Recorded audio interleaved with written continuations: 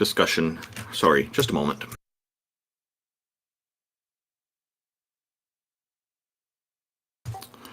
Thank you for joining our fortnightly discussion. This is featuring a number of panelists, including Amy Newman, who is known for her trademark slogan, Sending Love. She's a professional comedian and skeptic who hosts debates, interviews, and conversations on her YouTube channel. She also creates educational and other important content. Her YouTube channel is at youtube.com/Amy Newman. TJumps, also known as TJump, is an atheist philosopher who hosts conversations with professors, philosophers, and other academics about topics ranging from biology and physics to religion and morality, and so on. His YouTube channel is at youtube.com/TJump. J. Mike is one of the co-hosts of the Talk Heathen show who joins us on occasion. Jefferson Spatchcock is an atheist inquisitor and intellectual who has particular expertise in analyzing and reviewing debates. His YouTube channel is linked in the YouTube video description. J.L. Warren is an atheist activist, educator, and entertainer. He runs the Bridge the Divide YouTube channel, where he addresses irrational beliefs, the irrational behaviors that often follow, the societal divides they create, and how those divides can be bridged with education, rationality, and reason. The Bridge the Divide YouTube channel is at youtube.com/JLWarren. That's WARREN. I'm Randolph Richardson. I'm an atheist from British Columbia, Canada. I'm the founding president of the Canadian Atheists, and I'm an advocate for freedom, fair justice, and critical thinking. The Canadian Atheists website is at canadianatheists.ca, and the YouTube channel for me is at youtube.com/Randolph Richardson. That's RANDOLF Richardson. IX is a Tom Unboxes subscriber and former atheist community of Discord admin who enjoys long walks through evolutionary, biology-inspired computer science, archaeological, academic, biblical criticism, and so on. Jack Burton is self-described middle-aged, college-educated nobody who drives the Pork Chop Express in his spare time. He's a deist and mostly non-committal to philosophical stances. Peter de Tucker is an atheist from the Netherlands who handles the production of various YouTube channels, including Arn Ra's YouTube channel, and generously contributes his professional artistic skills for free to atheists all around the world. His YouTube channel is at youtube.com/GonnaGoForIt. Taco, our organizer, is a #1 Discord debater who has never lost a Discord debate in his life. Thank you, everybody, for tuning in, and I'll just mention that it's important to mention that Taco's not going to be with us today. He has some other commitments, but I guess that leaves me to look after the queue of people who are going to be joining us, and we have one person already. But just before we start, I just wondered, did anybody have any pressing news that they wanted to share before we begin? Did you say I love Netherlands? Yeah, that's what I was going to say, the Netherlands. I must have screwed it up. I'm sorry. I thought I heard people on the radio describe it that way. So, well, you might be careful because JL, I was watching JL warm up the crowd, and he's got a Peter from the Netherlands as well. So be careful. I do. You might be annoyed. I do, and I tried really hard not to mess up pronouncing his name because I think I screwed it up because it's VLIET and Peter van Vliet. If I'm not correct. But where's the der in there? Because it's a Van der. Peter van der Vliet. Fleet. So that V is like an F? Yes, a soft F. Van der Vliet. Okay, fantastic. Awesome. Thank you. Peter, what is the correct pronunciation of your country name? The Netherlands if you want to do it in Dutch, Nederland. Okay, so I wasn't too far off. not too far. I just want to say that although Taco will not be here with us today, that we are holding a holiday in his honor. Please, everyone, this Tuesday, join me in Taco Tuesday. He's with us in spirit. Exactly. So we're having Taco Mass? Indeed we are. But yes, welcome everyone. Good morning, good morning. And we've got Dul Carnane. I'm hoping I'm probably mispronouncing your name too. What is the correct pronunciation? And welcome. And how are you? Thank you.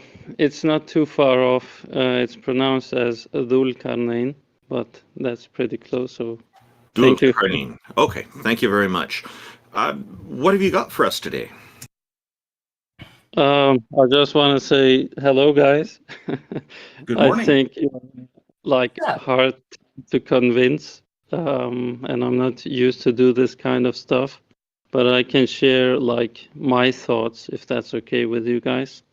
Yes, please do. We'll gladly give you a minute or two to share your point of view. And we are, it may seem that we're hard to convince. The intention here is to look at these different, to consider these different arguments that try to convince us, because we are not close to it.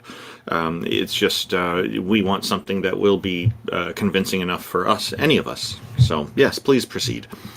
Essentially, Yeah. Duel, we know that you're convinced. So whatever convinced you, you can present that. So, and we look forward to hearing what you got. So That's actually a good point, I think. Well, of course, like I was born into a Muslim family, so by default I was a Muslim, but I have been like researching other religions and also atheism throughout my life. But in the end, like the religion of Islam has like prevailed in me. My reasons are as follows. Like there are multiple, I think.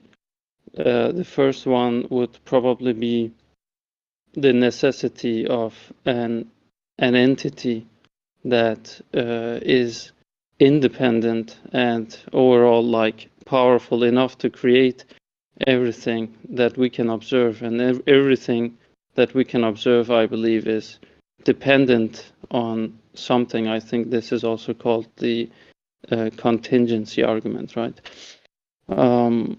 So this is like something that is convincing me that at least some sort of higher power, probably outside the universe, exists and made things into come into existence. By the way, sorry, English is like my third language, so Your English is, you're doing really well with your English. I think we're all understanding you clearly. thanks. So except for this argument, I also think what convinces me, like continuously convinces me, is like morals. Like this is at least how I think, because morals is like hard to obtain, if not for religion. I do understand like people can claim like we have inherent moral values, right? But I think these can be like very subjective. Like let's say Mr. TJump has probably some certain perspective to life, and Random, sorry, I can't read your entire name. Randolph. Randolph, Yeah. that's good. Randolph Richardson. You can just call me Randolph. Yeah, I just had to click on your profile to see your full name. So you might have another perception of like moral values. Maybe for you, like intimacy outside marriage would be perfectly fine, but for TJ or TJump, it might not be. So if we are humans, like with our own perception of moral codes, right? It would be hard for me to like accept and acknowledge that we can all just have our own moral codes and everything can just be totally fine. For me, it's like something that I can't really believe in. Morals have to be objective to everyone. Well, I hope you- out of curiosity, because I know that some of us on the stage have different kind of positions, but talking about when you're talking about morality in and of itself, so we do have empathy. Human beings have the evolved sense of empathy, which is and one of the things that's enabled us to survive as long. So because we recognize we can connect with each other emotionally, mirror neurons and the like and everything. So we understand this part of our neurophysiology. And we know that empathy is not equal amongst all human beings. It's to varying degrees, so, but that empathy informs our behavior. And so the combination of that and kind of establishes, our moral, our empathetic connections with other people. And then as our civilizations and societies grow and evolve, over time, we decide, we pretty much come together collectively to decide on like moral frameworks, essentially the rules that we will all live by in society. Now, you don't necessarily have to agree with those, with all the laws that are in society. If the society turns in a direction that you don't like, you can always leave the society. Or you can try and change the society to what you think it should morally reflect. But with the combination of those two things is essentially where we get our morality from, because, looking at no two civilizations are exactly the same. Morality is, subjected to the individual, to the group, to the community, to the nation, to the world itself. The hard part is finding the middle ground up between all those. But that seems to explain what we observe, right? I think he's saying that no, he doesn't think that it does. So he's saying that morality is objective from his perspective. And the only way morality could be objective is if a God existed. I think that's more or less his argument. Gotcha. I was just saying, like, the evidence, but I was pointing out that the evidence indicates that it's subjective across the board because we can see it through human experience and how we interact with one another and knowing what we know about neurophysiology and the like. So I'm kind of like, where's he? That's what I was getting. We got the evidence here in one direction. So the implied question was kind of like, where are we getting the evidence for something objective? And if I could just add an asterisk in here, is that many theists come in with the notion that theists are objective morality, atheists are subjective morality. It has to be those are the dichotomy, and it really doesn't have to be. When you get, as far as I can tell, atheists have a whole different range of views on morality, even on this panel. In fact, I think the person who I really should be handing this off eventually to just cancel this entirely out is that TJump is a atheist, objective, moral realist. There is something to be said as far as like if a God exists. So like it's like dual. If your God exists, right, and you think that there is an objective morality, but that God in and of itself is an agent deciding, basically letting us know what is and what is not moral, then that God is making the decision. And if the God is deciding what it is, then it's subjective to that God. It's whatever that God decides.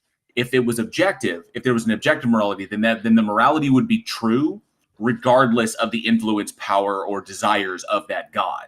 So it would essentially be the God would be appealing to the objective standard in order to dictate what that objective standard is to us. And so it would be subjective either way. So either the God is making the decision or we're making the decision. So and the evidence kind of goes in the direction that we're making the decision, that our moral frameworks are subjective to our determinations.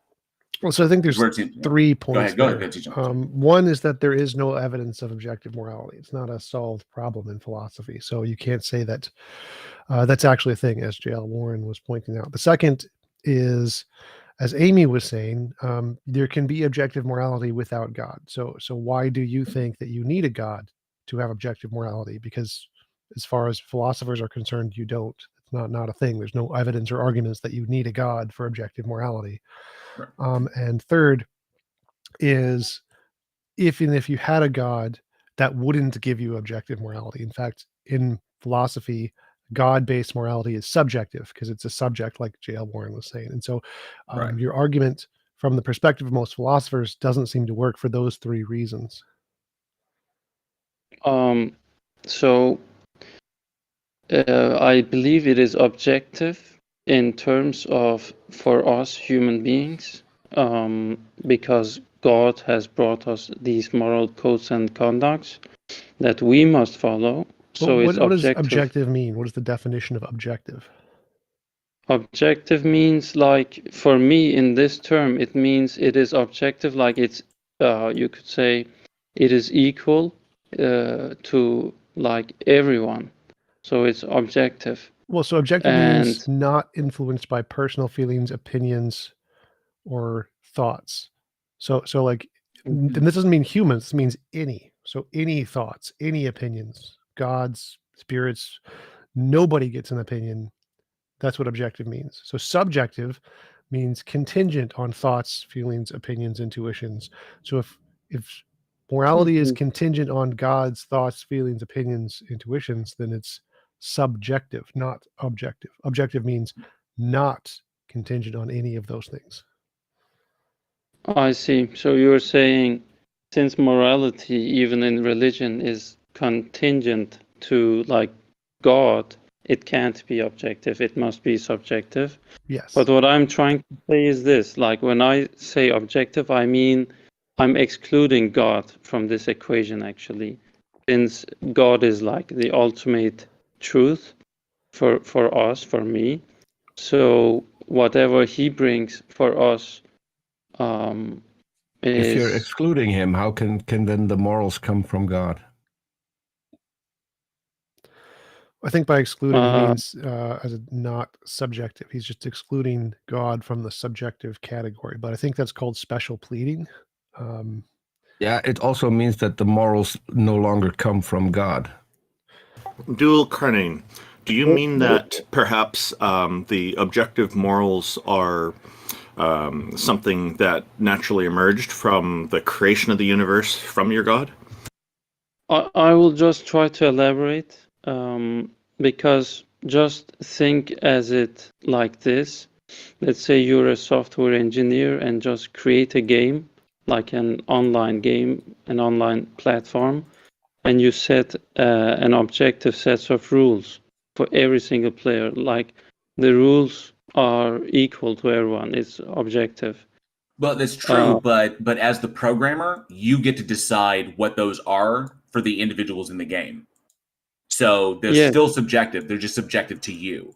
You're just But- you're deciding it, and then but of course, it's not really analogous because the end of the entities within the game that you've created, they have no choice because it's programmed. So, which is obviously not the way it is in reality. In reality, we can make our own choices, and we can choose. We have what we feel. Like I feel a particular thing is moral. I feel a particular thing is immoral, and that can be predicated upon the level, the strength of my empathy, which is a standard neurological kind of thing. Some people have it, some people don't. It's a spectrum. But then you have the moral frameworks that we agree upon as a society. So like different societies have different moral frameworks. There's countries out there that have completely different moral frameworks than we do here in America. So it varies. So we can see that it varies. And like I said, the difficulty is finding a common ground between all the different minds on the planet. That's what's hard. But even if there was a God, then that God would be the one deciding what the morality is. Because if there was objective morality, then that morality would be something that the God would be appealing to. It would be outside of that God. It would be true regardless of the existence of the God itself. So if we like to say, if there was an objective morality, we wouldn't need a God because there would be an objective standard to appeal to. So the God is unnecessary if there is an objective morality. In fact, can I demonstrate this to kind to of you? restate what TJump was saying. Yeah, go ahead, Aiden. Sorry. And maybe, no, not at all. To just actually bounce off that, and this has been 1,000-year-old dilemma, maybe longer, and maybe you have an answer, but it is just the Euphofer dilemma, which is basically, is something good because God says so, or is something good and God says so? Well, that's sort of it. So is something good because God says so, or does God say so because it's good? Because it's good, yeah. Yeah. Yeah. And do you have an answer for that? Because maybe we just haven't come across it. Well, I did want to pick up on one thing really quick. You said if a coder writes an objective code, like that's a contradiction. You can't have a coder write an objective piece of code because any code they write is going to be contingent on their feelings. And so it's not possible for a coder to write an objective piece of code. I can try to elaborate what I was trying to say. So it's a code for all the online players where you have a set of rules that applies equally to everyone in the game. So in the game, in the perspective of a player, the rules are objective. Let's just say Counter-Strike. It's they still wouldn't be objective; they'd be subjective. A good example of this, and I kind of like the analogy you're going here, as far because I played. I mean, I'm totally exposing my nerddom here. I played World of Warcraft for like 17 years. Okay, one of the primary rules of World of Warcraft is you cannot attack members. You can't PvP. You can't attack members of your own faction. Okay, So if you're Horde or Alliance, if you're Alliance, you cannot attack other members of the Alliance. Same goes for Horde. So that is a rule that is programmed into the game. So I cannot attack friendly members of the group that I'm in. That's a standard rule that's programmed into the game, but that rule was decided by the programmers themselves. It's not an objective thing. It's just something that they subjectively decided as far as the game experience goes. So like I said, so going back to God, whatever God decides, that's subjected to that God, because that God has made a decision to say, this is sin, this is not, these are the rules I pass to you. And then it goes even further, is that when we see that those standards of what the God decides can change over time. For example, if you look at the book itself, if you like the Holy Book, then you look at it from the perspective that at one time slavery was permissible, and there were even rules set down for how to do this, rules that applied to Gentiles, rules that applied to Jews.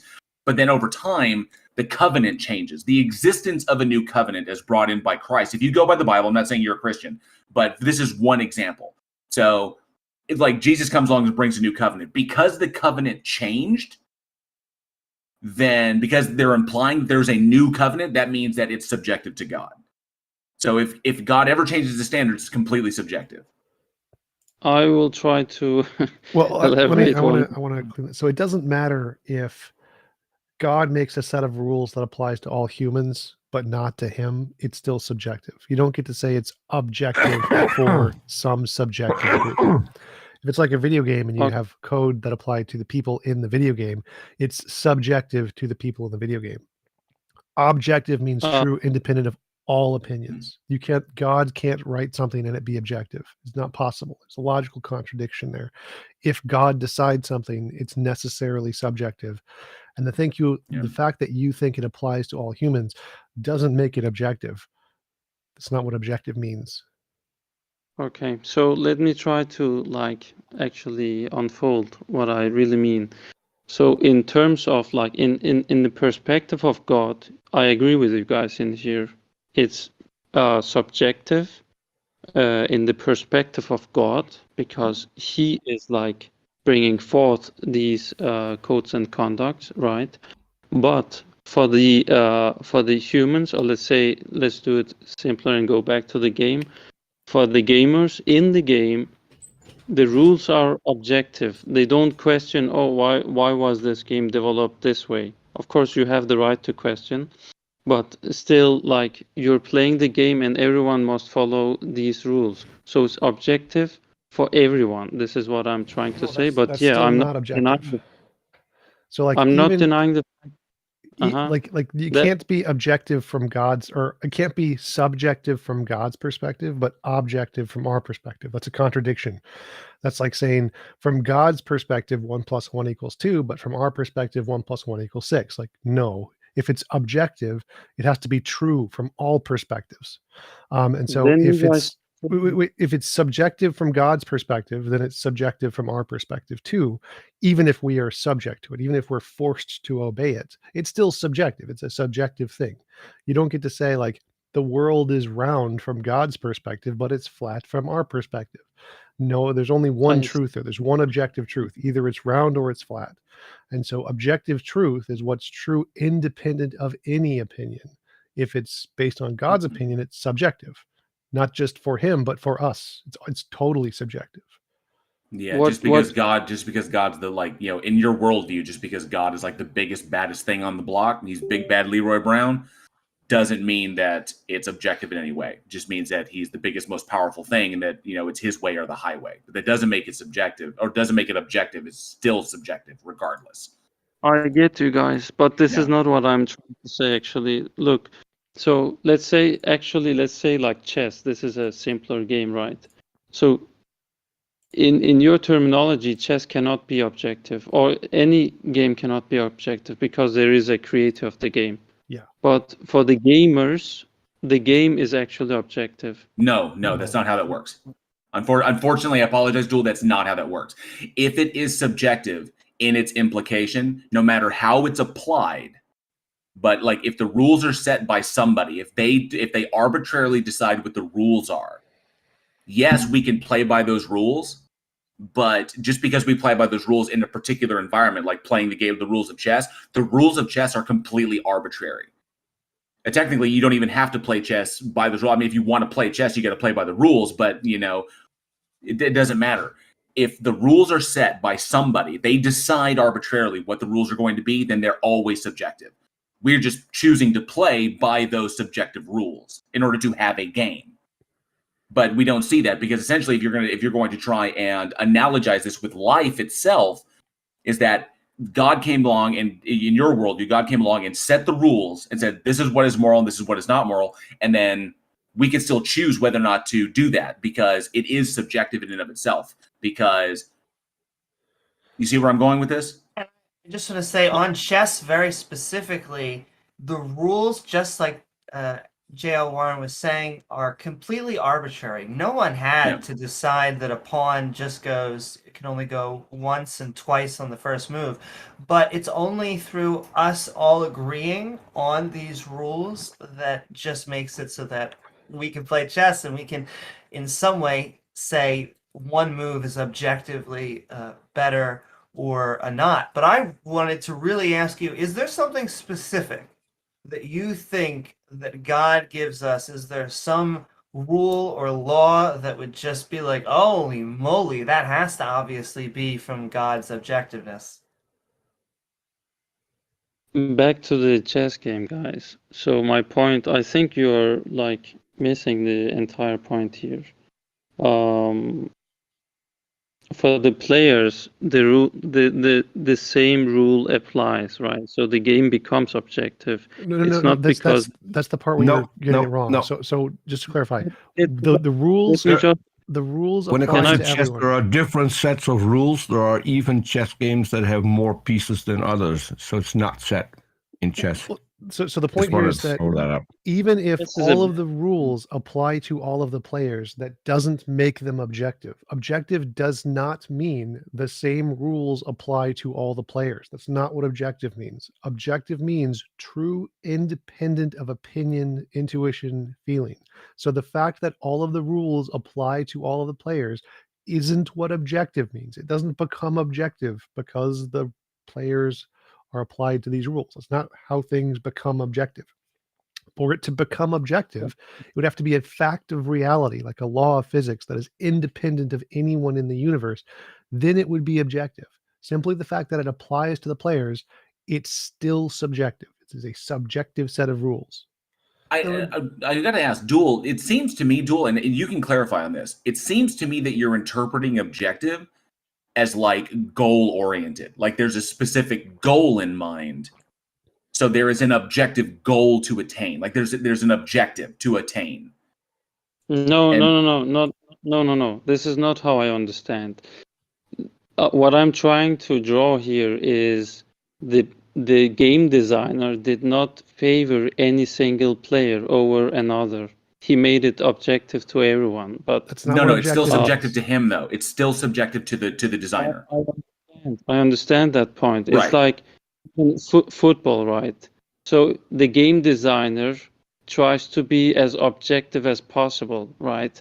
You have referees, you have all sorts of things, because you want to make the game objective, so you don't favor anyone above. You're thinking about making a game fair. So I think what's going on here is that, Duel, correct me if I'm wrong, please, but you're thinking of when there's a number of parties who have subjective ideas and they all agree on something, then they can make a non-subjective determination, which you're calling an objective kind of thing. And so you're kind of, it's contextual. It's not universally objective. Is that kind of something that you're leaning toward here? Not necessarily. What I'm trying to say is like a game like football that is very complex. You have many rules and it's hard to like observe everything that's going on because you have like offside, you have corner, you have all these things, penalty, free kick, and you need multiple referees over there. You like the referees, their objective is to make the game as objective as possible.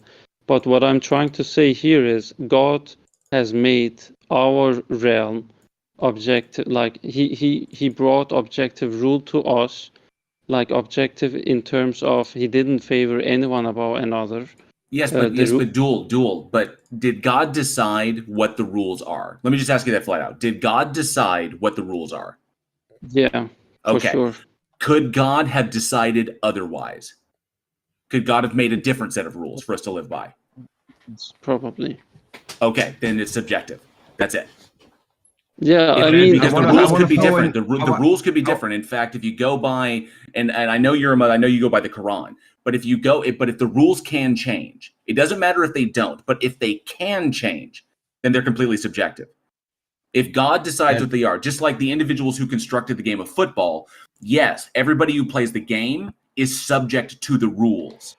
Otherwise, they're not playing football anymore. But the rules that were laid down to play the game of football are still arbitrarily determined. It's like, we're going to play a game. Here are the rules of the game that I've set down, and here's the objective of the game.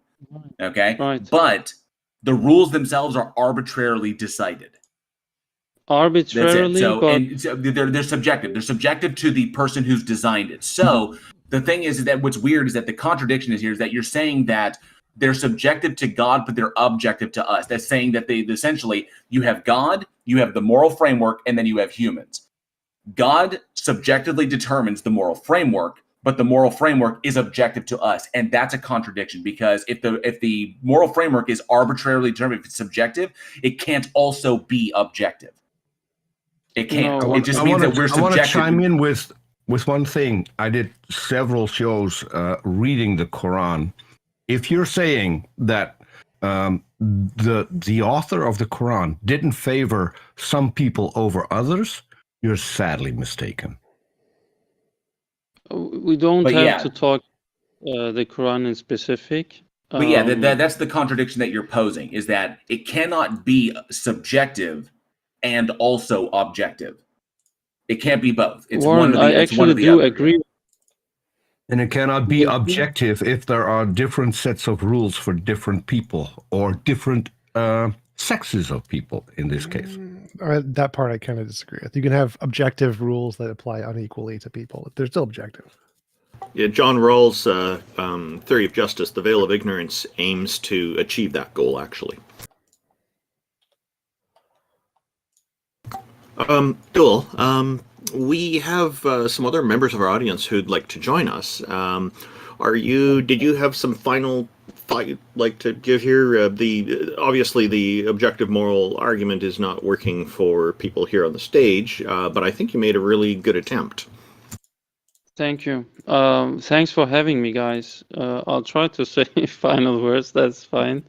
It was nice talking to you guys. You're actually like passionate people, and I like that.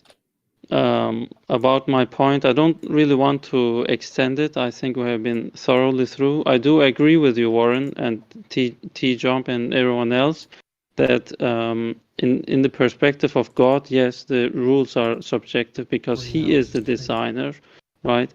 And in like football, yeah, it is like the rules are arbitrarily set, but the rules, what I'm trying to say is the rules are objective to every player.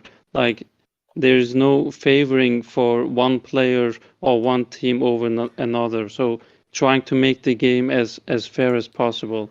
Because my argument here is, guys, if we deny that there is somehow a higher power that actually tried to give us some guidelines, then we have to resort to our own intuition, and our own intuition can differ from one person to another.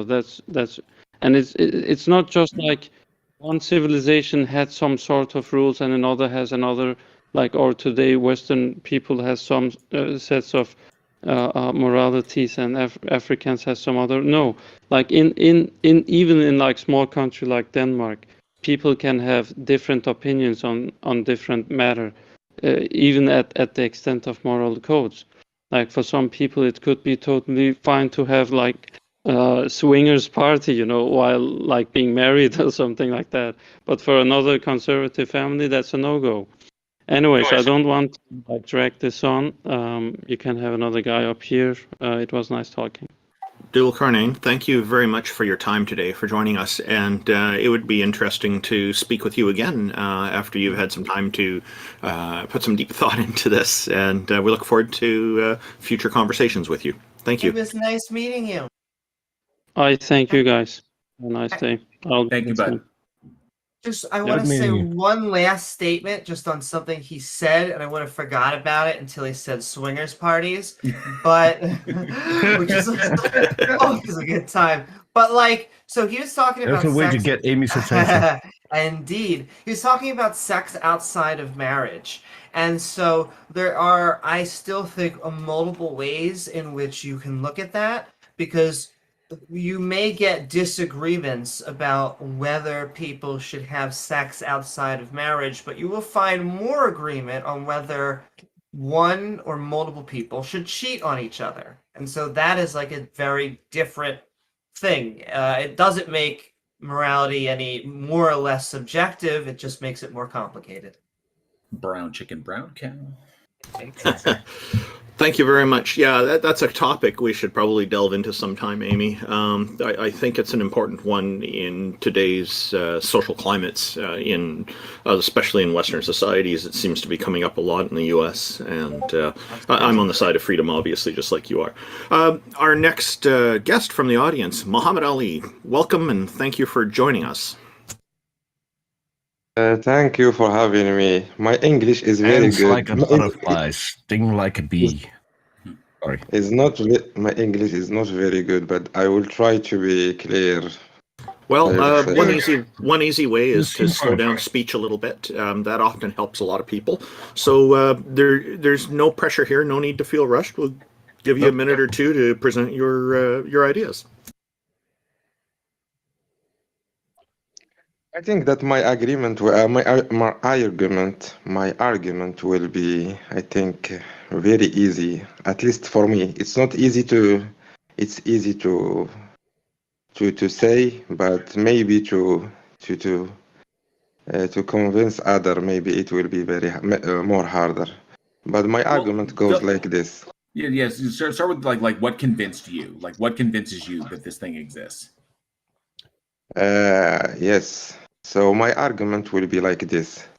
I think that we agree that we exist. When I mean existence, I mean us as humans and the universe. We exist. We agree that we exist, and everybody will agree with me that we exist. Yes, we exist. And I agree So far. I will agree insofar as that this seems to be the case. Yes. Yes. Yes, we exist and universe exists. So, Okay. and I think that you agree with me that when we are trying to see the universe and us, we will see that we depend on other things. We didn't create ourselves. For example, we can agree on that. We didn't create ourselves. I would say nothing. I would say nothing was created as such, because that already implies a creator.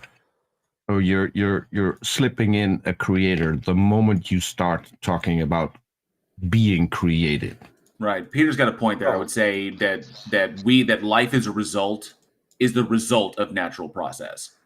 So it's a result of other processes is what it is. So I would Specifically our parents having sex. Yeah, our parents smashing. But but it's life in and of itself that we understand as a result of natural process. We wouldn't want to say it was created by anything, because like Peter said, that implies the existence of a creator, because there's kind of a way to smuggle God in. So we'd say that life is here, we exist, and we are and there was a time when we didn't exist. So obviously we arose from a process.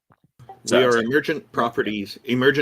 So emergent. I like that, emergent property of the universe. Yeah. I think all he said is we did not create ourselves. I agree. We did not. That's true. I agree with that as well. Yeah. I just tackled him there. So my apologies, Muhammad Ali. Go ahead and.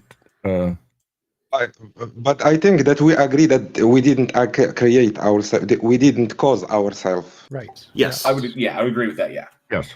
So we are the result of, yes, the result, as you say, other processes natural processes or something. So we are the result of another cause. We didn't cause ourselves. I think we all agree on that. I think.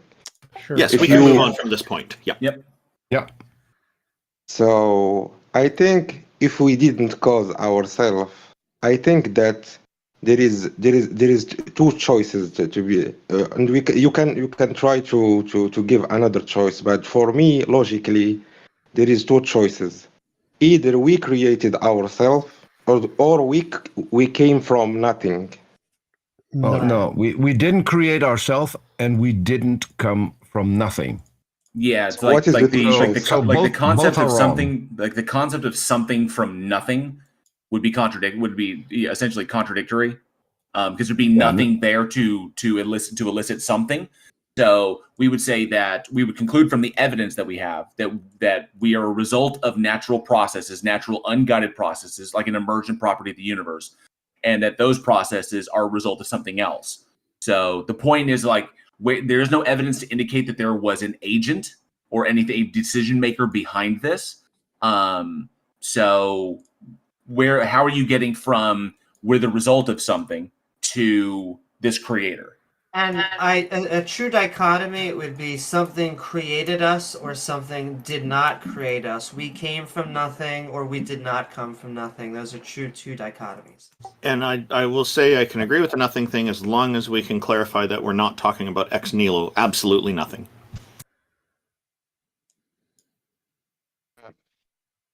I think that I agree when you say that we came from, we are the result of another processes.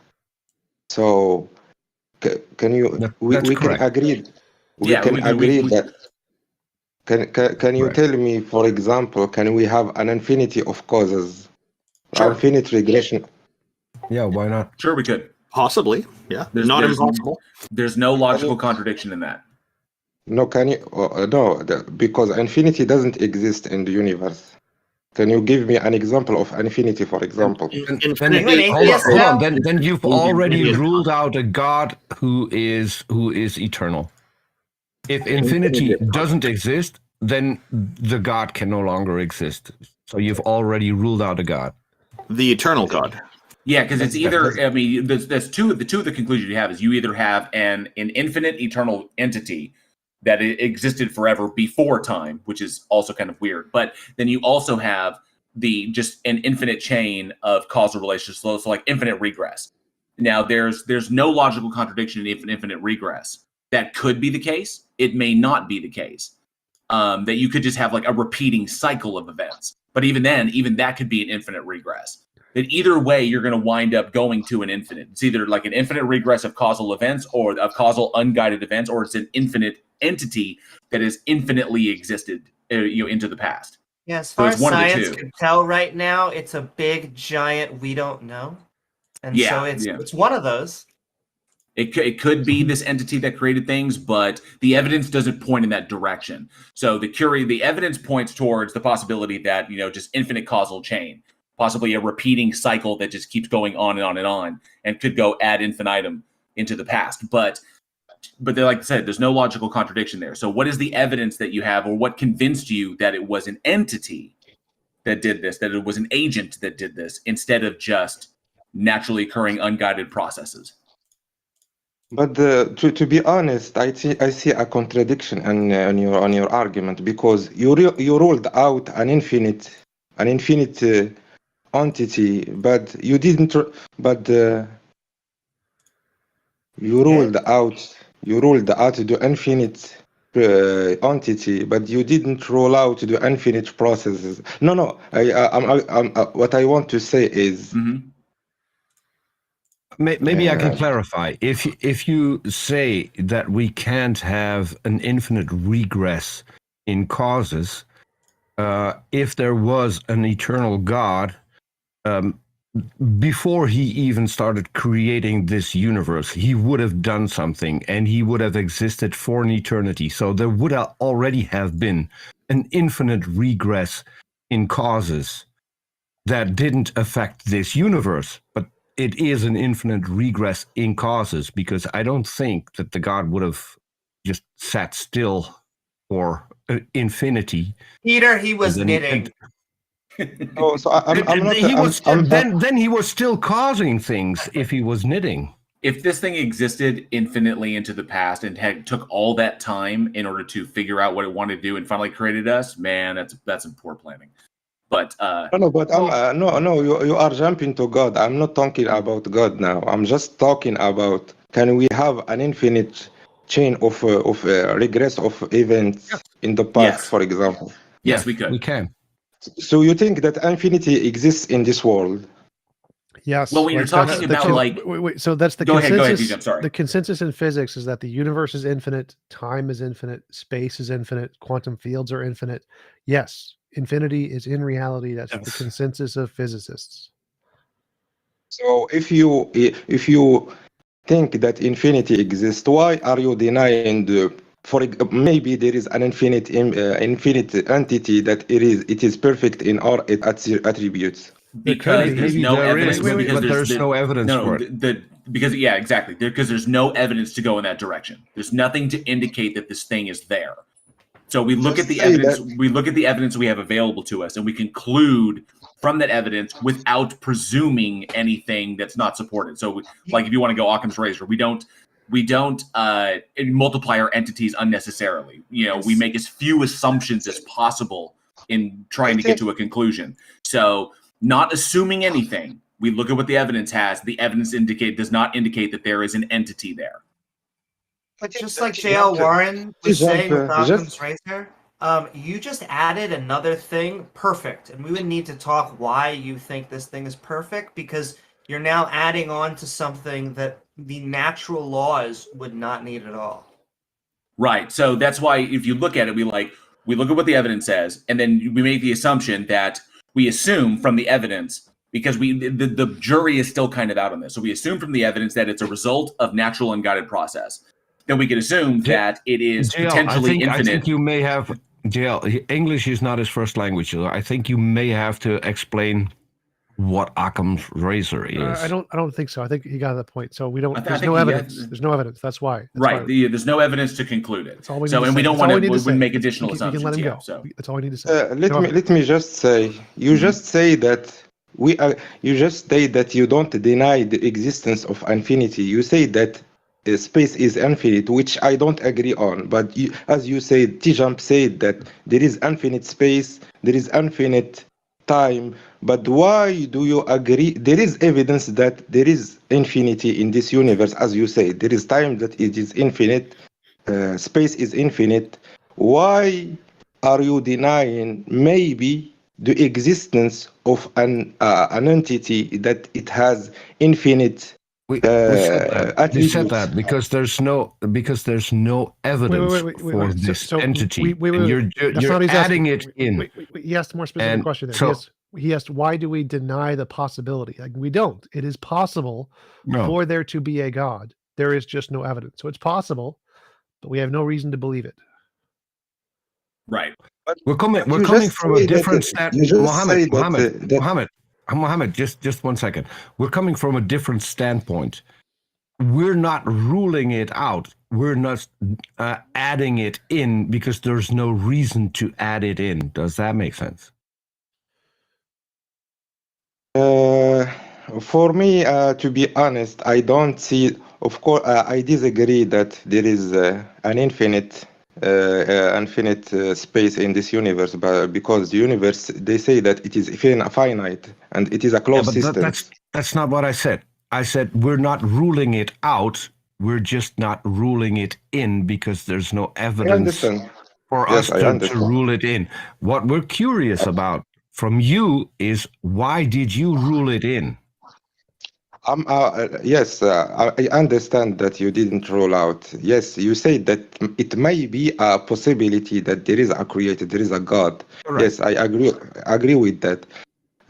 Now, for me, I think the thing that we disagree on that we cannot have an infinite regress of events in the past.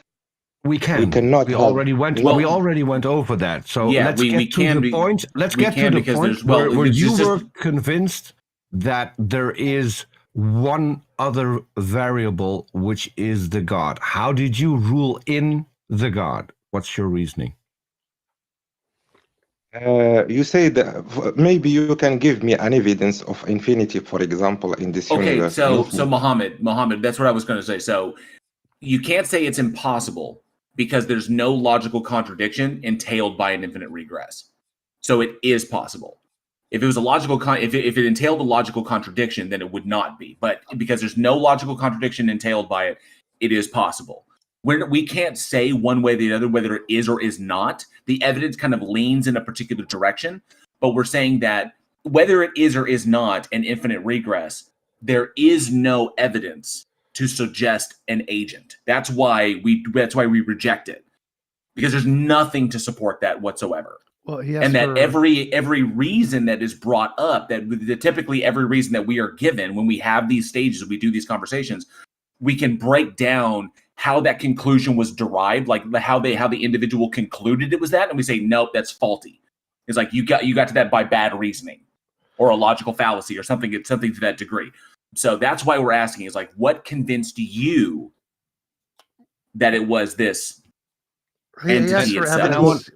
I want to add in one more thing, Mohammed. I want to add in one more thing. If an infinite regress isn't the case, that doesn't automatically mean that there is a God. Okay, so he asked for evidence for the infinite amount of time and space. The reason there's evidence for that is because there are models that say if there's an infinite amount of space and time, here's what we'd expect to see in the universe. They make predictions. They then look through observations to confirm those predictions, and they've been confirmed. Therefore, we have reason to believe there is an infinite space and infinite time, and that's why it's the consensus in physics. So we have evidence of that. Do you have any evidence of God?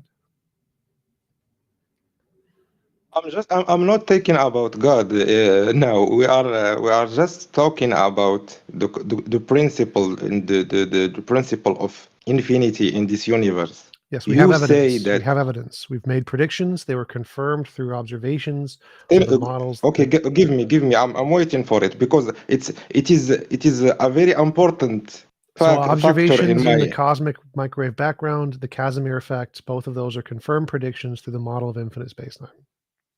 I also don't get it, Muhammad. These are like the decisions that affect your life. You think that presumably, if you are one of the Abrahamic religions, you believe that there was some sort of middleman communicator with God, and then it's kind of like, well, we haven't even brought God up. Well, the subject is, what convinces you that a God exists? And that is what we want to know.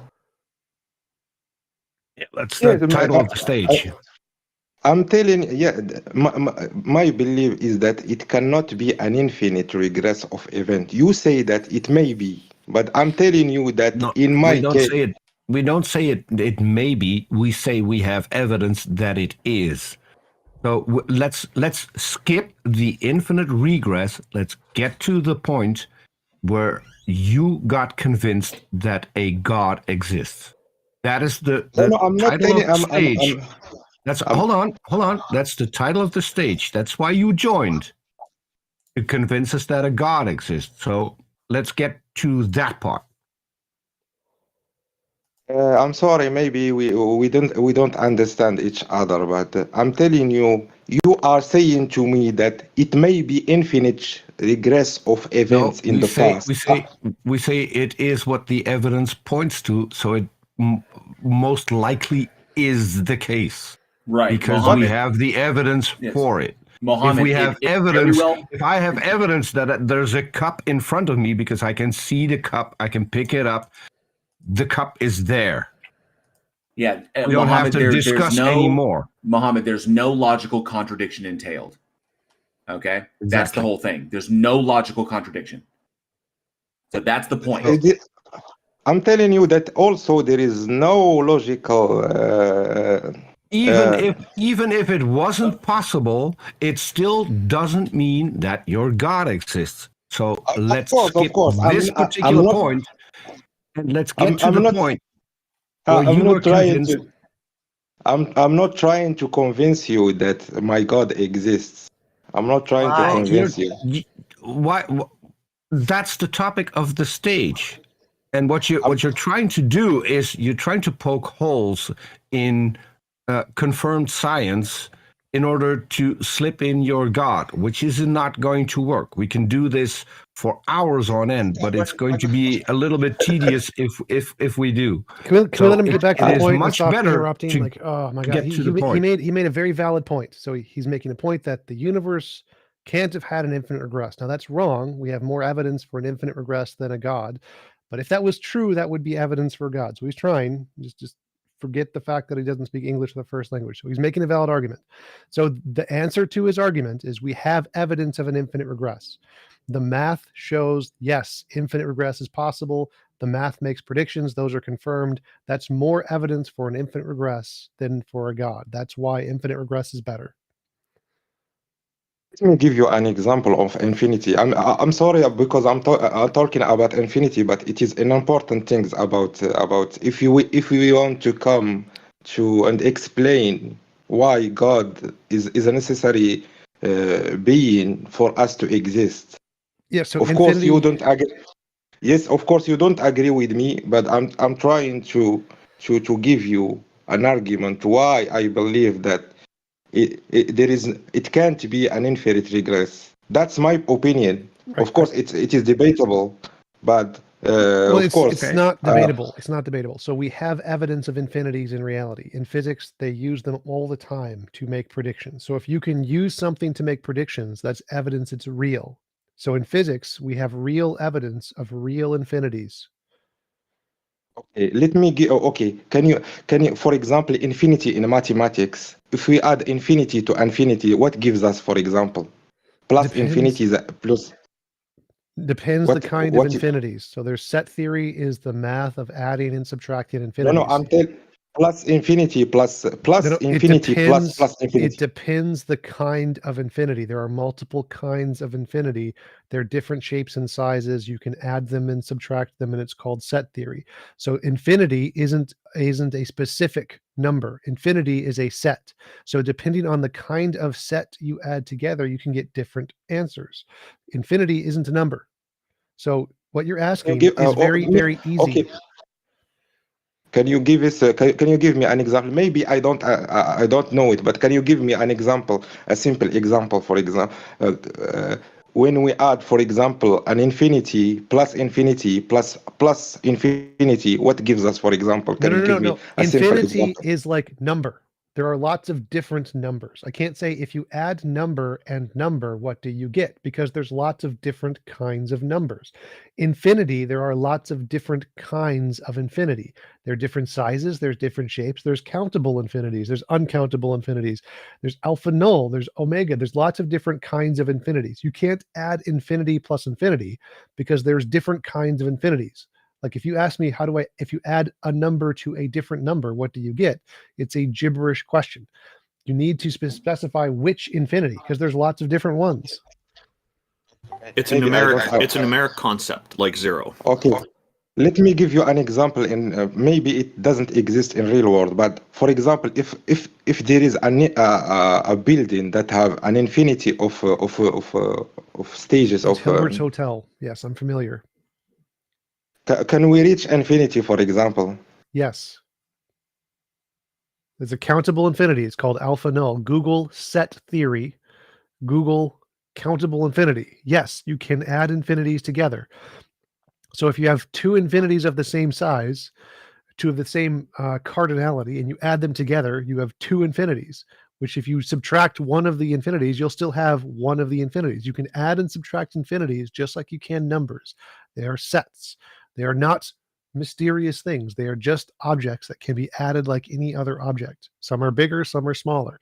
Like if you have a bigger infinity and you subtract, or if you take a smaller infinity and you subtract a bigger infinity, you'll get negative infinity. If you subtract an infinity of the exact same size as another, you'll get zero. Like this is not difficult. This is very basic math. Mathematicians have understood this for a very long time. It's very, very easy. Also, why do you believe in a necessary being?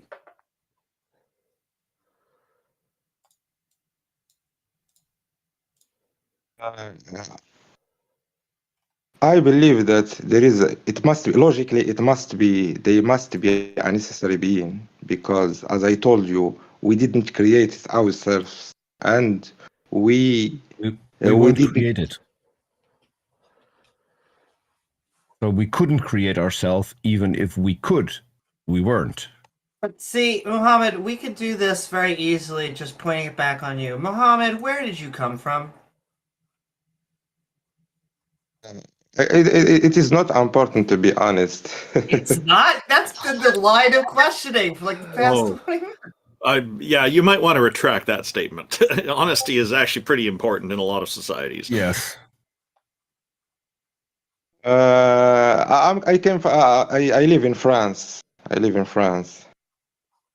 Okay, Okay. I'm in So- Canada. We have a You- province here called So you Quebec. came from France? And I know what you're saying, but I mean, like, you know what question I'm asking. Where did you come from? Was there like a specific process that made you?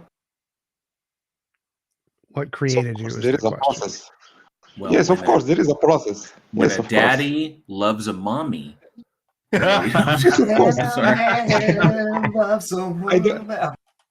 Of course, I don't deny that there is a process, but I'm telling my argument is it must be an infinite process.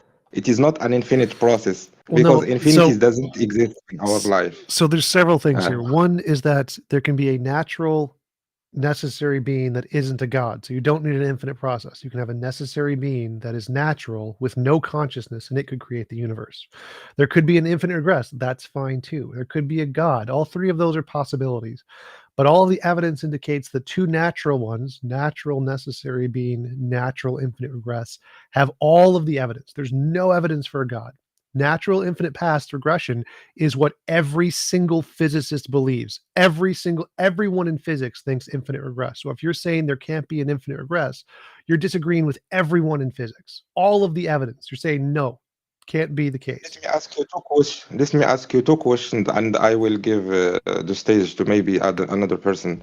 Tell me about you said maybe there is a natural necessary being or Yes. process. Yes. Explain to me a little bit about that. Maybe I can. It's So a I'm just going to spaceless- say we should make this the final point because we do have other people waiting in the queue. So yeah, go ahead. It's a spaceless, timeless quantum field that is the necessary thing, and that spaceless, timeless quantum field exists outside of the universe, outside of space and time, and fluctuations in that field created our universe and space and time.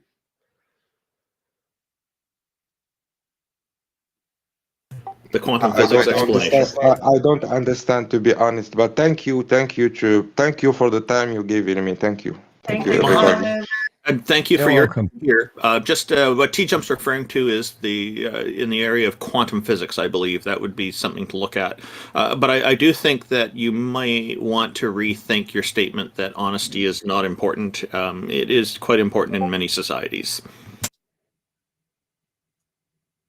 It is important. I didn't say that it is not important. It is important, and I'm trying to be honest. I'm trying to be honest as I can. Then I misunderstood you. I apologize. Don't worry about that. As Disregard far as what I I said. could tell, he was saying the question, where does he come from, not matter. But it was mom and dad, if anyone was looking for the answer key. No, I already know that. Thank you, everybody. We look forward to speaking with you. Muhammad. We look forward to speaking with you again in the future. Thank you so much for coming on. So our next guest is Bang. Why? Is he big? So, You know, Peter, that's the Hey, question I so- ask myself every day. hello, Bang. Welcome. Thank you for joining us. What have you got for us today? And how are you? Yeah, I'm good. Good. So, yeah, I just want to retouch back on the topic you had with my friend Dul Qarnain about morality here, because I think you guys made a bunch of really horrible points I want to address. Always good to And have they're Sam. going to be... Perhaps you want to pick 2 points we made that you think we did horribly on, and we can discuss them. Yeah, that even if God was the one who said a bunch of things, such as moral codes, then these laws would still be subjective. Yeah, they're subjective to the God. Point Yeah. the other point is, I think TJumps said that something can only be objective if it's something that we can observe or measure outside of our own opinion what? or feelings, such as the laws of physics. Well, Those Okay, observe. would be objectivity is not dependent on our observation. Yeah, I just so I wanna don't finish, 'cause think it that's- seems like TJump is not actually making an internal critique about within God's worldview, because if Which physics Wait. I agree. I physics agree is there. I revealed- agree there. Objective isn't an internal critique. Just the definition of objective is true, independent of opinion or intuition. So it's not an internal critique. It's just the definition. Yeah, but of objective. according to the definition, right? According to the definition in the context of a God worldview, then physics would God also be worldview doesn't subjective. get to make up a new definition. I say in the context, not in the new definition. So, When- so no, in the there context is of no God context. You worldview, can't right? define God's opinion as objective. That's literally the Okay. opposite of objective. The Christian So worldview doesn't matter. Your definition of subjective is that anything that would come out of a mind, right? Of any Sort mind, of, right? sort of close. Yeah, Sure. yeah. In a God worldview, physics, the laws of physics would come from God's mind as well. Right. So they would be Yeah. subjective So in Christianity. so therefore, everything would be subjective. Literally, quite everything would be subjective. Well, not Correct. God's That's not a nature. valid critique, because that you're just equivocating everything. And which is a Judaism and horrible Islam. critique. Well, Mm, correct. that would be a horrible critique. If the God exists as you described it, then everything would be it like exists as you described it with all of its attributes, and it's responsible for everything, and it arbitrarily decided what everything was going to look like. Then there technically would be no truth. Everything would just be God's opinion. Yeah, that wouldn't be a very informative critique, to be honest, because Well, that's why your worldview is silly. That will be going back to the point, which is God is not an even if God said informative something, you would worldview. still It be doesn't subject. Can I answer finish, anything? please? Jeez. Okay, so God, you have to make a distinction, because it seems like you're running with this. It seems like you're running with this definition that you use very sleazily, right? Like in a very lazy manner, right? Which is anything that comes from a mind is subjective, but that's not how the definition. That's not even the definition used in theology or philosophy when it comes to. No, that's the objectivity definition versus used in every field. subjectivity. So subjective Right. means contingent No, it on. isn't. Wait, yes, it That's is. just- Wait, that's wait, just wait, stop, a contextualized stop, definition. stop. So the definition of subjective in every academic field is contingent on mind, intuitions, feelings, opinions. Yeah, but you're missing the context of the difference. There is no context. Or It the, is- the this is- different this is- category. The categorization. There is no of different minds. category. There is no different If you were category. to ask any theologian, about There about is whether, no different whether category. the definition. Can I finish? Okay, if you would ask any theologian about the differences of minds and whether this definition would apply to a God, right? They would say no, because why? Because the God's mind. No, there distinct is from no that of the different creation. definition. Every theologian agrees. Subjective, contingent on minds. Every one of them. There is no difference. There is no Okay. alternative Yeah, definition of so subjective do here. you understand that there's a general definition and specific ones? No, there is no different If I definition. said people in X city are bad, then I say, well, but there are other people in X city that are good. Right? That doesn't mean that just because these people exist in X city, therefore they're bad people. Right? They're That going to be literally distinctions doesn't and matter. specifics. Right? It literally It does doesn't matter. Right? It's literally you're irrelevant. just waving this out. If you were to ask any philosopher or theologian about the distinction of mind, they would agree. Right? No, they God's would. mind I is literally do unlike- this for a living. I talk okay, to you keep cutting me professional off, academics TJumps. because what you're saying is the same stupid thing that I've No, already it addressed. isn't. I talk to isn't. professional academic theologians every No, you day don't. on You my don't, YouTube TJump. channel. You don't. Stop. I talk to professional theologians every day on my YouTube channel. There's 800 videos on there for you to look at. No academic philosopher thinks that coming from God's mind is objective. That's literally the opposite of Okay, cool. objective. Cool. I'll vouch for Tom Jump. He does talk with these people. Link any video in which you spoke about this specific topic with the actual theologian or philosopher. Go ahead. Okay, So- how about And Robin then- Collins, anyway. Luke Barnes? Yeah, I don't.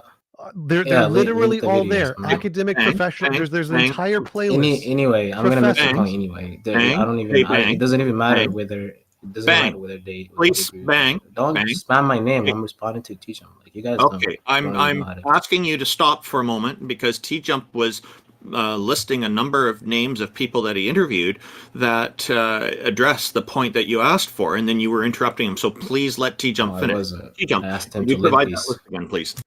Yes, Yeah, so link I them. was listing them. So like Robin Collins, Luke Barnes, Paul Copan, like just pick your favorite one. They're on there. I literally talk to this about all of them. Go to the Stanford Encyclopedia, type in objective, and you can find the definition in Stanford Encyclopedia very, very easily. There is no disagreement here.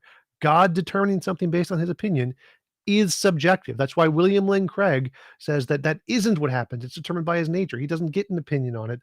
That's to try to make his opinion objective. So yes, every theologian agrees if it's determined by God's opinion, it's subjective. And can you give us your best objective moral fact from God? Anyway, so yeah, I'm just gonna make the point anyway because there Ignore should what be he said distinctions. There anyway. should be. I'm responding to TJumps. I'm sorry. I'm not gonna get shotgunned here.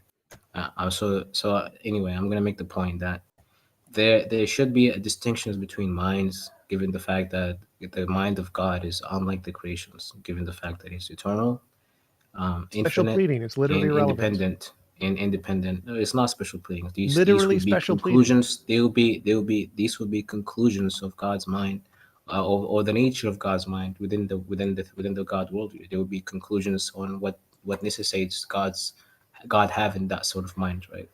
And when you conclude that God has an infinite, independent, eternal mind, then Still anything he subjective. says would result in the fact that God is not a subject of anything, right? What? God's Oh my mind would God. be the Oh my determiner, God. right? Therefore, it wouldn't be subjective. not the way You that have to works. understand, it's not special pleading because God That's not is special pleading. special. That's You gotta literally special pleading. understand. That special yeah, special bang. pleading I'm would sorry, be- dude. would be That's making not a the way. distinction. Bang. That's not the way. That's not the way You're that not works. you're not really making. You're not Bang, being what you fair. said is so It's up to- stupid. It's just It is not insane. stupid. So what you said was that It is not God stupid. isn't a subject of anything. That's not Yeah. what subject means. The subject doesn't mean you're a subject of something else. It means you're an individual mind. Like, am I the mind of God? No. Are you the mind of God? No. God's mind Yeah, is a but different this mind, is right? what Wait. this is what the Just follow the basic logic here. I have a mind. You have a mind. God has a mind. They're not the same thing. They are different things. They are subjects. He has a subjective experience. You have a subjective experience. I have a subjective experience. They are different minds. They have different opinions. They are subjective. That's what subjective means. It doesn't mean that it's like contingent on some other class of greater things. It's not contingent. No, Subjective is different. subjectivity and objectivity is relative. No, It's gonna literally, be relative. literally, objectivity is not relevant. That's the point. Everything other than God would be relative to him being. Do given you the fact that have he a created life, specific okay? example, a specific moral law that comes from God that would demonstrate this? No, this is a principle argument. Of course not. You're just pulling it from your butt. But I heart you anyway. If everything is derivative from God, then everything would be subject to God's moral laws, given the fact that God God doesn't have the same thing to anything else. He's the ultimate. God doesn't give us So moral when God laws. says something, We don't need God. We can just God have our says own human something, laws. when God says something, it would be true that God said it, regardless of your feelings. Yeah, or but it's still emotions. subjective to God's determinations. You can't be subjective to yourself. That just It is, doesn't make sense. no. Whatever God decides God. is subjectively determined by Subjectivity God. is relative. Bang. But Why we can't- would disagree with him. So Sorry. where would that get us? Why can't we be So- subjective to ourselves? So What do you mean by that? basically, yeah. So basically, you can tell me something. You can tell me like, I don't agree with this, right? Yeah, it would be objectively true that you said this statement for me, but it wouldn't have any value over the statement of an eternal, independent, ultimate mind that said this thing. This is the important distinction here. You're But when confusing. they but said yeah, something, you we saying would not things. change One our sec, mind. One They sec. could One sec. One say sec. One rape- sec. One sec. It Stop, doesn't stop. matter if Wait, you change Bang, your bang. mind or You're not. confusing It's subject to subjective. Those are two different things. The fact that someone is subject to some other one's commands doesn't make it objective. Literally irrelevant. Subjective does. is where it comes from, not who it applies to. Doesn't matter what or who it applies to. What matters is where it comes from. Does it come from a mind, intuition, or feeling? Then it's subjective. Literally doesn't matter who it applies to. Irrelevant. Completely irrelevant.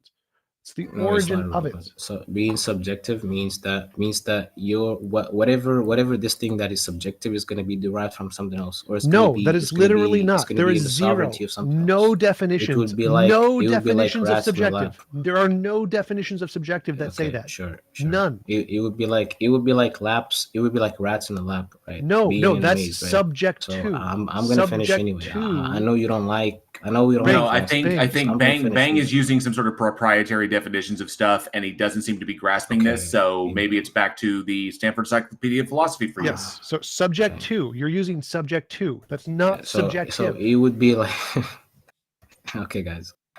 So it would be like rats in the lab No, that's being subject to. observed by the scientist above them, right? No, In that's in this subject sense, to. in this sense, the rats will be the subject of the Repeating doctors, yourself because the doesn't doctors help. have It's the the knowledge same and the thing. infinite. Well, and repeating yourself doesn't work either, TJump. So No, just let I'm me giving finish. you We the can objective move on, right? answer that you haven't If you let me addressed. finish, we can move on, TJump. Right? This is You've not already this is not repeated for the same you thing 6 times. or about you. This is for the audience to decide. No, I've already This is corrected not- you on this. I'm not here for you. Subject here for to you or anyone is else on this not panel. the same as subjective. Why don't you address So that point? Why? I Bang, did. Bang, why don't you I address that am point? addressing Finish it. your I am point. I'd addressing like it to by ask you a I am question. addressing it by providing an example. Right? I'm actually addressing it right now, but you're cutting me off. No. You have to. Don't provide an example. Tell So- me how you're not No, I am giving an confusing the example. difference between subjective and subject to, because those are not the same thing in any dictionary. No dictionaries they are the same thing. The word subject has different definitions. None of them have the why definition of subject to. why are you decontextualizing the No, there is no contextualized. There is no definition is. in any dictionary where subjective means subject to. Subject to is not the same as subjective.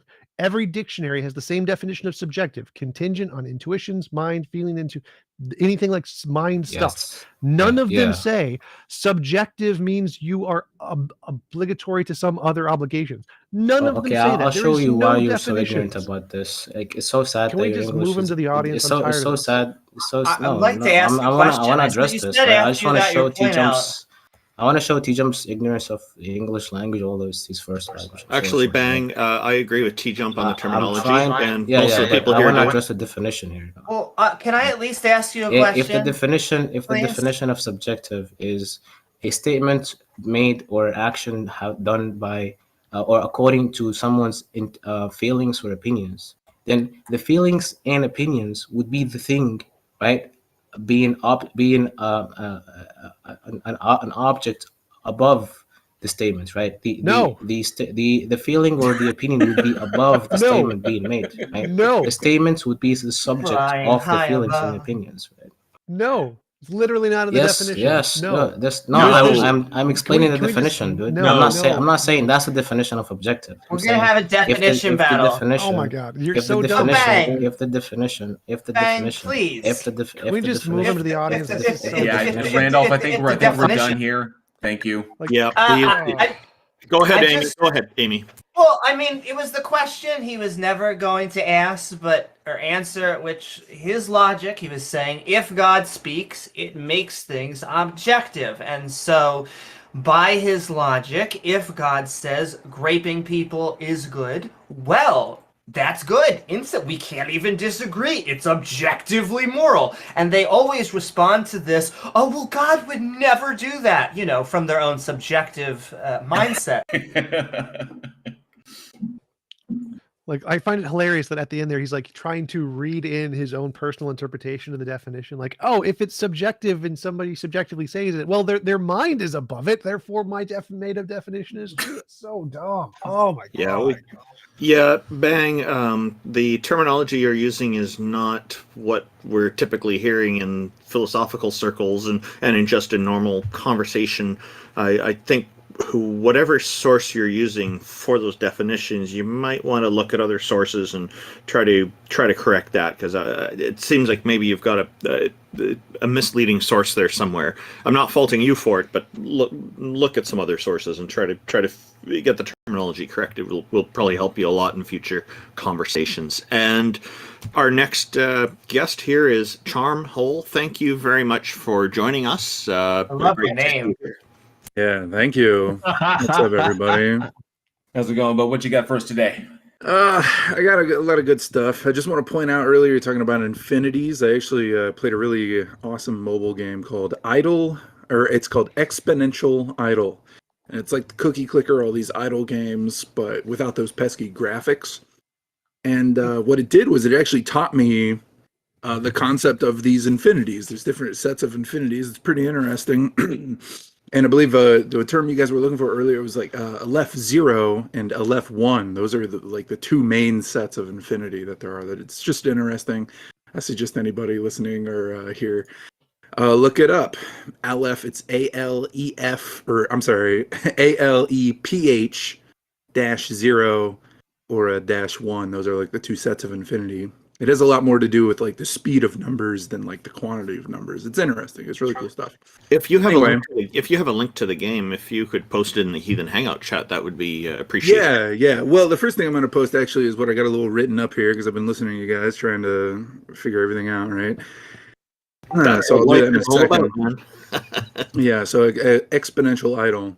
And I love how you guys called on me to speak the moment I take a break to go take a shit. So I'm holding it in. Okay, for too you. much information. Did you want to? Did you need a few minutes? We can come back to you. No. I'm holding it in. All right. So we've got. I think the biggest thing here because I got a little spiel ready. However, because you guys are real wiggly with this stuff, I want to see if either the five of you or maybe individually you can give a definition of what you think could be defined as God. Because a lot of times, like people come in here and they have kind of their own reasoning, and then you guys kind of jump and like start dogpiling. Non-physical mind that wiggling created there. the universe. Next. I'm sorry? Non-physical mind that created the universe. A non-physical mind that. Yeah, I'll be Right. easy. I don't have a definition. Okay. It also doesn't help if I give a definition because then you might have a completely different definition. And if I stick to my definition of God, I'd be fighting a straw man. So I think it's much more honest to have the guest who has a working definition for their God come up with it. That speeds up the conversation and avoids beating straw man. Piggyback on both of them, we normally ask the theist, what do you believe and why? The why is normally more important because people can say whatever they want for as long as they want. But I would also agree with TJump. I at least am convinced that a non-physical mind cannot exist. A non-physical mind that transcends the universe and thus creating our own. It's somewhere between a science fiction and fantasy. It is a literal Deus Ex Machina. Right. So I don't. I can't think of anything. I can't think of anything that doesn't. Because everything I would come up with that doesn't entail logical contradiction, essentially just kind of like deism, like the sufficiently powerful entity that kicked the football and everything, and then pissed off with no evidence of its existence left behind. So you can get there, but as far as like God, if you're just like this with attributes and stuff, like everything entails a logical contradiction. So it really depends upon what you bring, Charmed. Okay. So for me, I see the supernatural power aspect. It's always there with every deity, goddess, or gods that people bring up. And creating everything is not necessary, especially in polytheistic kind of beliefs. But it tends to be a very common characteristic in the monotheistic beliefs. That because the one God has to basically overcompensate because it's the only one. Right. And this leads me sometimes to ask the question: why is there only one when people insist there's only one? Why can't there be others? And all these kinds of conversations ensue. What is your definition of a deity, a goddess, or a god that or multiple that you think is applicable here? Yeah, I do kind of have two working definitions. I've thought about this quite a lot for my entire life. When I was a baby, when I was a kid, a literal child, my mom convinced me I could see angels, right? So I was really into the church. I was really big into it, right? And then Reddit came out, the internet came out, not so much. And now I'm kind of coming back to it. So I think what's interesting is you guys seem to have kind of a general consensus that that a fallacy or something that can't exist just can't exist. I feel like you're kind of already setting the bar, like it's basically impossible because you're saying like this. Well, if it entails logical contradiction, that's where I would kind of draw that line. If what is proposed entails a logical contradiction, then it cannot exist. Right. So, and I love logic. All right. So let's do a logic. The one thing is that does come up. Sometimes people will just describe nature and say that that's God, and that's nature. But that's nature. We already have that's that, and that's why I wanted you guys, because like I have my own definition of like say a soul, but I wanted you guys to say exactly what you think is God. I'm lost. I'm lost on the point. I'm not following. Like you said something like, if something can't exist, it can't exist. I mean, I agree. I don't know. I know that's what I'm saying. That's what you're saying. You're saying so it's basically, you're kind of being the immovable object right out the gate. Right. So I don't really T-Jump and Amy, no offense, but if you're going to be like my view is an immovable object, right? Then I feel like there's not much I could say to either of you, but for the rest, like say wait, hold on. Can I interrupt you right there? Sure. It's not an immovable object. I would say that if you can't get over, I would say T-Jumps and I's physicality to a mind, it's just that you have a weak definition of a God. It's a God that cannot really interact in the physical world as we experience with minds. And so it would be this new thing that you would have to demonstrate. And so it is actually the appropriate bar that you should have to get over to prove that there is this type of mind. Right. Here's a quick side question for you. Would the cosmos qualify as an immovable object? I mean, that's a deep one right there. I would say that's more of an unstoppable force. I'm still completely lost on anything you said. Wait, right. I'm still completely lost on, because you said that we're saying if an object can't exist, it can't exist, which that's true. If an object can't exist, like a round square, then it can't exist because it's illogically impossible. But I still have no idea. I can tell you. What he's about to sell us on a non-physical mind. Let him. Yeah, absolutely. Please present an argument of some kind, something for me to actually. Oh, baby, I'm ready because this is all about you, T-Jump. Please, go. So, all right. Well, so again, like, non-physical. I think non-physical is a really interesting word there, because you're saying like, okay, so it has to basically exist outside of our reality, right? And I think generally what you're talking about is God of gods, right? What? Now, just real quick, here's my definition of what God could be, or more specifically, what it isn't, right? Now, I think everybody agrees, including T-Jump and the rest here. I think you all agree that you can understand what God isn't. You definitely know. I feel like you seem pretty, or else you wouldn't be having this hangout, right? You feel pretty convinced of what God isn't, or what a God couldn't be. And I think that's really important to intelligent thought and critical thinking, right?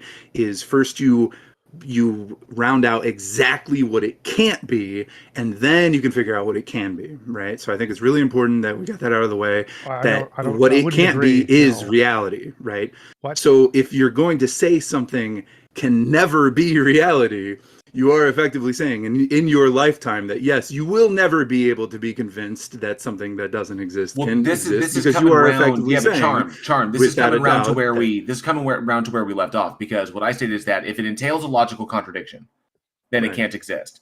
So then you mentioned something about logic. So I'm kind of pushing with T-Jump here, is like, so if you have like a logic thing you want to present, but we're just saying that, logical contradictions cannot exist. Are you saying that they could exist? No. Well, because you can say that they, because you can, okay, because you can understand, excuse me, just real quick. Okay, look, when you say logical contradiction can't exist, right? Your neurons are real. Your neurons are in the physical world, and your neurons are telling you that you've worked out of exactly what reality can't be. So that void that you understand, you were understanding that logical fallacy as an idea, right? Now that brings me to exactly my definition, which is, and this is a mouthful here, so just stay with me until the end.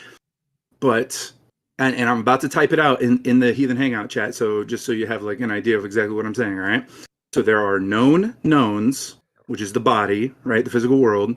There are known unknowns, right? Known unknowns. Like you're talking about how things we know that we don't know. Right. There are unknown knowns. Okay. Right. And then there are unknown unknowns. All right. Now I typed something. This might be wrong because I get it mixed up a little bit, but I just typed it out so a little bit easier for people. Quote. What? It's a quote from Rumsfeld. He's the guy who says this. There are knowns. There are things we know. Sure, I'm sure he said it. I pray to God he's not the first person to say that. But yeah, no. So this is kind of the general. Which part is your thing. definition? The general. Right. Well, so this is the equation basically that I kind of get at, which is if you can even imagine a God. That's like 1 point for God. That's like, oh, you like, okay, there's more of understanding and knowing an unknown known. Or what's really hard to understand or figure out is an unknown unknown. Now, in order to think about an unknown unknown, you first must, like I think JL did earlier, which is you must know the unknown, which is if you know that logical fallacies can exist, effectively like something that's less than negative, right? Something that's logical fallacies cannot exist. But okay, but the idea of logical fallacies exist, logical right? contradictions cannot exist. So yeah, right. But the idea of logical fallacies exist, or else you would not be able to say something like that. No. We can look at a statement. We can look at a proposition and determine that it is true, and then, but by determining that a proposition is true, we also confirm that the opposing deal is false. So it's simple. As simple as the proposition that I am wearing glasses is true, but that also entails that the proposition that I am not wearing glasses is false. So logical contradictions cannot exist even in your mind. You cannot imagine a round square in your mind. So no, also true, yeah. So no, they do not exist in your mind. But I wanted to go. One sec. Stop. What you have been saying, you said this like 3 times. You said, God isn't in reality. And that's, you were trying to describe our position. Nobody said that. Nobody has said God isn't in reality. That's not a thing we've said. So my position isn't God doesn't exist in reality. My position is there's no evidence of God. Indeed. Your own definition is he is or could ever be a logical fallacy to which you say logical fallacies cannot exist. Never said that. So I said God is a non-physical mind that created the universe. There is no logical contradiction. And can non-physical minds exist? Yes. Yes, they can? Yes, there is no logical contradiction in a non-physical mind. Wait. Well, I would say what we're saying is we're not that was convinced. Easy. All right, so God can exist. Wait. So yes, so that's possible, but there's still no evidence for it. So what is your point? Exactly. But the evidence is that you can say that at all. That's the evidence. Well, we can say that about anything. We can say that the Big Bang is a result of a unicorn fart. Well, just because we can conceive it doesn't mean that's a possible thing. Exactly. So, but that's us working out the reality, right? No. That is the known unknown. No, right? That's the Big conceivability. Bang.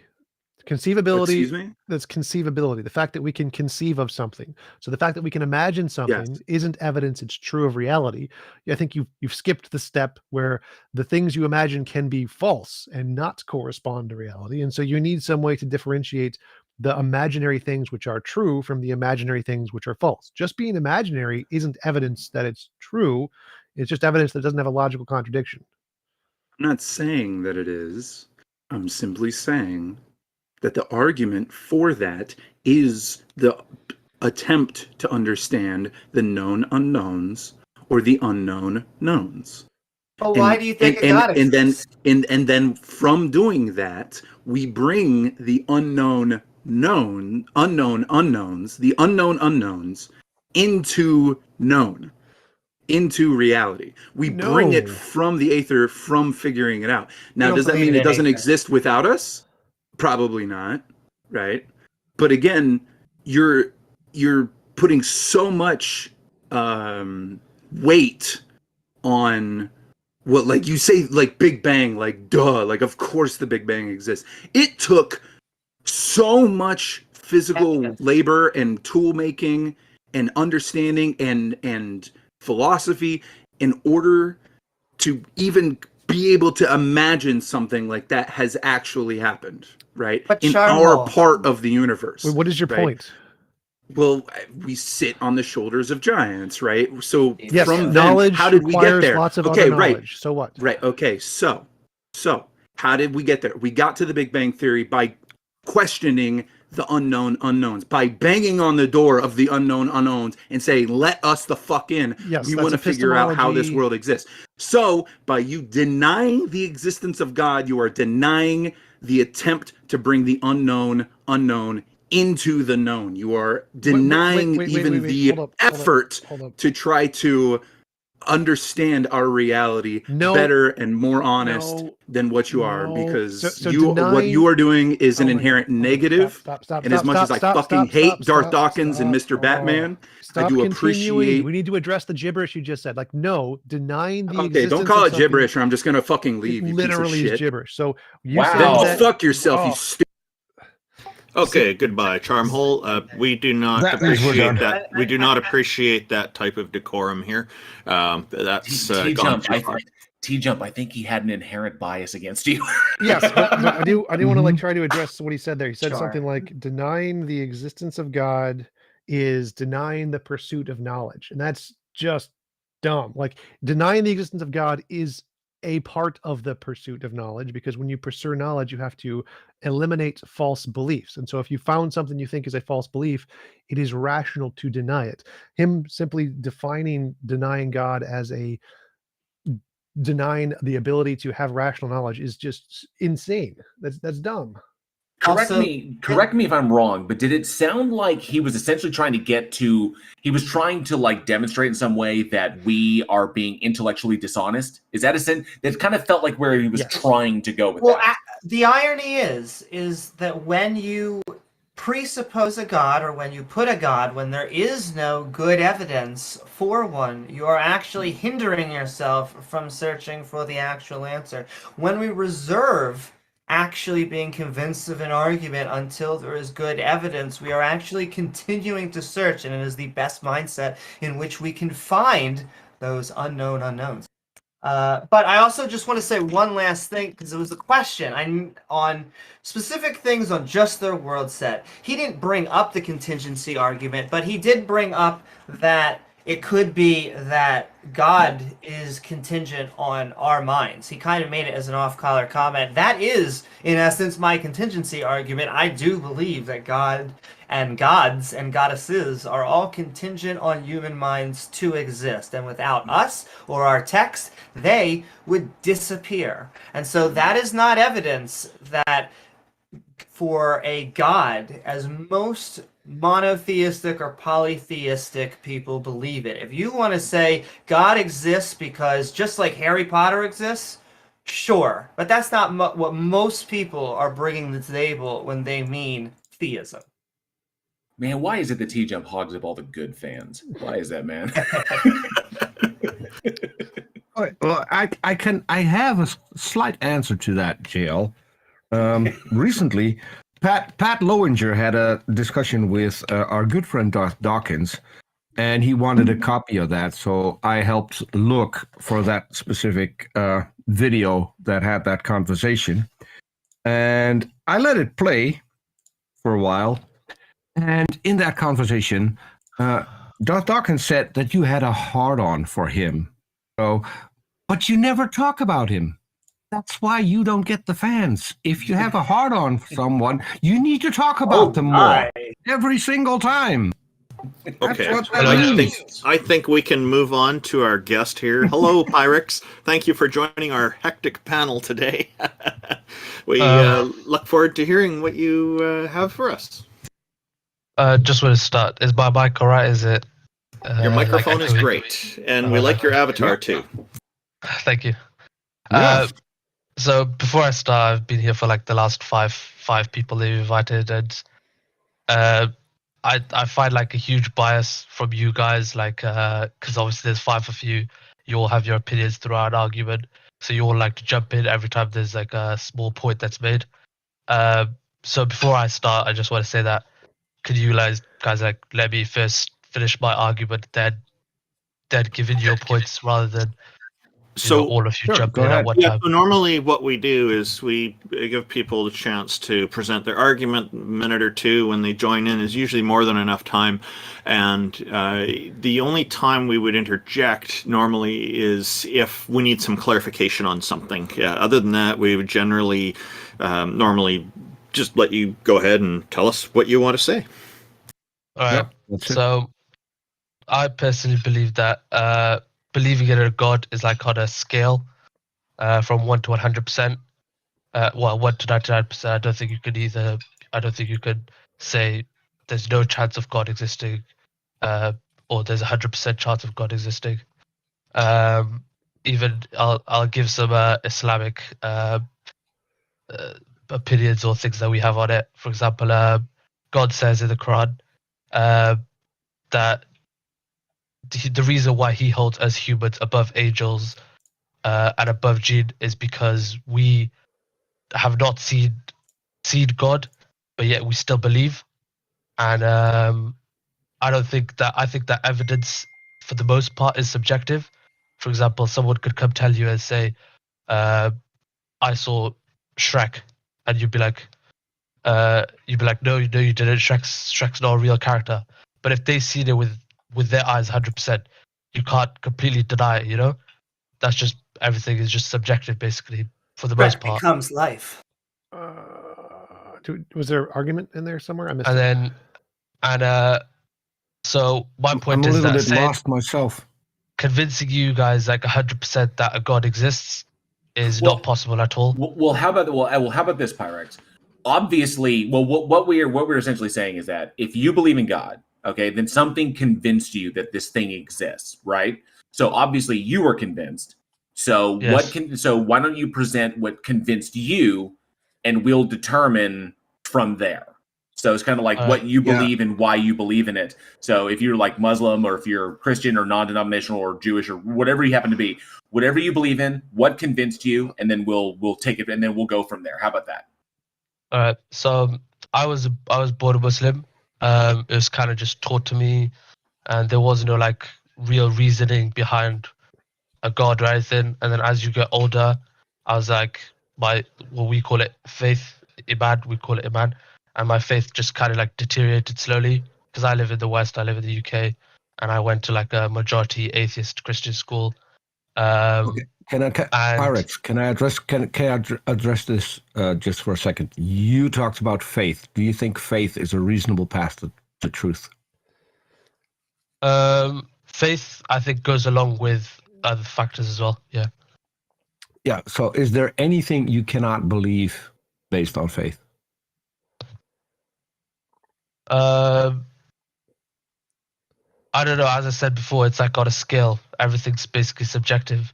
As far as I know, question.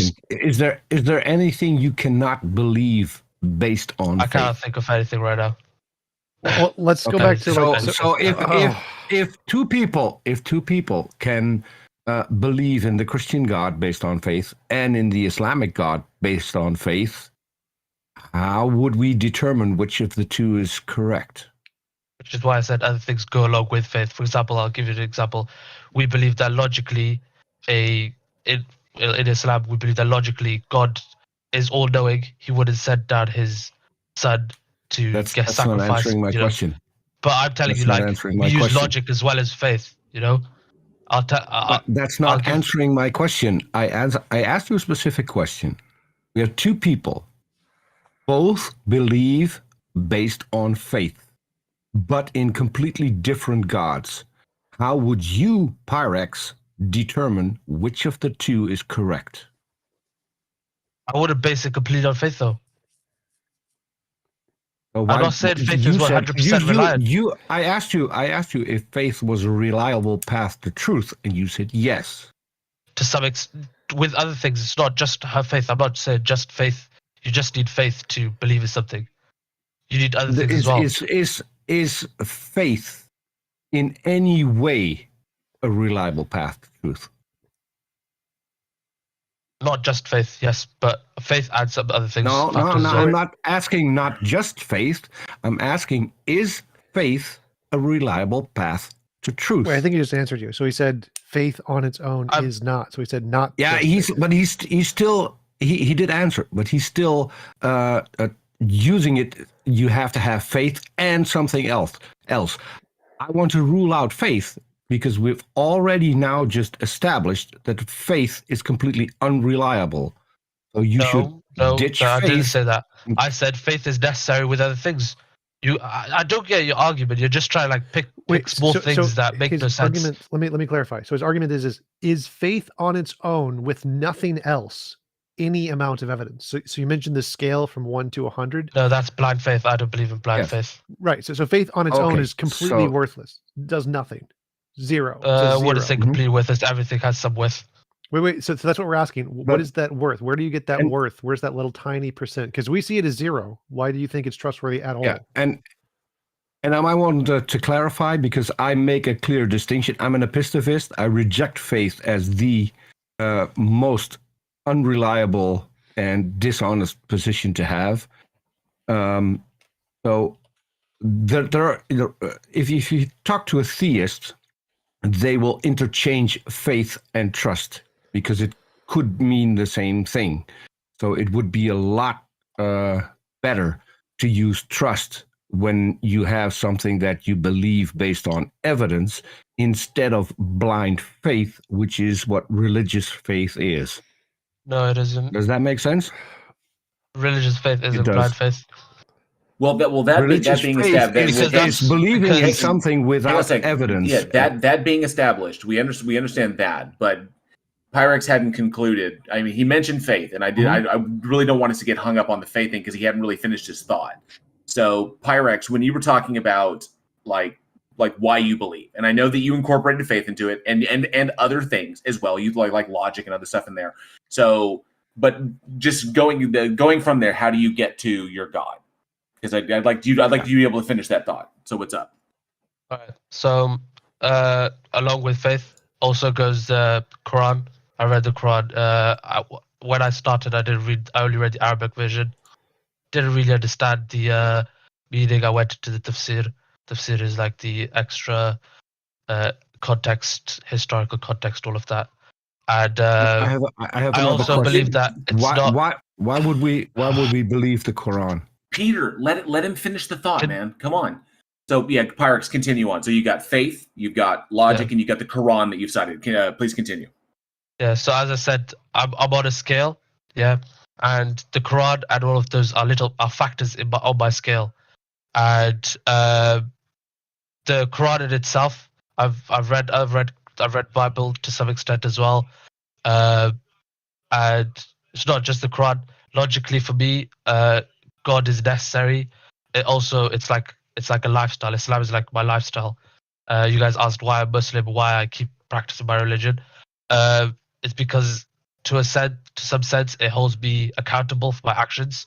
I, for example, pray all 5 prayers because not only is it just worship to God, but also it's like an alarm in my life. I could be playing games all day. I could sleep all day if I wanted to, and we could find pleasure in that. But prayer, for example, for me, I get up, I go pray, and then I remember, I have so much time. I've been spending it this whole time playing games.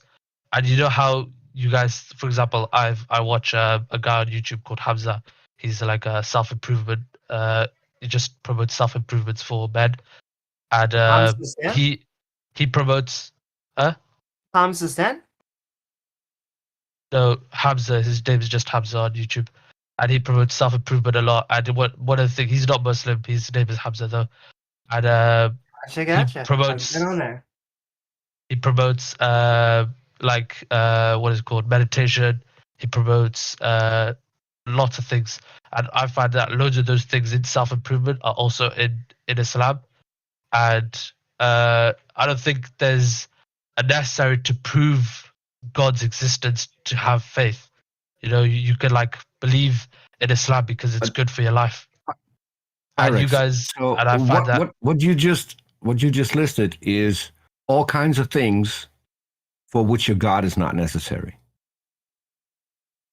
Well, can I sell you on a different thing, Pyrex? Can I sell you Hold on, Amy. I really want to have him answer this because he didn't mention a God at all.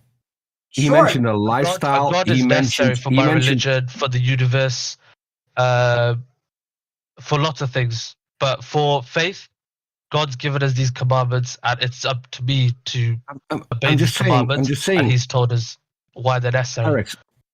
Pyrex, I'm just saying, everything you just listed are things you can do without a God being real or even being part of the equation. Which is why I would suggest, Pyrex, why can't you just be a conservative atheist? Because I believe that. Why can't you use meditation? Why can't you use a schedule in your life to base your life on, which is basically what you're doing? Fitra, which is like a natural inclination towards God. We believe that every human is born with it, and we believe that we are like we are followers. Can you explain that? So I missed what you said. You believe in what? That every human was born fitra, with? so it's like a natural inclination towards a God, towards a higher being, and we believe that every baby is born a Muslim, and they believe in a God, and then the environment and society changes them. And similarly, I believe that it's important to believe in one God rather than, as you guys say, atheism or whatever, because you guys are bent on societal rules. That's you guys call yourself free or whatever. You're not free at all. Pyrex, You're like basically born controlled by in a society and people around you. Pyrex, I was born in a predominant atheist society. Over 80% of the people in my country identify as either atheist or non-believer. I was not born with fitra. I had no concept of God for at least the first 2 decades of my life. You just said you're born in that environment, and I'm saying that environment changes you. That's what makes you. No. You said that if you're born. No. Hold on. You said everyone was born with fitra, and I asked you to explain what that was, and that was a natural inclination to God. I never had that. How did you know you had that? It wasn't driven out. It wasn't talked about. It wasn't even mentioned. I don't have that. You just said you had an atheist family, though. I'm just explaining to you. I'm just explaining to you. Peter, I think a better example would be cultures and civilizations that exist on Earth, that currently exist, that have developed over time, the same as other civilizations and cultures, but these particular cultures have no concept of God in their lexicon. Mm-hmm. Like in their language, they have no concept of God whatsoever. So exactly. it didn't even pop up independently. So by you saying that everyone is born with this inclination towards it within them, there are literally surviving cultures and civilizations out there, like living today in the world, that have no concept for a God, or they don't even have a word for it in their language. That the only reason they know about God is because someone external to them introduced them to the concept. But they were kind of well, that's weird. So we introduced them to a word, and they're like, well, we have no word for that in our language because it's never occurred to us. And so yes, it's worse, Jail, because he already said that he said he was born a Muslim, which doesn't happen. But then right after that he said, I was taught to be a Muslim, or I was taught Islam. If you can't be born something and then there is a necessity to teach you that specific thing as well. A Muslim isn't someone that just follows Islam. We believe that Adam was Muslim. We believe Jesus was Muslim. Well, okay, but Pyrex. I'm just trying to point out hang on, but that Pyrex, the concept how do you was taught to Peter? But I've already presented a contradiction to what you're stating. If every human being if every human being was born with this innate leaning towards God, towards Islam, towards Allah, okay, then that would mean that it would be popping up independently all over the world. That means the Native Americans would be leaning towards that as well. That means that South Americans, indigenous South Americans would lean that. Australians would lean towards that. Okay, everyone on the planet would lean towards this. Every single religion on the world has come from that natural inclination. Peter, hang on a second. Hang on, I haven't finished. I just wanted to add to what you said. Peter, I hadn't finished the statement. Okay. Sorry. So these things would be popping up independently and would be looking very similar to one another. But we have cultures that live today that have zero concept of God, of a God in their language. They don't even have a word for it. So how do you explain a culture that comes up and has no concept of a God whatsoever, and cultures that, and the existence of cultures that have no concept of Islam and believe in a completely different theology than what Islam presents? So I think you misunderstand what I said. You think that by natural inclination to a higher being, you think I mean Islamic Allah, you know? We believe that that's not the case. We believe that it's a natural inclination to a higher being could be anything. What JL said, for example, was Buddhism, addressing that. idealism, and also the fact that lots of people don't need to worship God. They worship money. They worship status. They worship lots of things. Yes, Pyrex. But the cultures that I'm talking about don't have anything of worship. They don't have any religion. Pyrex, religion, God, these concepts don't exist for them.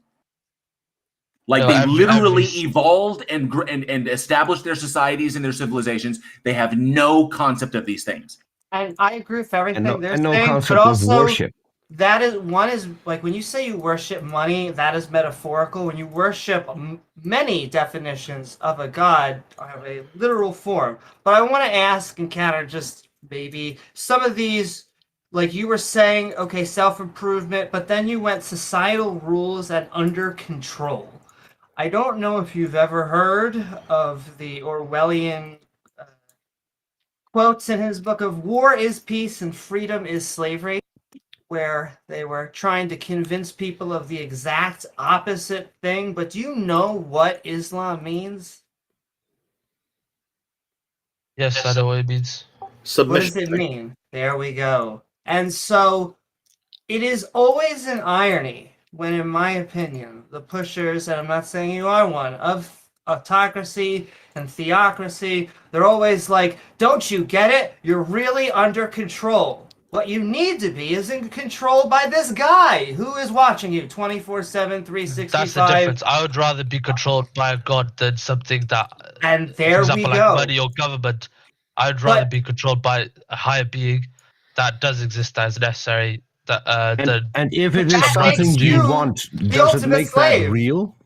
Not only does it not make it real, but it makes you the ultimate slave. Dare I say it, in some forms it makes you the enemy of freedom. But I'm open to being proven wrong. There's no such thing as freedom. I'm just saying. There you go. Lady, So Pyrex, given the list of things that you presented for the reasons why you believe, okay? And I don't want to waste too much time. I know that we have other people that have their hands up and we want to get to them. But I'm just going to jump. I'm going to jump ahead to where we would finally get. We could walk down that list of each individual thing that you brought up. We could talk about the problems with faith. We can talk about the problems with the argument from contingency. We can talk about all the different reasons why there's problems there and why they can be totally reasonably rejected. So we can knock down, and we have, each one of us on this stage has at one time or another knocked down all the points that you're bringing up as to why you believe. Okay? You haven't presented anything that is just like this, bam, this is why this thing exists. Essentially, it's arguments from incredulity, appeals to emotion, and arguments from ignorance. Okay, is essentially what you present, all predicated upon all predicated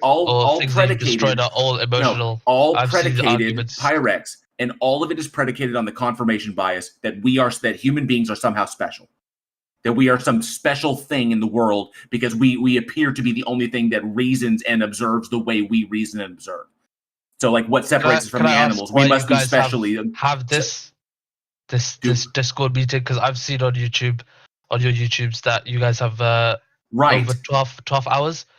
Do you guys are saying you guys acting like you get you're trying to get something from all of this, but the truth is you're all just trying to satisfy your own doubts. Because I Incorrect. believe No, incorrect. Pyrex. in your The heart whole about point. a No, God. Pyrex. It is incorrect. That is a misrepresentation of what we're doing up here. The whole point is to have a dialogue between two parties that take fundamentally oppositional positions. You believe a God exists. We do not believe a God exists. Okay. You say that it's impossible for this thing not to exist. We say we disagree with that because, and we present evidence, but somehow you are convinced that it does. We are intellectually honest enough to say, well, we don't know everything. There's the possibility that it could. What convinces you? And so we want to know what you believe in, why you believe in it, and we want you to present either your argumentation or your evidence for that, because you never know. It could be convincing. You may be the Rosetta Stone that unlocks it all. It's unlikely, but you might be. We don't know that. We can't just say, no, we're not just going to stand up here and say, you're a Muslim, so you're wrong. No, that's not what we're doing here. We want to know what convinces you. And the reason we do this is because what you believe informs how you behave. And when you behave a particular way in a society, when you behave in a particular way, then it tells us what you believe. And if you believe in irrational things, then you will be inclined to behave in an irrational fashion. And because we share this planet, we all live together in this same planetary boat. Your actions affect others. And if you are acting irrational, if you believe irrational things, you act irrationally, and you affect other people irrationally. That's why we have these conversations. Pyrex, do you guys think you guys are rational? Pyrex, I just want to say that what Dale Warren is saying here very nicely articulates some of the key aspects of what I call the free exchange of ideas. That's why we're bringing people like you up here, because we want to engage in this exchange of ideas. So you're about to ask a question. Go ahead. I just wanted to interrupt with one more thing. Peter, let him ask his question. We've got a good momentum. We've got a good momentum. Don't derail him. Pyrex, go ahead with your question. I was like, do you guys think you guys act rationally or behave properly? Yes. I try to. For the most part, yes.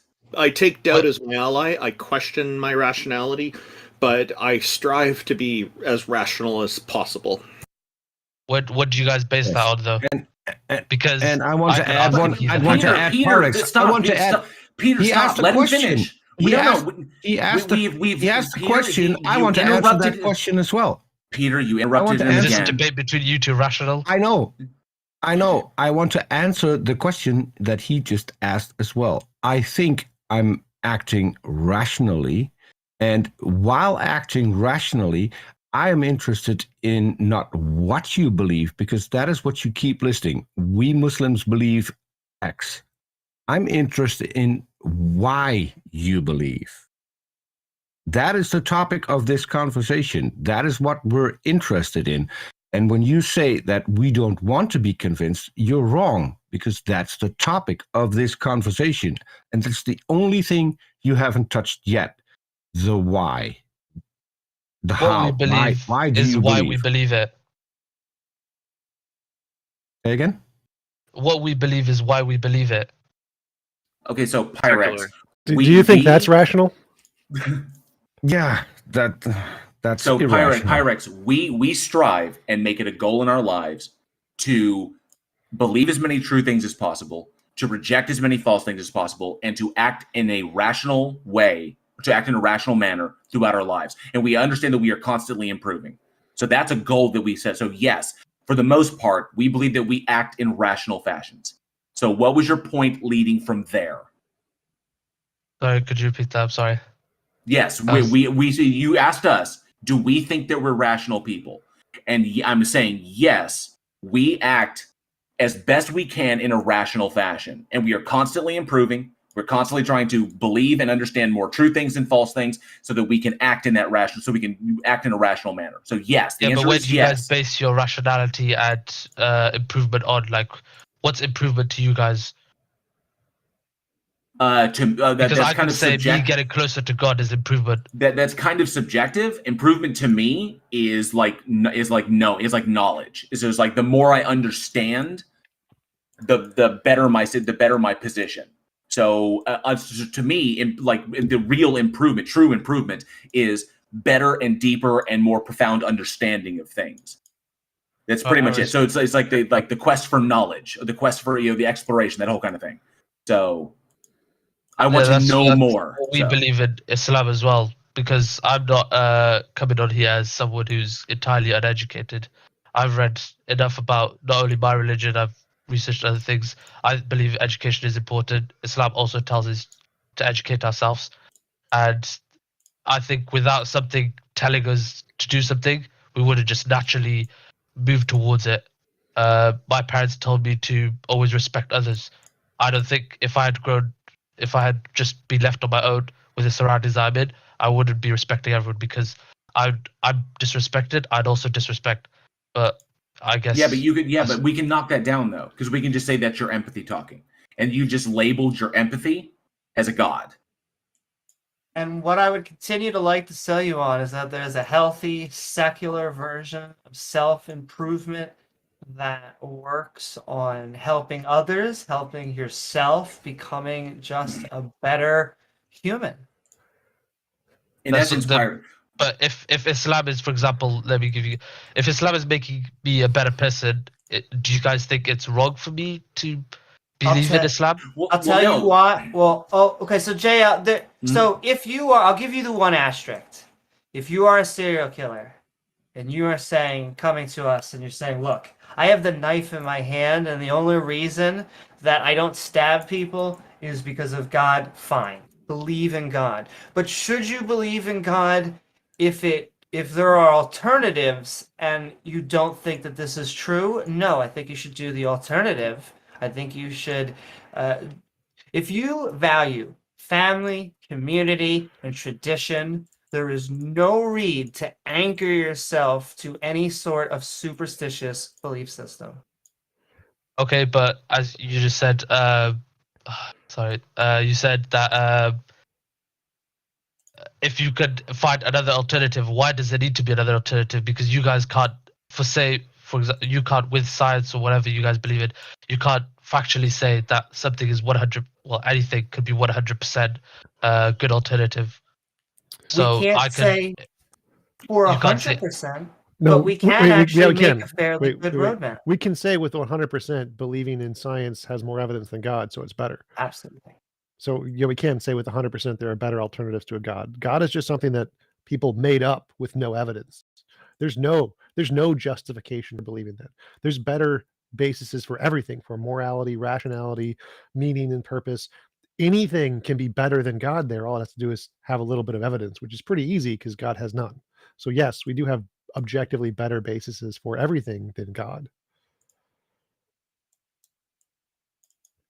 Okay, can I ask you guys something? Do you guys believe in a infinite cycle of dependency?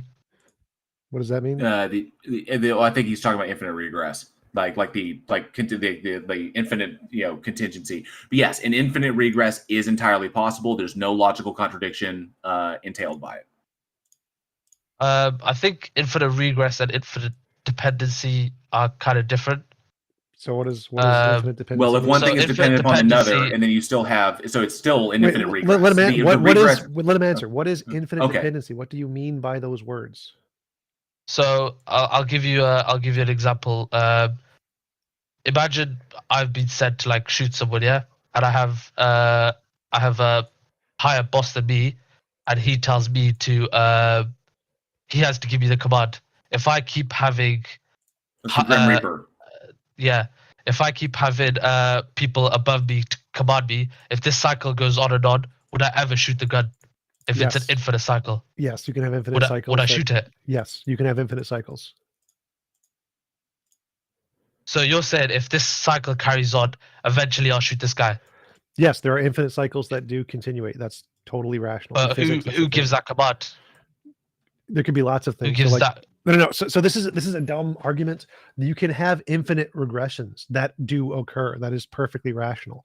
They're not like commands. You don't need commands. It's called a tensed theory of time. Time doesn't need to be tensed, and that's how you solve the problem. So You guys believe in a beginning of time? yes. Okay, so if there was the beginning of time, if there was, let's say, nothing, what existed there that started this? Quantum fields. That's the consensus. That's all of the evidence in physics. There's more evidence for quantum fields than God. Quantum fields beat God in every way. Are quantum fields And also, if we're talking about the independent? beginning of time, Yes. we're talking Quantum about the fields are beginning of independent. time in this particular universe. So that doesn't entail that time doesn't exist anywhere else outside our universe. The only time we can see is within this universe, and that definitely had a beginning. Yes, quantum fields are independent. But there's there's two theories, I believe. There's time had a beginning and time has always been there. And I think That's what I just explained. Everything is That's based what I just on, explained. and I think- depends on what time you're talking about. If you're talking about the time we experience in our universe, that time had a specific beginning. Yes. There may be time elsewhere, which we don't know of, and it may have always existed. Oh, yes, both are correct. But that's the thing. You guys are mostly basing this on maybes. No. This is all better. Wait, 1 sec. So You all guys of are this. just Wait, as, hold I up. think, delusional. Stop. You claim This has religious dogma. evidence. God has no evidence. You're basing it on a maybe. We're basing it on evidence. So your position is unsupported. Exactly. Our position has lots of evidence. So yours is a maybe. Ours is evidence. What evidence is there? If you want to continue this, Wait. why not start with evidence for your God? That would The help. evidence for the quantum fields is in the predictions of the Casimir effect, the observations in the cosmic microwave background, the mathematical equations that have been shown to be correct and make predictions in all of these fields. These are things that can be done in physics that your God can't do. Your belief can't make successful predictions. Ours can. Ours has evidence. Yours does not. Well, we also believe that God can work with science. God made science. I don't God care. made all What these predictions? mathematical- What predictions can you make that can confirm your hypothesis? Yeah, saying that God I can created even- science, saying that God created science, everything that's literally just a claim. You have nothing to support I can even shoot down the fact that your God created science because of the numerous scientific errors in the Quran. Things that we have established to be completely false. I don't think you've. I think you've. Yes, read biased I reports, because can go to. I know I what you're can going to go say. to You're going to say the embryos. sperm. I know. Yeah, exactly. I knew Hold it. on. I'll just link you a saying- server which has all the information disproving all of your claims with No, scientific. you can't because I've Yeah, read no. them all by now. No, you haven't. Have you read the Quran completely? Yes. Yes. Yeah, Completely he with oddly needing enough, tafsir? Peter has, because he Yes, has produced. I hosted Aaron a show Rod's, on reading or the hosted Quran it, right, cover yeah. to cover. I hosted a show reading the Quran cover to cover with people who speak. All of the guests in the panel spoke Arabic. All of the guests in the panel grew up as Muslims reading the Quran. So yes, With tafsir? In Arabic, yes. No, not Arabic. Yes. Tafsir. But Pyrex, do you have any? I wasn't going to bring it up, but now that you're bringing up the Quran, do you have any views on the ant, the chapter in there? The what? So there's a chapter in the Quran called the ant. It's where the Prophet Solomon talks with, among numerous animals, but one of those where it gets the chapter's name is ants. Oh yeah, he talks to the ants. Yeah, I read that. Pretty normal Oh. stuff, or Nothing in the anything Quran else? is very evidence. scientific. Nothing. Yeah, in I the kinda- Quran is I kinda Very evidence. like- scientific. I partially read the Quran because essentially your God can be you guys admit that, or you guys say that your God can be a liar, and that kind of just defeats the whole friggin' thing. So it's like, then what's the point? Yes. So The it just Quran kind of also defeated states that itself. the Quran also states that Allah can completely confuse you and will. Yeah, that's just like self-defeating. It's kind of like then it could then it just like everything is completely freaking arbitrary to do whatever this is. Like, what's the point of that? That single sentence rules out the entire Quran, because we don't know where Allah spoke the truth to Muhammad and where he was just deceiving him. Are you saying God's an abusive boyfriend? It doesn't. I'm basically saying you guys are about. You guys are getting your information from like unreliable sources. The Quran because I've gives the heard that best argument reason. before, and it's already been refuted on YouTube. No, I'm just straight up saying that the Quran gives the best reason It's to been not believe refuted in. on YouTube. The Quran gives the best reason itself why not to believe in Islam. Is because your God is potentially lying to you, and you can't demonstrate that it is or it isn't. So this whole necessity. The whole he just said that Allah is dependent on YouTube because that's where I it didn't was say defeated. that. What the hell are you on about, mate? You said it was defeated because it said was it all defeated of our- on I YouTube. said the That was argument that you literally guys what you make, said. that non-Muslims make, has already been refuted. Like ants? You Yes, said that on so YouTube, casually. not The one by I wanna Allah. I'm know. lying. It was not defeated by Allah. It was defeated No, by not by mere Allah. humans on YouTube. Oh, wow. Wow, you guys- Pyrex. Can Allah deceive people? Huh? Can Allah deceive people? Is this a thing that can happen? He doesn't deceive people. Give you a second. It's not asking if he did. It's asking. This is a question about Allah's capability. It's not asking if he actually did. Yeah. Can Allah deceive people? Or lift. Could you guys invite my friend Rahim? Pyrex. He's the thingy. No, Pyrex. He knows it better than me. I'm not Pyrex, going to let's speak just to answer something the I have question. No, knowledge because the on. conversation is with you, Pyrex.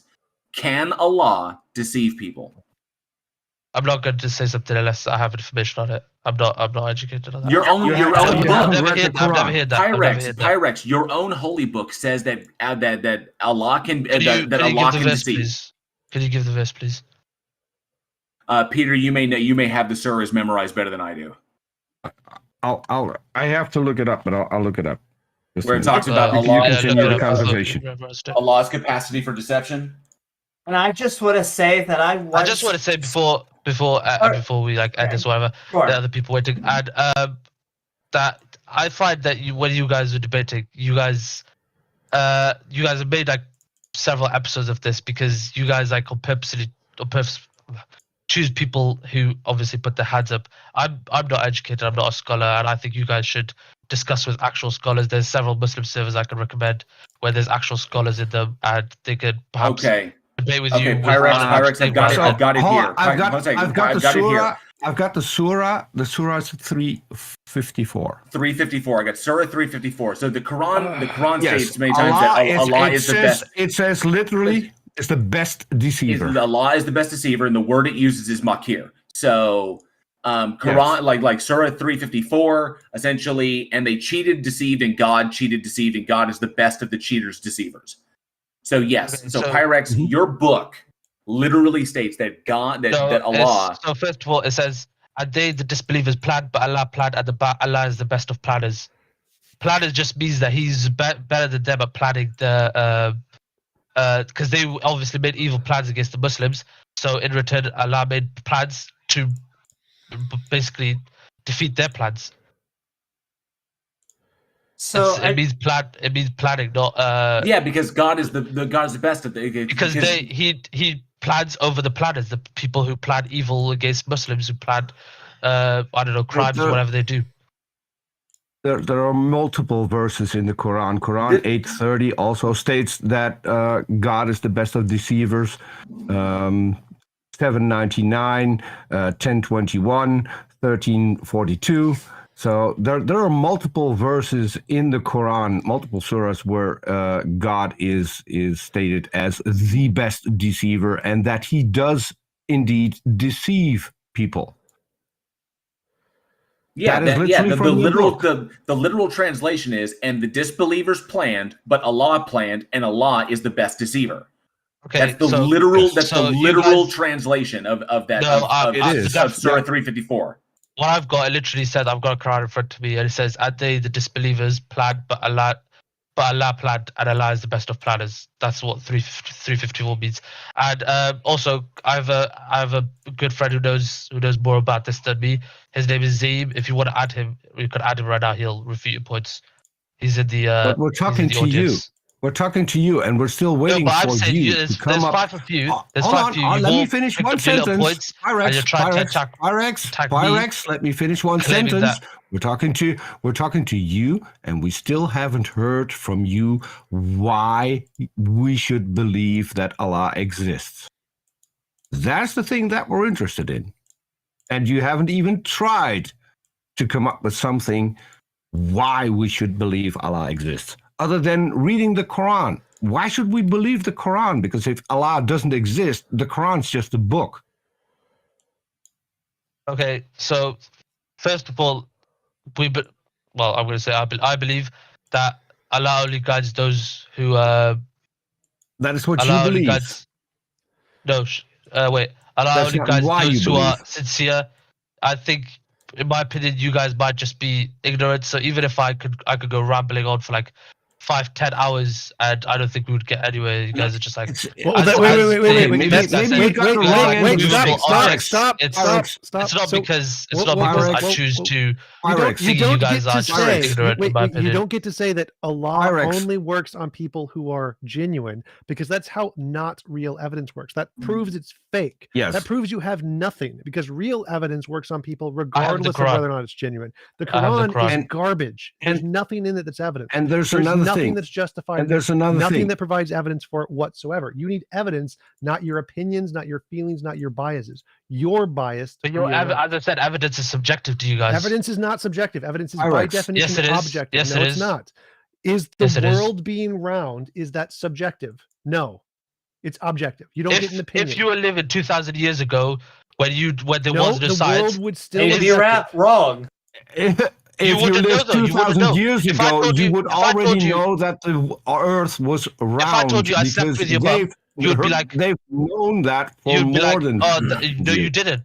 How would you base on it? Yes, you didn't. Evidence is not subjective. Evidence is objective. For because to be evidence, it has to be objective. Your opinion, your bias is subjective. You want to make evidence subjective because it's the only way you can make your religion work, because it has no objective evidence.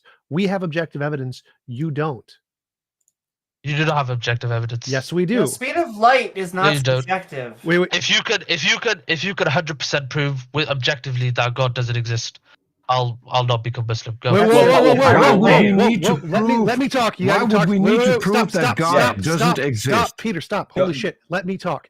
No, evidence is not a proof 100% God does not exist. Evidence is anything that increases the probability. We have lots of things that increase the probability the Quran is false, that God doesn't exist. What? The Quran increases my probability of no. The Quran is evidence. False. The Quran makes many. That's obviously what you're going to say. You're kafir. No, that's how evidence works. That's why no one in academia, no one in the sciences, no one in geology thinks the Quran is right. Only deluded psychopaths think the Quran is right because they don't know the evidence. When you look at the evidence in science, it proves the Quran wrong, which is why no one uses the Quran in science, because it fails. The objective evidence that actually works in reality is science, not the Quran, but you're too biased to think that. TJump, a fetus looks like chewed gum. Come on.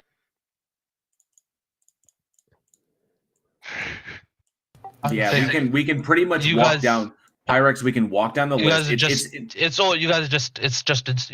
insulting. You don't actually have any argument. Pyrex, it's good to know. It's good to know that Pyrex. It's good to know that misrepresenting us and misrepresenting science, and then trying to debunk that misrepresentation is not just a Christian kink. That's also a Muslim kink.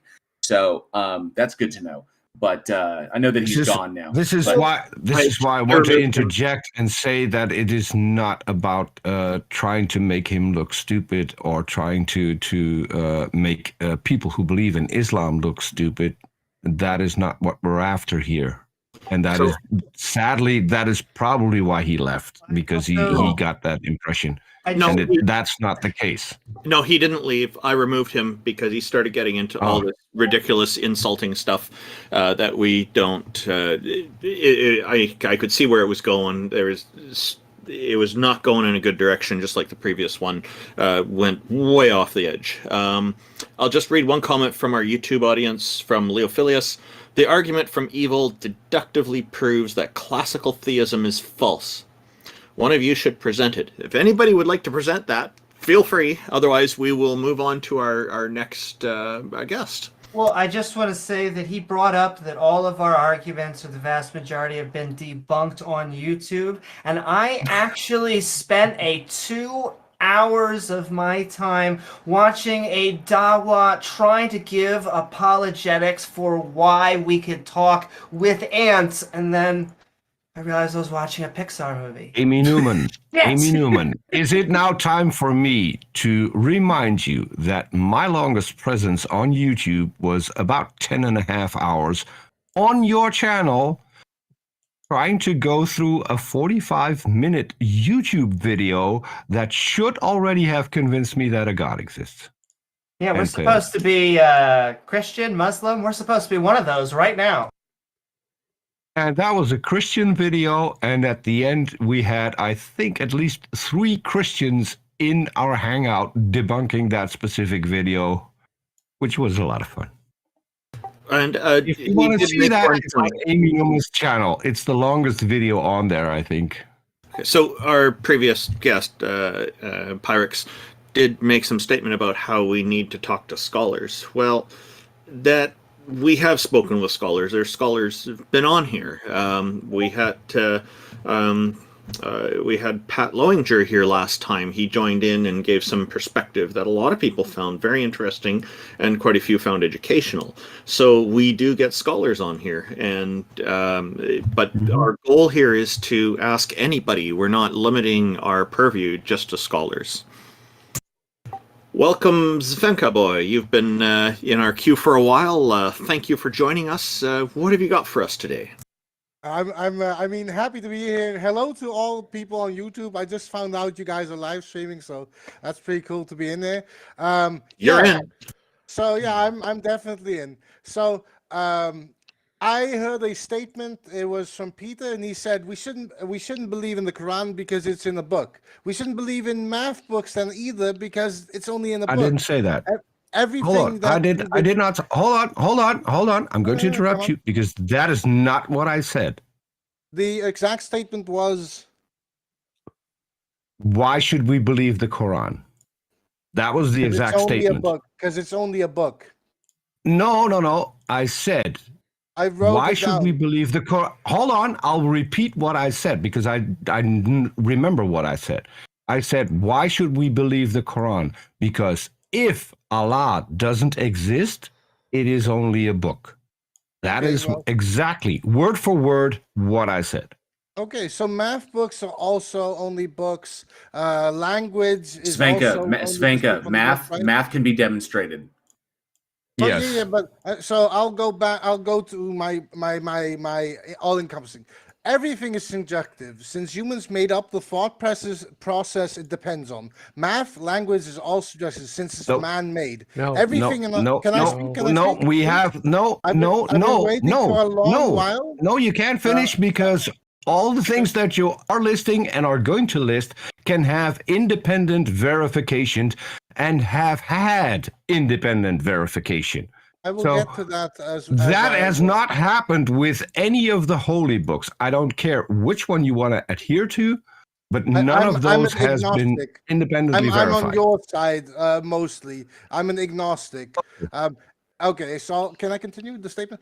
Everything in the universe is built on like space powers that we recognize or we perceive, right? But it could be a lot more since the thought process in our brain is also made up of the same quantities that we recognize. Our thoughts are regulated by electrical signals because we believe that electrical signals are the ones that are governing our body because we are taught in books that electrical signals govern us, right? They That's not why we believe it. Hold on. No, that's not why we believe it, because it's not in the book that we should believe it. All the things that are in that book that you just mentioned, that we're regulated by electricity, is based on evidence. So I'm just And gonna The then- do. book wasn't there. Can I? The book wasn't there first, and then we started to understand it. We started to understand it, and in order to teach people, we write books about it. I'll diff- continue with That's my statement. different. Can I just finish this really quick? The difference between science and religion is that you could burn every holy book right now, and chances are religion may come back, but almost none of them would have the exact same gods. You can burn each and every science book right now. Slowly but surely, we would discover and put the exact same facts in the new books. I can't disagree. I wrote something as that. Somebody said, if we die as a species, religion also dies. If we die as a species, math also dies. If we die as a species, our language dies. Well, Svenka, stop.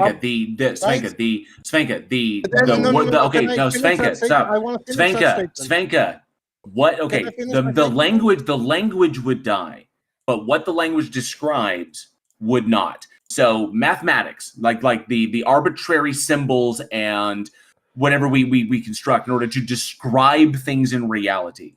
Okay, that's how we know they exist, because they describe things in reality, and we can use those things to make predictions about other things. Those predictions come true. This is why and then we write all this stuff down in a book. So yes, I can answer that as well.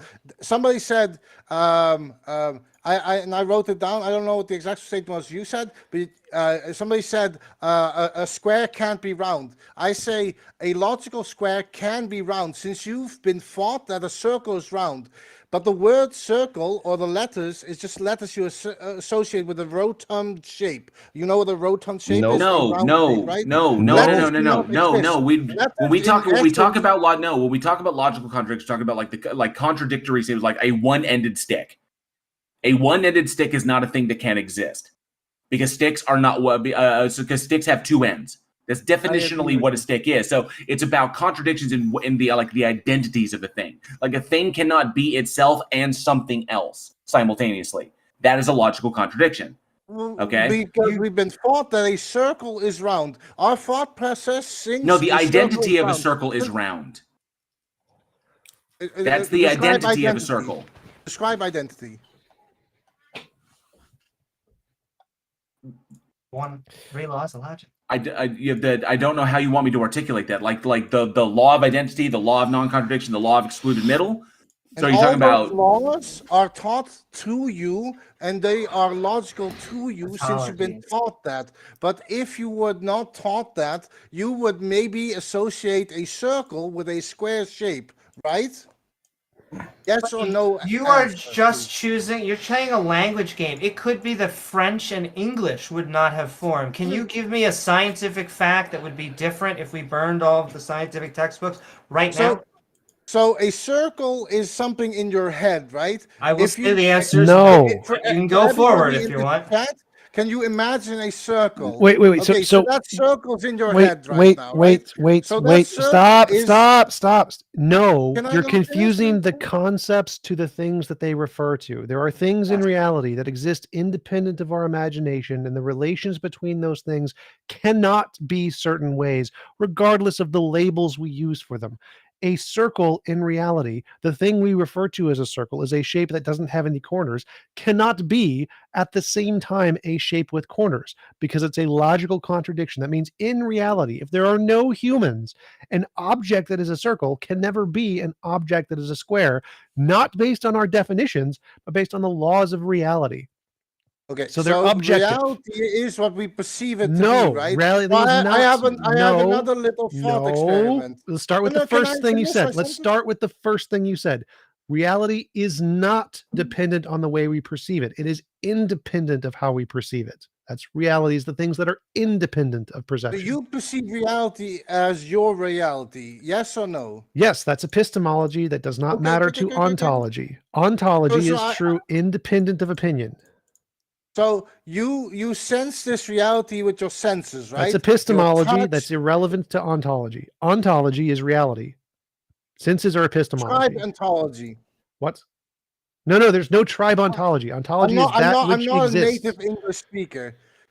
There is no such thing as tribe ontology. Ontology is that which exists, not that Describe which is perceived. ontology. Ontology is that which exists. You're saying describe But- ontology, not but tribe. Describe. it- He's asking you to explain it. I literally did. So ontology is that which exists. That is the definition of ontology. That which You exists. know it exists because Whether you wait, perceive it. wait. What I know, knowledge is epistemology. Epistemology is what I know. Ontology is what exists. They're separate things. You don't need to know something for it to exist. TJump, knowledge is written in a book, and that book is received as you perceive letters, and these letters make a certain association in your brain. Knowledge they give is not only electrical written in a signals, so book. you can understand that. Yes, but that doesn't matter to ontology. is- Ontology is what exists independent of knowledge. It exists even if you have no knowledge. Irrelevant, T-Jump, irrelevant. What? So basically, I'll go back to my previous statement. So it's what you perceive, right? So we No, can all that's agree epistemology. No, because I'm a close-up gonna- I magician. wanna I have can a make thought you statement. hold on, Svenska boy, hold on. I'm a close-up magician. I can make you believe that you're seeing things fly. In reality, they're not flying. I totally So agree. what with you that. perceive has nothing to do with what is actually real. I also love books, but I just want to keep on going to it. Exactly, There's a difference exactly. between So you prescribing and perceive- describing something. If you perceive math to be the end all or the language is the end all, I mean, these people could think that Math that- is a language. Math is a language to explain what we perceive. Yeah, and that language is rooted in what we believe that language to hold. Oh, So that that's language the is electrical rooted signals in the our- evidence because it has predictive power. So but all those things Independent, are all- independent of perception, it has predictive power. So that's where it's rooted, it's and it can be rooted- independently Okay, verified. stop so interrupting. it You've doesn't interrupted him way too many times. lean Let him on- finish. Let him finish. You've talked for like It's 5 minutes. rooted in a system that we perceive to be there, right? We perceive that there are. No, no, I just no, said no, it wasn't. Wait, let him finish. Keep it talking, I just said please. it. Let him finish. Holy shit. I have like 15 more pages to go to, so it's kind of like it's If you- all if you keep rooted in Let him repeating finish. yourself Peter, after Peter, being Peter, I know, I corrected, keep Oh my repeat- God, I keep let him repeating we're not going to myself get there. because you keep interrupting me. What- Do you know that's not really nice? But you don't have to be nice. I You go- I might know be it's saying not I'm- nice, but if I correct Peter, you please and stop you then talking. Peter, please restate stop it, talking. Oh doesn't my help. God, stop talking, Peter. Spin, make your argument. Go. So it's what we perceive it to be. Some people they perceive God to be real, right? Let's go back to the God No, argument. no one perceives No, that. no, T-Jumps. Let me don't interrupt me. Then You as asked a well. question. You root your beliefs in mathematical equations in what is known to you, right? These people make known what is known to them by what is known to them, right? Like what they are grown up in, what they have been taught, right? So everything is being taught. Like either you believe in the mathematical or the scientific approach of like denying God. These people, they think that God is real, right? But in the end, it's all just what we perceive it to be, which is these things that we perceive because everything we get through our sensory system, like our eyes, our smell, like we see. I had a good one when you guys said something about when the rat can see the scientist, he thinks the scientist is God, right? So we cannot see God, so I don't think there is a God because we cannot perceive him. But I'm not denying that God exists because I'm agnostic, and I just have not seen him.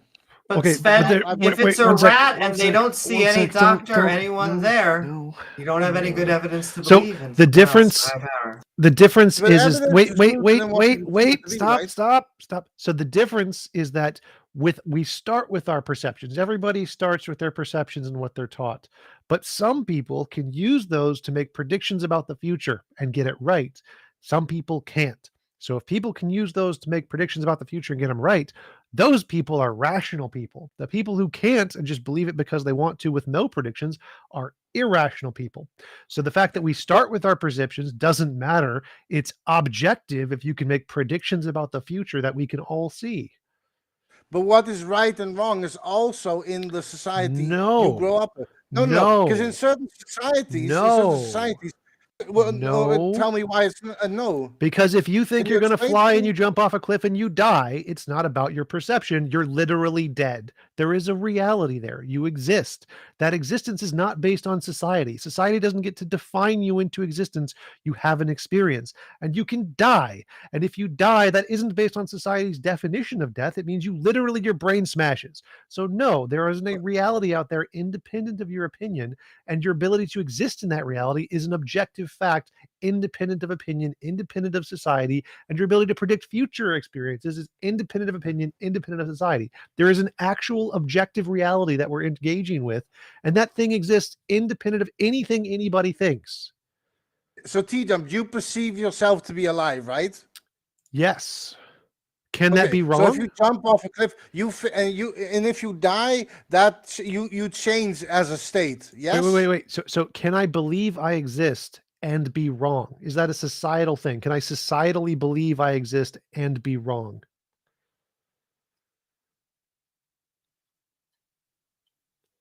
I mean, you're not right or wrong, because right and wrong is just whatever you think it is, right? No, Or whatever no, what anybody no, else perceives it to no, be. No. Can I believe I That's a trick exist question. while I do not exist?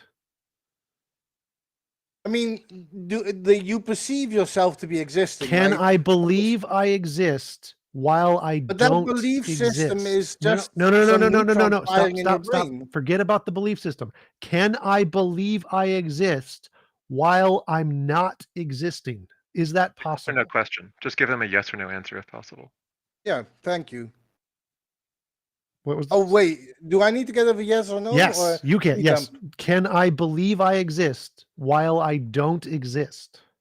You can believe everything you want, brother. That's not the There's question. That's not. Can Yes, I? you can believe whatever you want. No. Can There's I criteria believe there. I exist while I'm not actually existing? Can I The believe answer I is exist no. while I don't exist? Can I not exist and have the belief I exist? It depends on what you Spanka, this perceive. isn't a trap, dude. It's yeah. not. It depends on what you perceive yourself to be as No, existing. Spanka. Wait. If T-Jump does not exist, can he think he exists? It's not that hard, man. Yeah, no. Everybody's always trying to trick me. Finka. I say yes. I'll make it English. even Okay, let's easier go. for you. Can something that doesn't exist have beliefs?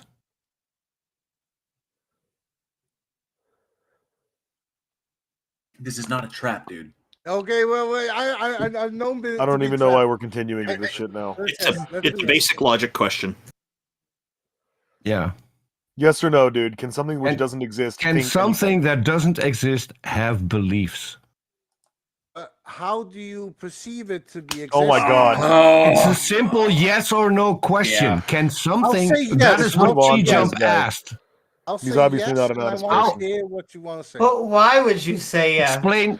Explain how something that doesn't I'm exist curious can as to have whether- beliefs. No. You said yes. Explain how something that doesn't exist can have beliefs. How does that work? That was T-Jump's question. You perceive it to not exist, right? How can That's the question. something? Nobody's talking not about you, perception. something, Nobody not here is you, talking not about Spanker Boy, perceptions. something that doesn't exist. How can that have beliefs? How does that work? Or perceptions, for that matter. Yes. That was T-Jump's question. Okay, well, then I would say no. Thank you. Okay, We sorry. got there. T-Jump, continue. We got there. Something does not exist. Yeah, T-Jump ran T-Jump- away and is now banging his head on the floor. I think T-Jump must have gone for a walk.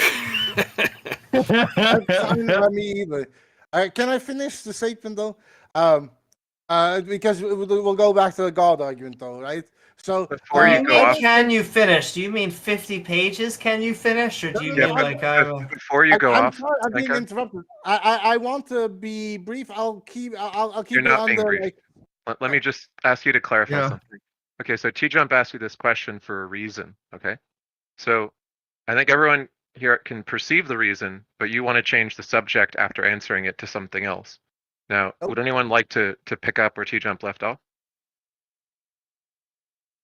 No, not really, because Okay. it's going to be painful. I mean, it's just what T-Jump was trying to convey, in my opinion, is that something that cannot exist definitionally cannot have beliefs or traits or anything. It is entailed in the non-existence. Logically, Yeah, and you have to leave out the something that cannot exist. It is the something that does not exist. If something does not exist, it cannot have a belief system. I agree. Right. There we Okay, go. good. And then So- I just want to It go cannot. back. It's not, and then it wasn't a belief system. It was beliefs. Not a But belief also- system. So I wanna- was thinking you guys were going to entrap me. no, we're not. Oh my trying- god, it's not a fucking That's, trap. that's why you is wouldn't. it? That's Why that's do why you you didn't think want that to any answer. level of fucking concession is just unconscionable? That's why this is the I kept trying to politics tell you, server. Svenka. I kept trying to tell you, Svenka, it's not a trap, dude. It's Okay. literally an examination of logical entailments. It's kind of like, if this is a state of affairs, then what is entailed by the state of affairs? If the state of affairs is this, then this must be, this is therefore entailed. And to say otherwise presents a contradiction. This is how these conversations go. With virtually everyone we have up on these stages. Someone comes up, they present a state of affairs, we ask them what's their justification, and they break down their justification, and then we point out, we typically, well, this is how it's gone, we point out where the problems are in their justification. Either the problems in their reasoning, the fallacies they're appealing to, or whatever's going on, we say, nope, you've made an error here. And you've made an error here. You've made an error here. So then we ask, in the face of these problems, how do you continue to justify these things? That's the whole point. It's not a matter of trapping you. It's a matter of walking through your paradigm and saying, oops, you've made an error here. That's it. If you've made an error. What you perceive as a trap in a question is us trying to point out and to make you realize that there's a flaw in your reasoning. Yes, this isn't a trap. It's an Point out the opportunity. flaw. Not that we point out the flaw, but we ask questions so you will recognize the flaw by yourself. This gives you Which an is much more opportunity. So, important. Svenka, this gives you the opportunity to improve your model. Because if we point out where the model fails, you can then improve your model. So, Sure. Okay. But I agree with you that something that does not exist cannot have a perception system, right? I agree with you on there. I was just afraid for the trap. Can I finish the thing about the God thing then? Please? Before you go back to that, I want to just say, so T-Jump was talking to you earlier, and he was talking to you about the idea that something could exist, ontology, independent of your knowing it exists or not, your perception or your belief about it, right?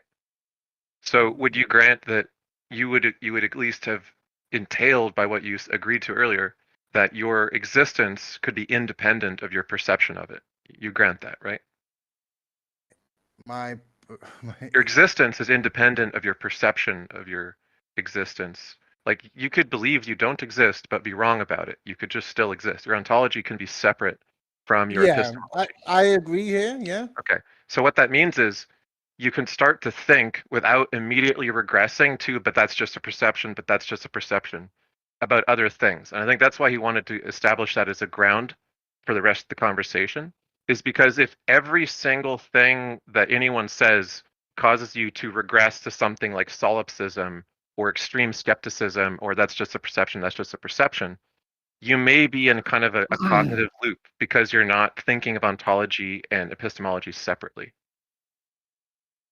And if I could just go back on a point from earlier, that it is the benefit of not having to prescribe, but to describe in science. We are just trying to figure out how You're the rooting your universe is. system in science. These people are rooting their system in their belief systems of God or Muslim God, Exactly. or right? Yeah. So everybody Yeah, has yeah, but Svenka, That's where they get it all wrong. Yeah, but Svenka, you Oh my understand. gosh. You difference- understand why. Svenka, you understand why we utilize these very strict methodologies, and why we predicate our beliefs upon these things, the things that can be demonstrated to be true. You Yeah. understand why we use that, You right? can demonstrate them to be true, and then you're gonna tell me I'm gonna regress, but you perceive that to be the basis. It's we not please about get rid of this perception. It's solipsis? not about perception. It is about the ability to have, first of all, independent verification and predictive power. That is apart. That is apart from your own sensory perceptions. But that That is independent having your perception sensory doesn't- perceptions. Yeah. That is having your sensory perceptions verified by two different methods. That independent verification is both based on the same ideological system. The No, same, it's not, because if it can if it has predictive power, then it is independent of anyone's perceptions, because we can see whether or not that predictive power is valid and whether or not the predictions are coming true. it's rooted in Through. the same So system. Right? It's rooted in the same system. If I use Roman numerals and you use Roman numerals, then you both agree Roman numerals are there. If I use Roman yes, numerals, but and if you use Arabic them numerals, wrong, if you use them wrong and I use them right, then I can prove what you perceive is wrong. what is right or wrong is all dependent on what you've been taught. No, Svenka, no. Can we no. please get No. rid of this guy that doesn't even believe in true false propositions, and there's no delineation between true and So false? yes, Okay, Svenka. if you're not capable of doesn't work. understanding that there are things that are objectively true and things that are objectively not true, why would we have a conversation with you? Do you even believe that God exists? No, I'm an agnostic. Okay, then why are we talking to you at all?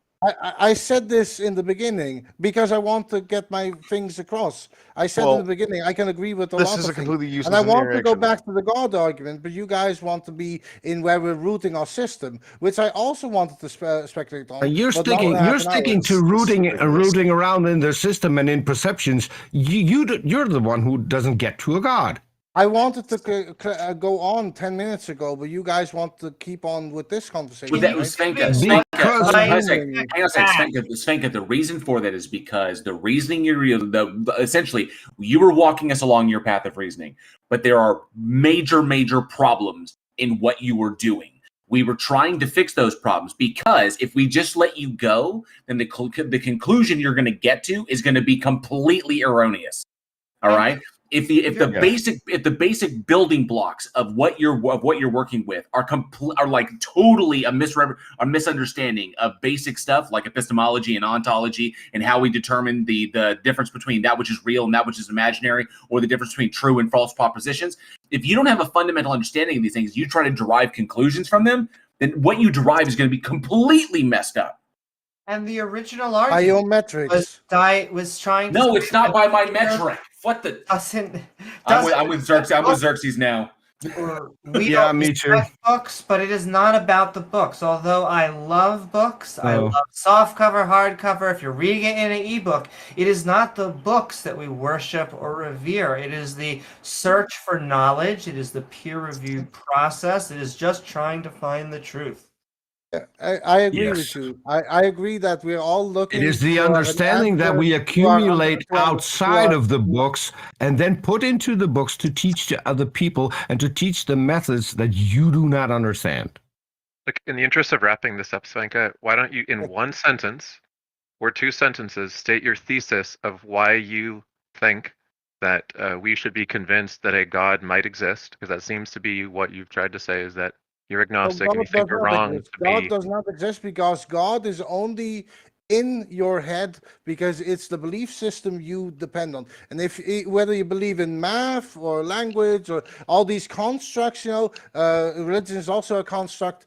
You can't prove them right or wrong because proving it right or wrong is your metric of right and wrong, and you can go By that method, you cannot claim that a God does not exist. And I cannot deny or confirm, no. But I personally do not believe a God exists because I have not seen him, I have not noticed him, I have not perceived him, but I am always welcome to be proven wrong. But that's And only I your wanna perception, thank which all you the- think, which you think is faulty. So Well, this is now you're perception- contradicting yourself. No, I'm not. My perception. Yes, because your you're perception of using things the same method now that science is using and that you are rejecting. I'm not rejecting science. I'm saying it's your basis of Can we please move on? getting to things. I want to move on. I want to thank all the people in this panel. If you don't even understand that, then you're so completely lost. You need to go back to school. Oh, If you wanna come on. say I You know what? cannot understand something, Svenka boy. like- Zvenka boy, Yeah. thank you for coming on. We do appreciate your time. I suggest possibly looking into some kind of logic research, learn a bit more about it. I think it will help you quite a lot. And I don't mean this to be condescending. I mean this to be helpful, and I hope that you can take it that we way. differ in our reasoning to get to a certain point, Oh but my we can goodness. all believe that everybody has their things rooted in their own reality. Yes. Yes. No. Thank you, No. speakers. Yeah, it's not. It's No. not about personal. It's the fact that it's a shared reality. One of the people in my live chat has stated that this was the worst Matrix movie ever. And he was not wrong. I was That going was to say that was a good perception, Jail. This new Matrix is terrible. it's also the $20 version of mushrooms, but we're sending love. So that was a kind of a long conversation. Zionist Jules, thank you for joining us. Welcome. What do you have for us today? Hi, can you guys hear me? Yeah. Yes, we can. Yep. You guys, Loud and you guys clear. actually caught me. You guys actually caught me at a bad time. I actually stayed in come up queue again like 2 later? hours ago. No, well, I just wanted to. Can I come up later? But I just want to make just a You can really come quick back. question. Because, can I just ask quick questions? Yeah, I can put you back in the queue if you like. We can put you up after our next guest. Oh wait. Oh, actually, you know what? I'll just ask the questions. Sure, go ahead, Zionist. So first of all, I just want to get a clarification as far as I'm not sure what the consent is as far as the panel, but you guys are looking for evidence of God, right? You're not saying that you fully know God 100%. That is absolutely the truth. You guys are just saying no evidence of God. Or Is he roboting really bad to anybody else? Yeah, but I can make a Nice yes. question. Yeah, and Yes. We're asking people to present their best argument for why we should believe in God. It could be based on evidence, preferably, but sometimes people try to make arguments based on something other than strict evidence. you know, we're not completely 100%, or most of us. Some of us are in the realm to 90 to 99.9%. And so it's come here and present your best argument for God. Maybe it'll win over all the atheists, and we'll see Jesus or Muhammad or. Yeah, something convinced them. We're asking what convinced them to present that to us, because maybe it'll convince us.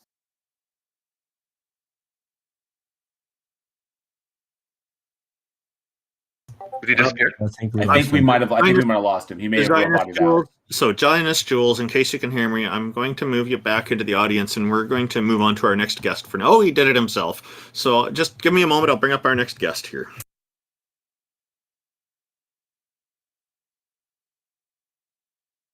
That would be Zaim. Now, where is Zaim?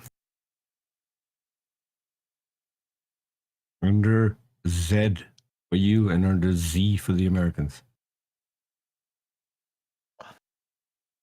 Doesn't look like he's in Okay, there. let me see who's next here. Sorry, I'm just trying to keep everything in order. There's Charismatic Pancakes, AJ General Lee. Charismatic is next. Okay. Hello, Charismatic. I've invited you up. In the meantime, did anybody have any thoughts about our previous guest there, what he was starting to ask, or did anybody really I get didn't even hear him. So whatever Zionist was saying was so broken I up, would couldn't understand it. I would say that my thoughts are my perception, and I don't think I can trust them. I thought you were talking about Zionist, not Zvenka. Yeah, Zionist. But at any rate, I didn't hear anything Zionist said because it was completely roboting for me. Basically, seem to be saying, are we actually looking to be? Are we just all 100% convinced, and we're just looking here to bat theists around, kind of thing? And I would say we are, even though we have high bars of evidence and standards. I would say that we are actually looking to know what is true. It's not the goal, but we can't help it if that's the way how it turns out. Is charismatic there? He's still on mute. I would say the server is messing up on my end. Yeah, mine too. Yep, same with me. It's just spurging out. See, I just see it as a lottery. I'm getting Christmas light effects on. Yeah, me too. Yep, same here. I would say that I keep scrambling my location on the screen. I was all the way so I over wanted to the answer the end. question really quick. I would say that my goal is that I'm so confident that there is no evidence that I'm here to allow anyone the opportunity to present evidence so that I can show why it's faulty. But if anyone does happen to present evidence, that's great. But I'm pretty confident that they're not going to. I think that's fair. I just want to check because you left after that particular guest couldn't answer your question. You didn't bang your head on something really hard while you were gone, right? Plead the fifth. Okay, I want to bring on our guest. Okay, we have a guest from our audience here, Charismatic. Welcome, thank you for joining us, and we look forward to hearing what you have to say. How's it going, everybody? How's it going? What you got for us today? It's going. Yeah. So I guess I wanted to come up and talk about. I don't know if I know Xerxes and I have talked about this before, but if anybody else would like to have a chat, logical problem of evil. I am not convinced that this is a I guess a legitimate criticism of the theistic position. It depends on whether or not you define God as both omnibenevolent and omnipotent. Can you give us a breakdown as to what you think the logical problem of evil is? Yeah, sure. So it's like it'd be something like if God is all powerful, why would we live in a world where nope, that's not it. Hang on. Let him finish. Sure. If God is all powerful, go ahead. If God is all powerful, I guess not even why, but if God is all powerful, then there would be some sort of if God is all powerful and all good, right? There would be some logical contradiction in us inhabiting a world where evil did exist, because if he's all powerful, surely he could have made a world where evil does not exist. If he's all good, he surely would have created that world. You can just put it into a syllogism. Premise 1, a morally perfect omnipotent being would create a state of affairs that's morally perfect. Premise 2, our state of affairs is not morally perfect. Conclusion, our state of affairs was not created by a morally perfect omnipotent deity. Okay. Yeah, that's so I guess I'm wondering if anybody here is familiar with Plantinga's objection to this argument. And if they are, I am. Okay. For the sake of the audience who might not be familiar with it, why not line it out? No, he just gives a tautological definition of goodness. This is the problem with Christians using proprietary definitions. He wants to bring something up. People in the audience might not be familiar with it, so it would be a lot easier if he points it out. Then the people in the audience can follow the conversation as well. Sure. So Plantinga says he takes a Molinist position, right? And he says that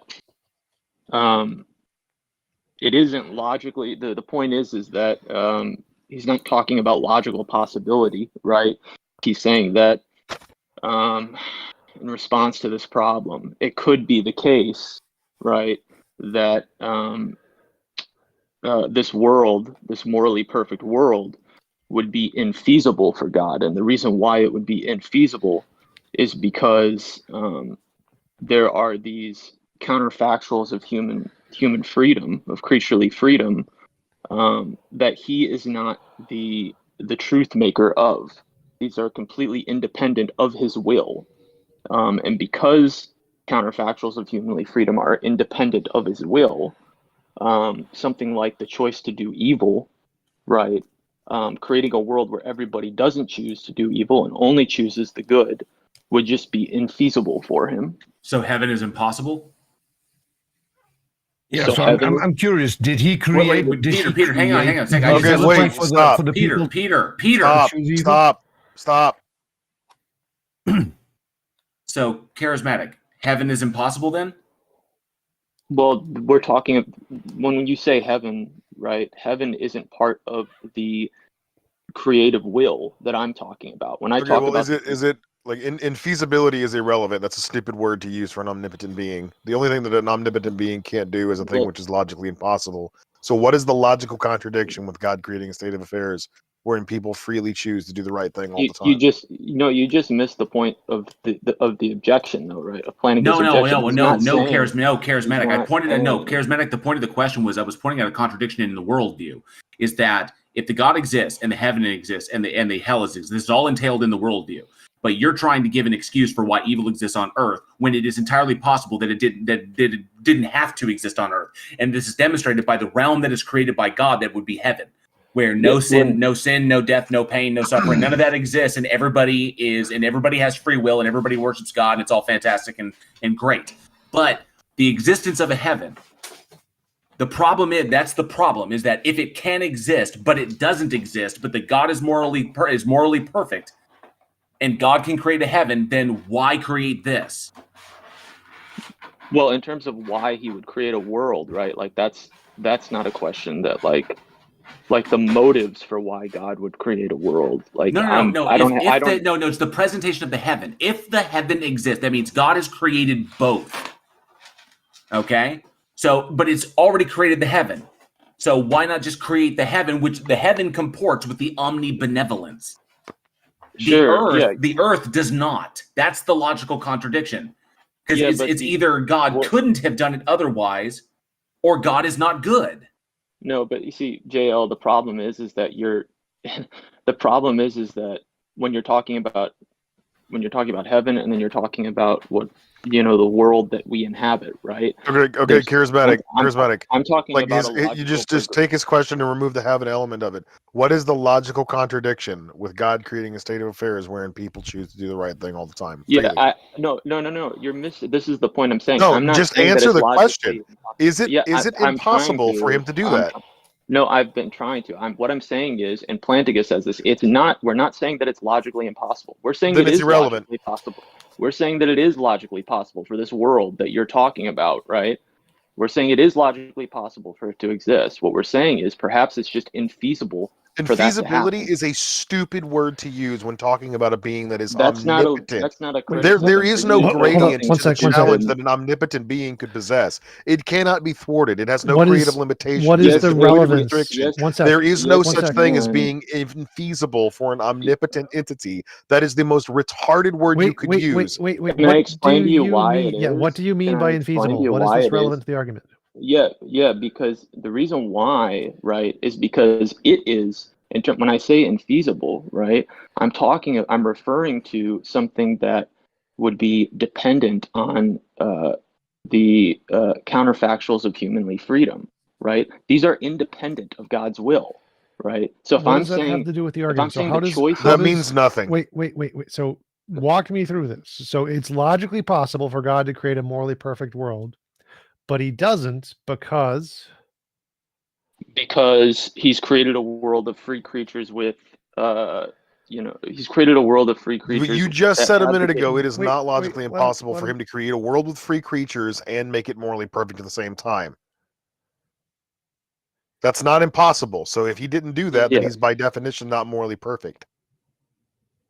Well, if he didn't do that, that doesn't follow, first off. And the reason why it If he doesn't follow does is not I've do given you- what is morally perfect, he is not morally perfect. What the hell could you be describing about God when you say he's morally perfect? If not that he does morally perfect things. Xerxes, the reason why I'm giving you a reason for why it could not be the case. Right now, you're just saying it's No, stupid I'm because asking you don't why like- is it No. The only things that God cannot do are that which are logically impossible.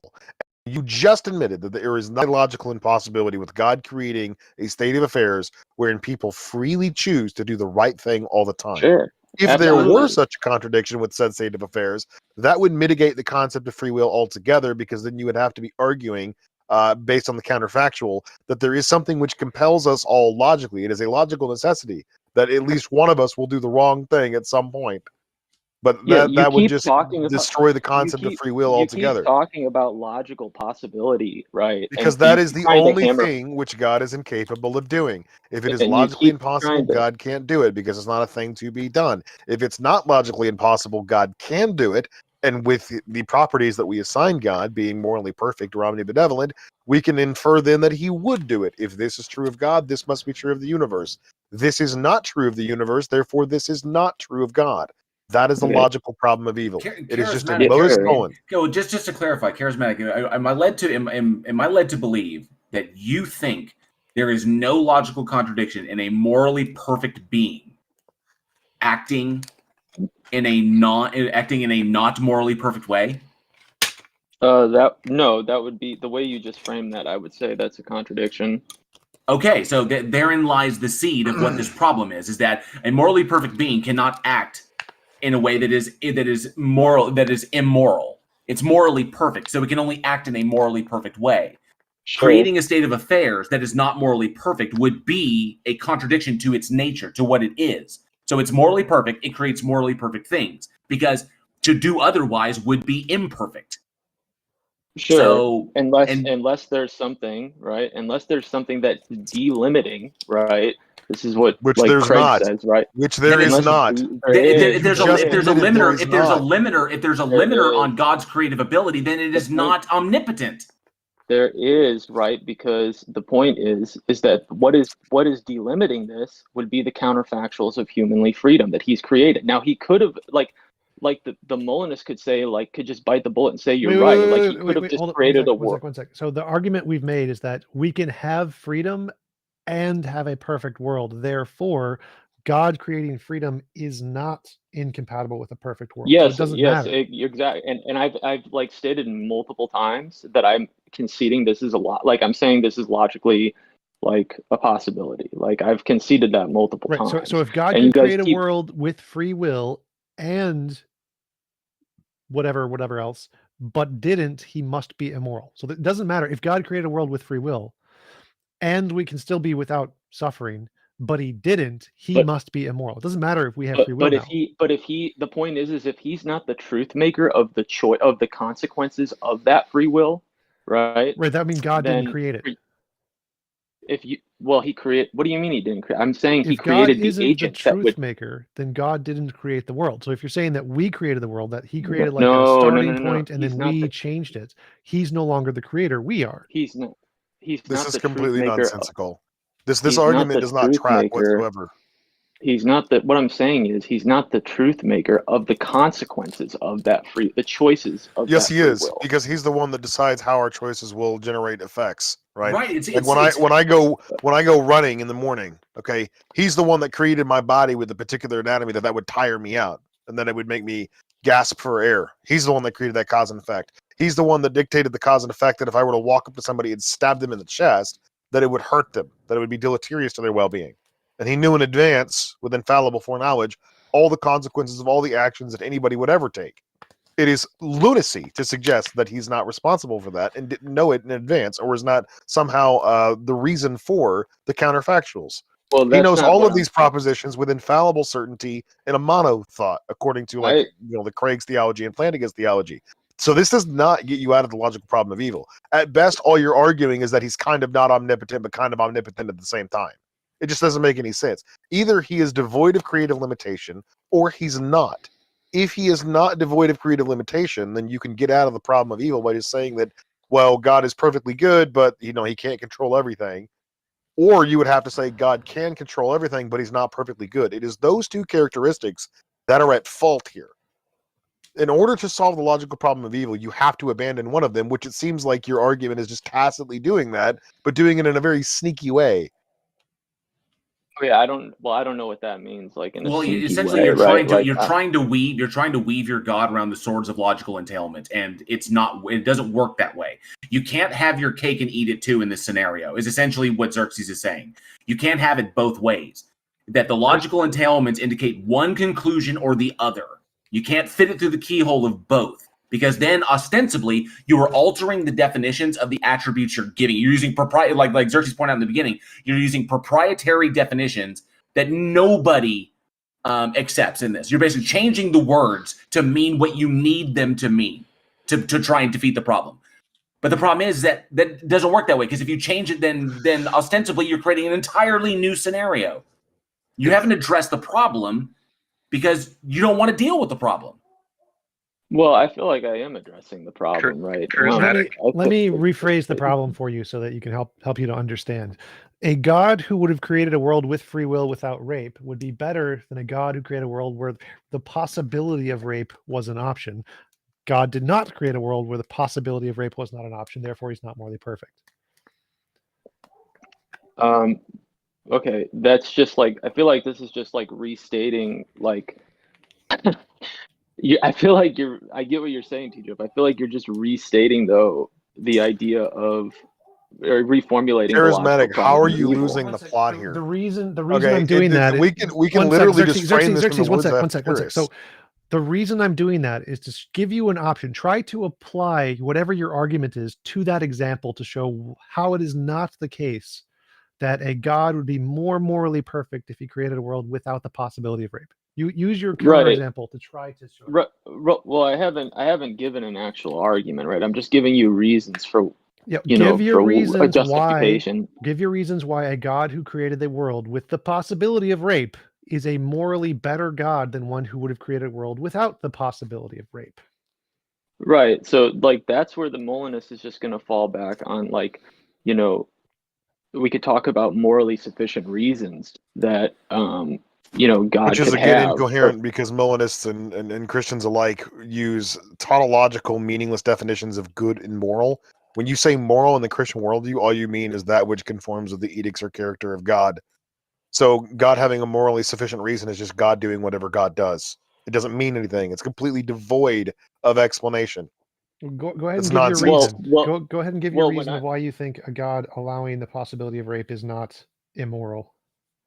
Well, I've just said, right? Like, and now What is Xerxes wants to say Xerxes wants to say it's a tautology. Just right? give your But answer. So what is your answer? Go ahead, walk through it. I just said there could be a morally sufficient reason that, like, there can't. you and I. Well, what's meaningless. the argument for that? What's the Because argument it's for logically that, possible to have any morally good reason and not rape. So any logically possibly good reason that you could ever potentially have can be in a world without rape. No, he's specifically saying that God could could have a morally sufficient reason for the possibility of rape specifically. Right. I'm saying that whatever that morally sufficient reason is, there's a logically possible world with that and no rape. Okay, like, I'm just hearing you restate the claim, though, TJumps. Like, No. Charismatic. All if you're you doing cannot is demonstrate stating a the logical claim. contradiction in these states of affairs, then you have to admit that they are logically possible. Therefore, they could have been instantiated by God. So what you are necessarily arguing is that God intentionally instantiated a state of affairs that was of lesser moral value than what he could have, which would immediately impeach the characteristic of being all moral or morally perfect. Well, there's that a bigger makes problem. no sense. There's a bigger problem. So Plantinga's argument is that there might be some sufficiently moral reason to allow rape. He doesn't provide it. He doesn't give a morally sufficient reason. He just says it might be. And I could say there might be a world that has that reason but doesn't have rape. Now those are epistemically equal positions, and so you can't reject either one there, which means if it's possible that there is a logically possible world with whatever the good is, free will, whatever, and no rape, and God still created rape, he must necessarily be immoral. So you would have to prove what that sufficient reason is, and then I would have to demonstrate to you why you can still have that without whatever evil you want, and I can do that very easily. okay, so, like, I understand what you're saying, right? But I don't think you've actually addressed, like, the actual crux of the issue here that Plantinga brings up, right? When he's talking about, like, when I say Xerxes just seems to reject this outright. But when I say that there is something that would be delimiting God's ability to actualize this world, right? And the thing that would be delimiting this would be something that he is not the one that So he's not all powerful. controls it. So he doesn't control. He's limited. His power is limited. Yes. Yeah, then he's Sure. not omnipotent, which has been pointed out. Well, the point is that this is going to be what I'm talking about. I think the point is this is going to be Charismatic. What is the definition of omnipotent? logically prior to the creative decree, right? What That's the whole is point. the definition of omnipotent that you are using? What I'm using, for God, just all powerful. Okay. Is there anything God can't do? Is there anything that God can't do? You mean logically? No. Other than logical contradictions, right? He can't do logical contradictions. Yeah. So God can't make a square circle or a one-ended stick or a married. That's bachelor. fine. Okay. Well, that's so whether the you answer is grant just that. flatly no or no, flatly no or well, except for logical contradictions, it doesn't matter because in either case, either A, you would have to demonstrate that this situation wherein God creates free people in a perfectly moral world at the same time is a logical contradiction. Somehow you would have to demonstrate that, or you wouldn't, because you would just say that there is nothing God can't do. So even if it was a logical contradiction, God could still create that state of affairs. So ultimately, God can do whatever he wants to do. Apparently, what he wanted to do was create a state of affairs that is morally imperfect. Therefore, he's not morally perfect. The only other alternative is he didn't have a choice over what state of affairs was the consequences of his actions. Right? He can't control everything. He's not omnipotent, but he is morally perfect. But you cannot have both. The logical problem of evil is the argument that if God were both omnipotent and omnibenevolent or morally perfect, the world that we live in would not exist. And that argument is repeatedly demonstrated through these logical syllogisms that both I, JL, and TJump have presented to you. And every single time your attempt at responding to them is, well, there's some kind of limitation on God's power, which is the fucking point. That's the whole point of the logical problem of evil. Either God is not omnipotent, God is not omnibenevolent, or God didn't create this world, in which case he doesn't exist. Those are your options. And you seem to keep leaning back on God is not omnipotent. Well, it just depends on what in the logical order of things you're talking about, right? Like if you're talking about like this logically posterior to the creative decree and this world that you and I inhabit, right?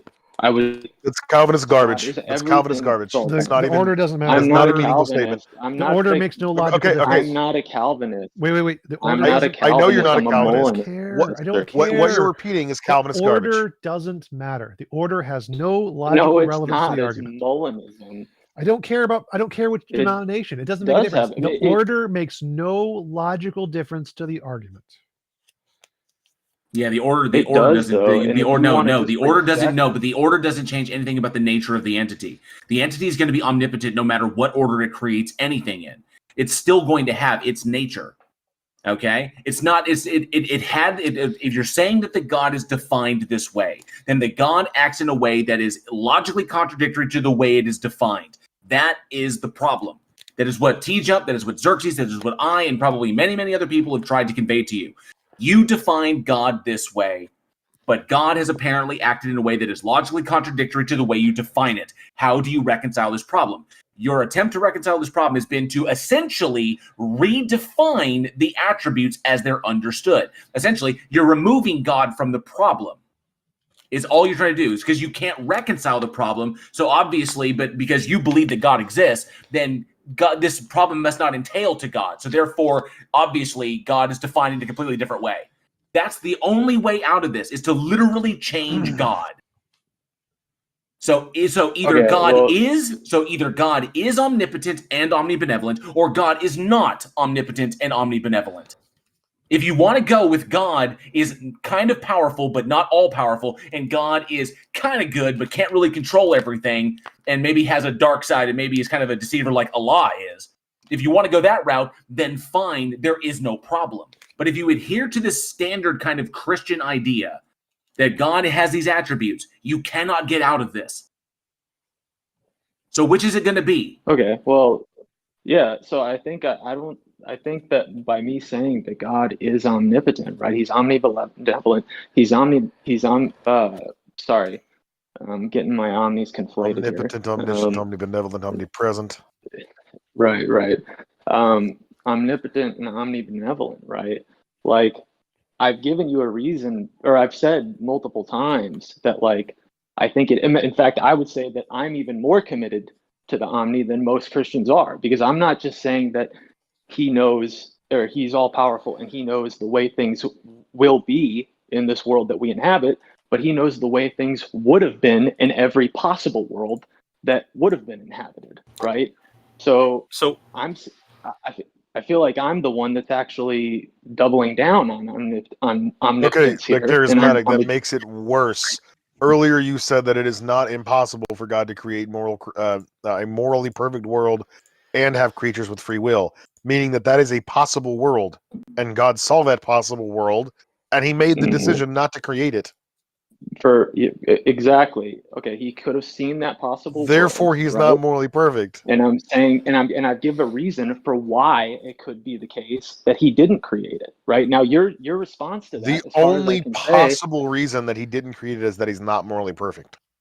That's not the reason. It is a logical entailment that a morally perfect being, if given the opportunity, would create a morally perfect state of affairs. That's not the reason. It could be argued that in fact it can't be argued that it can't be anything else.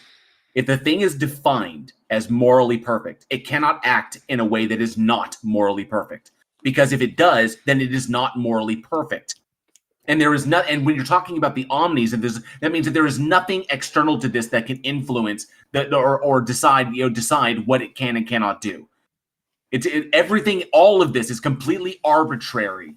The existence of the earth, the existence of human beings, human experience, morality, all of it is completely arbitrary in the face of the deity that you have described. Because God can do ostensibly in your worldview whatever it wants, because you define it as morally perfect, because it acts in accordance of its nature, and its nature is immutable, and therefore it must act in a morally perfect way. So if this world itself, which supposedly is created, is not morally perfect, or if it could be more morally perfect than it currently is, but God chose not to do that, you have just contradicted yourself in that. Or essentially the God has contradicted itself. The other way of getting out of this, which is there's another contradiction. If I just say, right, it could be the case that in a world of creaturely freedom, this is the world that is the maximized good, right? No, that's false. That's not just false. That's logically impossible, because we're constantly making the world better every day. Bingo. Like if you thought that this world that we existed in was the most, like, the best it could possibly be, you would never do it. You would never be outraged by crime. You would never be outraged by anything that you consider morally wrong in the world, because this is the best it can be. It couldn't be any better. No, Xerxes, you don't understand. That statement I made, it doesn't mean that this is the terminus of goodness, right? This world will continue to go on, continue to evolve, right? So my statement could be bootstrapped into consequences hundreds of years down the line to where because the improvement of the world is arbitrary in the face of an omnipotent entity. It's completely pointless. Especially, and this is only compounded if you think that this thing is omniscient as well. If you think this thing knows is in possession of all true propositions throughout all of creation in that respect, it only becomes more problematic. But the improvement of the world is irrelevant, because it could have just created it in the final state. That was a possibility. Just created in the final state. Human beings have free will. Evil is not a problem. Evil does not exist. And we can all choose to deal and all live our happy lives. Boo, boo, boo, whatever, we're all good to go. Cuckoo, cuckoo, I am the walrus. When it comes down to it didn't do that. That's the problem. There's another problem with this that I want to go over, and then I'll just stop talking and let everybody else take over. But this is another issue with the problem of evil argument that I don't see a lot of people touch on. If you want to have it this way, charismatic, if you want to argue that it's epistemologically acceptable for there to be a being which is definitionally all good, and definitionally all powerful, and that it is capable of instantiating states of affairs that are not all good. Okay, well, I can just flip that around on you and say that it's acceptable, epistemologically speaking, for God to be all bad and all powerful, and he just happens to create states of affairs that are not all bad. He only uses some apparent temporary good to achieve a greater evil in the long run, and you have absolutely no way of defeating that. Yeah, and this is At which defeater point, for it's the a whole. it's just a bald assertion on your part to say that he's all good and all powerful, despite the fact that we see that this world is not all good, because what you've necessarily done is reduced those labels to meaninglessness.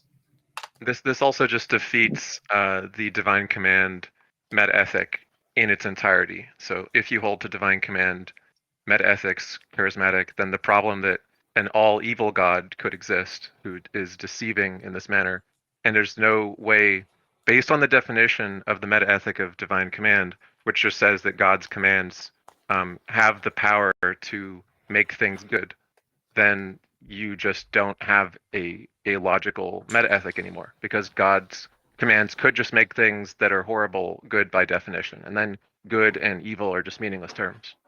So we've been running this for almost half an hour. There's one thing I wanted to add, Charismatic. You mentioned that you're very committed to the omnis, and I'm wondering how you reconcile omniscience and omnipotence, the paradox between them, where if your omnipotent and omniscient God knows that tomorrow there's going to be snow falling at my home, and then tomorrow comes along and he decides to change the weather before it falls snow to rain or sun, effectively invalidating his omniscience from the day before. How do you reconcile that paradox? And then I think well, so I'll try to address Randolph and then the previous person. I'm sorry, I forgot your name. So Randolph, I guess for you, I would say that my position is going to be that in the terms of the logical ordering of things, once the creative decree happens, there is nothing that would be changed. That is to say, if at your house tomorrow it was supposed to snow and then it turns to rain, that's because it was the creative decree at the origin point for it to be so. It's not because God went into the world, per se, to change that, from day one to day two, or from day to day to tomorrow. Okay, so I don't think you're quite answering my question, because I asked if God decided to intervene and change it. He's taking an action, using his omnipotence to do this. And by doing this, he would be invalidating his omniscience. I'm wondering how you reconcile the paradox here. Well, I would just say that that's not something that he would do. Okay, so you can't reconcile it. Okay, you can go ahead and answer the other question. We'll give you a couple of minutes, and we should move on to our next guest, because we've been here for about half an hour. Thank you for trying to address it. Yeah, I can. If you guys got other people, I can step down. So. Well, I think you wanted to respond to somebody else who was talking just before me. If you wanted to do that for a minute, we'd be happy to. My name's Hicks. Yeah, but can you repeat? Sorry, I'm just really bad at question stacks. So can you? Okay. I guess. So Xerxes made a point, and I just wanted to support his point and show that it's even stronger than what he's saying, or there's a conclusion to what he's saying, which is that if you reduce the concept of what good means by saying that good is just whatever God decrees, and if no amount of good or evil in the world, evidentially speaking or logically speaking, is going to sway you from the position that, well, God just decreed these things, so they are good because God decreed them. God must have a reason ultimately for everything, and you can't even interrogate the goodness or evilness of any result of his decree, because he's just defined as the person who has the power to make things good, which this is the divine command metaethic. Do you subscribe to that divine command metaethic? Yes. Okay, so if you do so, then you also cannot rule out that God could be evil, and if God were evil, anything that God decreed to be good would be good by definition of God decreeing it so. So if God was not omnibenevolent, if God decreed that torturing people as much as possible was good by definition, then you cannot hold the view that just giving the power to decree things makes them good by definition, because it's also possible that God could just agree like ultimate depravity to be good, and it would just be true by definition. Yeah, I would say like I mean, if you were to put that into a syllogism, like I think I don't think I would like dispute it.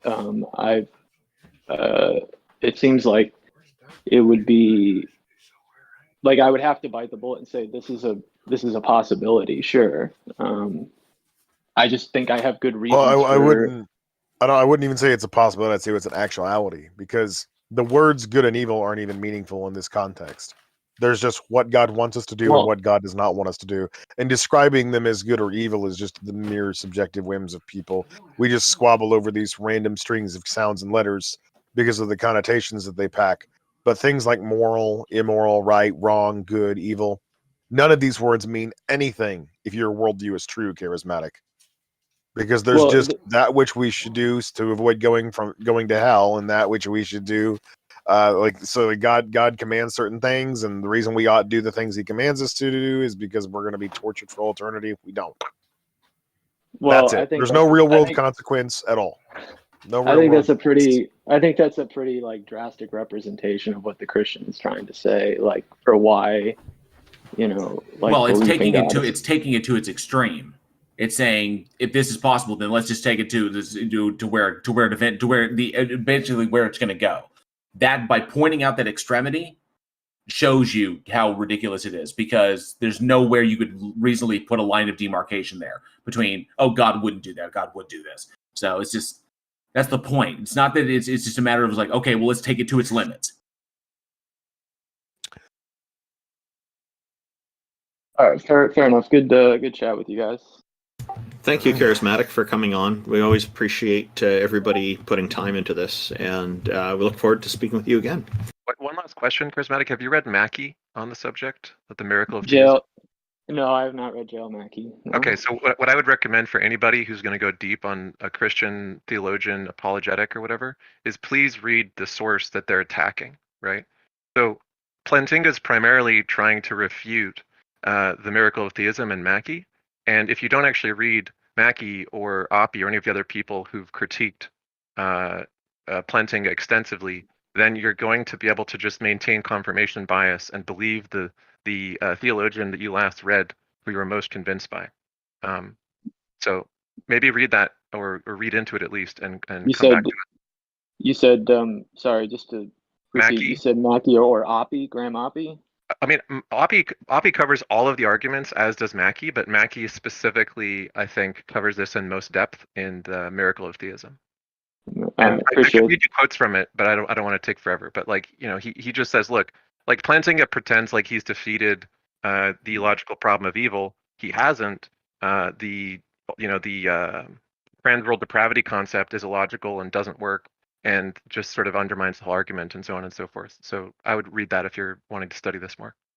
I appreciate it. Yeah. Thanks again, Charismatic. Take care. I actually wanted to make one final argument there for a little bit. So I think the better way to phrase the argument is that if there was an all perfectly moral, all powerful being, it would have created a world where it was impossible to force anyone to do anything they don't consent to doing. Anything less than that, it's immoral. That sounds pretty reasonable. Amen. Zionist Jules, welcome back. Hopefully you've got your audio sorted out. Just better? Yes, much better. And just to let you know, this is not really about interviewing us. What we're interested is in your argument for that could convince us that a goddess or a god exists. Well, yeah, I just wanted to know for this platform, would it be just like you guys are looking for evidence, pretty much? Yes. Right? We're evidence or whatever it would take to convince us. Yes. What kind of evidence are you looking for? I was going to say, I would actually say good evidence. I would prefer empirical evidence, but I'm actually open to whatever evidence convinces whatever theist. I'm happy with any. I'll take any. Wait, well, I wanted to answer his, kind of like. I wanted to answer his question there. What kind of evidence? The kind of evidence that can differentiate imagination from reality. That's the kind I like. Indeed. Okay, so like for example, we know the existence of water. The chemical formula for that is H2O. It's been there's multiple literature on that. There it's scientifically proven water exists. Sure. Right. So there's no without a doubt water is a real thing. We're not going to Sure, why not? Okay. I don't think that's possible for. I think evidence for those kind of claims are because it's just because there's a lack of like concrete empirical evidence for an existence, right? And this is There's coming from a guy also a lack of concrete empirical evidence for minotaurs and griffins and Sure. dragons. Yep. Unicorns, dragons, right? These all sound very nice, right? They all sound very aesthetically pleasing, and for some people, like people that's into D&D, right? Dragons is something that they absolutely adore and love, right? But they're not real. We don't have empirical evidence of it. We don't have any scientific like process to actually extrapolate any evidence to conclude that dragons are real, unicorns real, and I also believe any flavor of God. So the Christian God, Islamic God, whatever God that we've conjured up in our minds, I don't think there's any evidence to that. So is there any or more the evidence that you guys? Is there any more evidence for God than there is for unicorns? Anything that shows God isn't like a unicorn? So where are you going with this? Are you arguing for God or sure. not? So I'm actually a Christian. I'm a Protestant Christian. Okay. I go to church every Sunday. Okay. And now you might be asking, okay, so you just stated that the Christian God, there's no proof for the Christian God. Well, I just want to know again, what is the difference? Is there any evidential difference between God and unicorns? Yes or no? No, there's no difference. There's no. I think that. I'm sorry.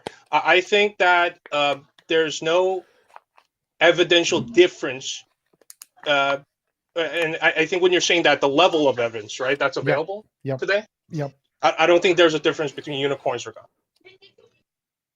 Okay. Isn't that kind of just admitting that there's no reason to believe? But I feel like, so I don't think there's any evidence for the Christian God or any of our imagination of a God.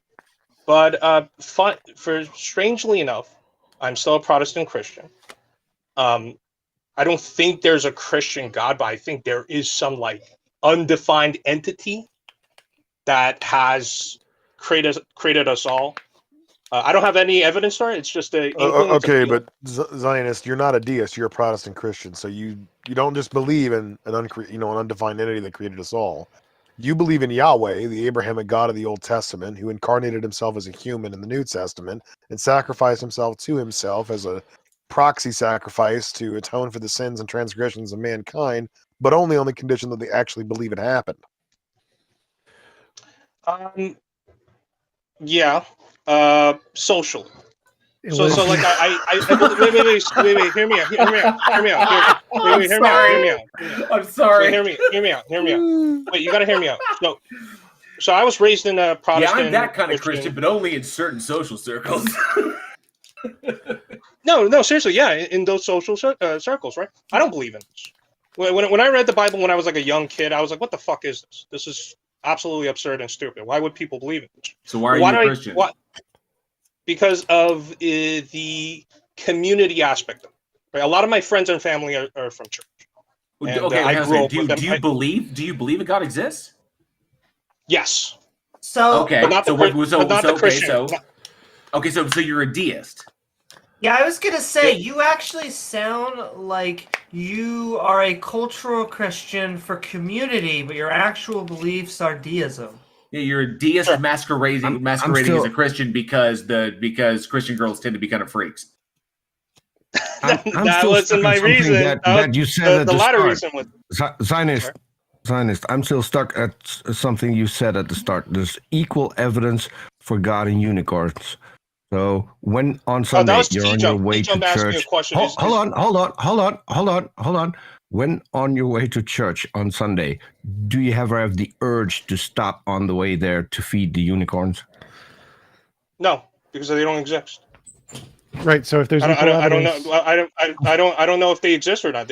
I've never came across one. There's no evidence that unicorns exist. So You responded to TJump. You responded to TJump that there's equal evidence for both. So shouldn't Yet we believe you go to church, God doesn't worship a God, but you No, do I'm not sorry, stop maybe- on the maybe way I there to misunderstood. feed the unicorn. Okay, guys. Maybe- I think at this point, this is not a fruitful discussion because Zionist is admitting to us that this is not something that, like, he doesn't believe in religion or Christianity based on reason.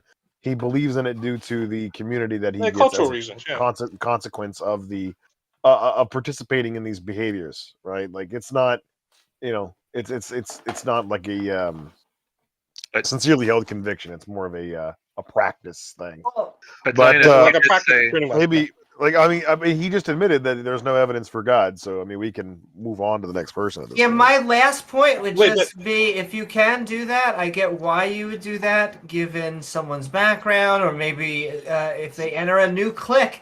I'm gonna keep on Makes him saying feel it. good. Exactly. But I'm Yes, gonna keep on saying secular wait. people. So I do Okay. want to point out. I primarily believe the reason why I'm pretty sure our ancestors used religion for whole sorts of reasons. One of them being survival, right? But like nowadays, we don't need that, right? We live in a modern society. We have like military, all this infrastructure, blah blah blah, right? I think just like I think the person that was before talking said, I think religion is more of kind of like it's a tool for people for emotional purposes, spiritual purpose, coping mechanism, and or like me, a community reason, right? Well, that's and- why I and, was uh, saying that you yeah. can actually get. So I think that religion has a few things that it gets right. The problem with religion is that the few things that it gets right always comes with like it's a double-edged sword or there's a silver lining. It comes with we have a community, however there is a definite in-group, out-group, and this sort of thing, where in a secular community it is just there is the in-group and other people that are just kind of vaguely not interested. So if you're into movies or you're into knitting, like if you're in a secular version of that, you form a community, but there's no like anti-knitting club that's going to try and take you down. So it's the healthy version. Okay. Sure. Wait, I do have like one more question, and then I'm out of here, right? So there's this contradiction in my mind that, and I don't know, maybe you guys could help me out with, right? So how do I explain this? So we can, I don't know, I'm not going to assume this from you guys, but I believe that we came from something, right? Cause and effect. I came from my mother. My mother came from her grandmother, etc., right? We came from something. Like we are the whole universe, the existence, something. It's just like a line of cause and effect, cause and effect, cause and effect. I don't know what that's called. I'm pretty sure there's like a more esoteric word to describe that. But you guys know what I'm talking about, right? There's a cause and effect there.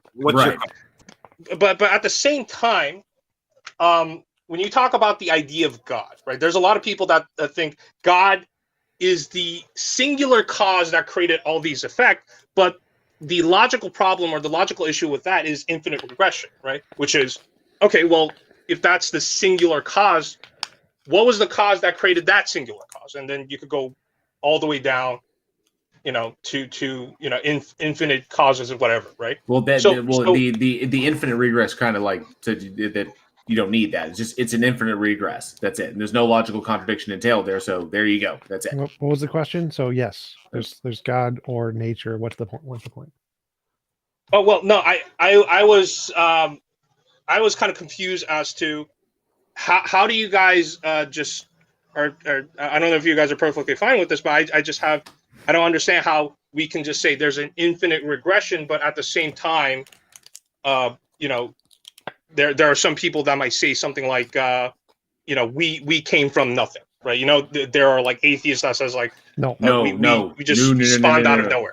No, we don't. No, nobody says that. Like the idea of something from nothing is logically contradictory. It's Not no only one claims that. But it only comes from theist circles, and so. Well, Lawrence Krauss said the words, but he meant something different. He didn't. He meant something completely different, right? So Zionists, essentially, when you hear like people claiming that atheists believe that something came from nothing. Ostensibly, what you're hearing is the Christian projecting their own worldview onto the atheist, and with the God and all that the God entails, and then just removing the God from it because we don't believe in a God. So essentially, they're taking the Christian world, removing God, but leaving everything else in, and claiming that's what atheists believe. It's a misrepresentation of what atheism is, and so that's what they do it to make atheism sound ridiculous. Because something from nothing is ridiculous. So there are other straw mans that they use, like we came from rock soup, because that sounds a little bit more, funny than saying that we are carbon-based life forms that probably formed under hydrothermal vents. It's like a false dichotomy. It's a kind of like a bifurcation. They're saying that if it's not God, the only other possible option is that, and they're completely ignoring other possible explanations, known and unknown. So there's it's a very kind of limited approach that they're using when you hear that, there's some limit in the way they're looking at things. Right. So the options are there's an infinite regress of nature, or there is a necessary thing of nature. Those are the best options. Sounds okay. good. So wait. So you guys believe that infinite regression is logical? Yes, as do every physicist. There is no contradiction entailed. I'm okay. I don't. Is there like a physics knowledge that I'm not understand or not know that there's you can go to there's a paper. It's called Fundamental Attitudes Towards Quantum Mechanics or something along those lines, and it's a poll of physicists, and they ask about different models of what they think the origin of the universe was, and like 87% all think infinite regress. So this is just once again. I'm assuming this is all theoretical physics. Okay, no, we're running out of time. We're running out of time. Theoretical physics is things that have been confirmed. So everything in theoretical physics is better than religion. Anything in theoretical physics has infinitely more support than religion, because theoretical physics is only allowed to use things that have confirmed bases in reality. So everything but in once again, is better. Right, but you're not saying theoretical physics is like the absolute truth. It's just closer to the truth than all these religions can explain. Yeah, that's how evidence in reality works. Everything is a little bit closer. Okay, all right, that's I just thought that was hilarious. Is there something I don't know about physics? TJump, yes. Can I ask you a quick question before you go, Zionist? You stated before, to summarize, that you like being Christian because it's beneficial community-wise, but you also stated that you just personally hold the belief in some kind of a higher power. You never told us why, unless your reason is because of the benefits. Like, it's just easier to just go with the group. So that's funny, because the reasons for those two are completely different. That's what I thought. I just very briefly I identify as a Protestant. Yeah, I identify as a Protestant Christian. I don't care about that. That's social. Yeah, just tell us why you believe in some kind of higher for the deist reason. Before you do that, can I just ask, is one of those reasons closer to the brain with a mind, and then one of those reasons located to a different brain? Okay, you can go. Much lower. It's actually a really it's not rooted from anything. It's just a personal aesthetic reason. I just like the idea that there would be a God. It would be better in your mind if there was one. I cannot prove it. I don't know why I believe in it, but I just like the idea that there is some like overarching like entity that created everything. Would you say it's like a preference? Like you would prefer a world where God exists, so you choose to believe it for just that reason? Sure. Yes, it's a preference. I mean, at least you're honest. That's fine. I just wanted to hear the actual reason. I actually wish every conversation of every theist was exactly like this, right? not the grifting, not the excuses, not the something blah blah blah. Just simple. Answer the question. Not the veiled and that's all I did. I just answered the question. Zionist, I have a question. Because you brought it up, the whole thing with the infinite regress and where do we come from. I, as I stated earlier, I grew up in a predominantly atheist country, pretty secular. The whole idea of God didn't come up. Is it important for you to know where everything came from? Would that have somehow an impact on your life and how you would lead life? Practically speaking, if I If I didn't know anything about God, if I didn't know my origin, it wouldn't eat me alive all day. I would be too busy doing something else, working on my degree, being in a relationship, being with family. Okay. Peter, you and I fully agree on that specific point. That was just one thing that I don't think that I've ever mentioned that, because it wouldn't have any impact on my life. I would still. But Peter, I will make this caveat, right? I do believe that there are people that rely on these systems, these religions, Islam, Christianity, right? And without it, they would not function. They would like literally, if you disprove them tomorrow, without a doubt, that Christianity and Islam was no longer, these people would drop like flies. They would have no will to do anything. Yeah. They would be depressed, or they might even go crazy and kill them. So what we need to do is I agree, but that is the only one last sentence, Randolph, and then I'm finished. Trying to talk, Peter. We're running out of time, and so okay. I had one sentence to close it up. Stop! I'm trying to suggest something here. That we continue this in a future episode. We've run out of time. IX asked a question over time. You've asked a question over time. We've got a few minutes to get one last guest on. We need to move on. Zionist Jules, thank you very much for joining us. My apologies, and thank you for the panel. Thank you so much. Would you like to join us in a future episode? Please do. The next one will be absolutely. I would love to join you guys. Yeah. You guys are fantastic. I'm sorry, Peter. I had to do this because we're running out of time. Thank you very much. We're going to bring on one last guest. Not here. A big deal. General Lee, come on up. We've got a couple of minutes here. Yeah, and I know it was. There's a Dodge coming up on the panel. I was listening for the last couple hours here, and I totally am empathetic to how impatient it is. You all have to be to even convince, or at least try to convince these unconvinced. But on the last guest. He's LARPing. He's live action role playing a Christian. And he doesn't want to admit it. But if more Christians and more people, I want to close this up because can you read minds? Generally. Sorry. I have a question. What number am I thinking of? I don't read minds. No. I do 7. Not. Exactly. Yeah. So if you don't read minds, I would strongly advise you to not make any determinations about other guests. Oh, okay. No. Sorry. I'm just saying. I personally, okay. I personally find that very insulting that you would. I find that personally very insulting that you would speak for him.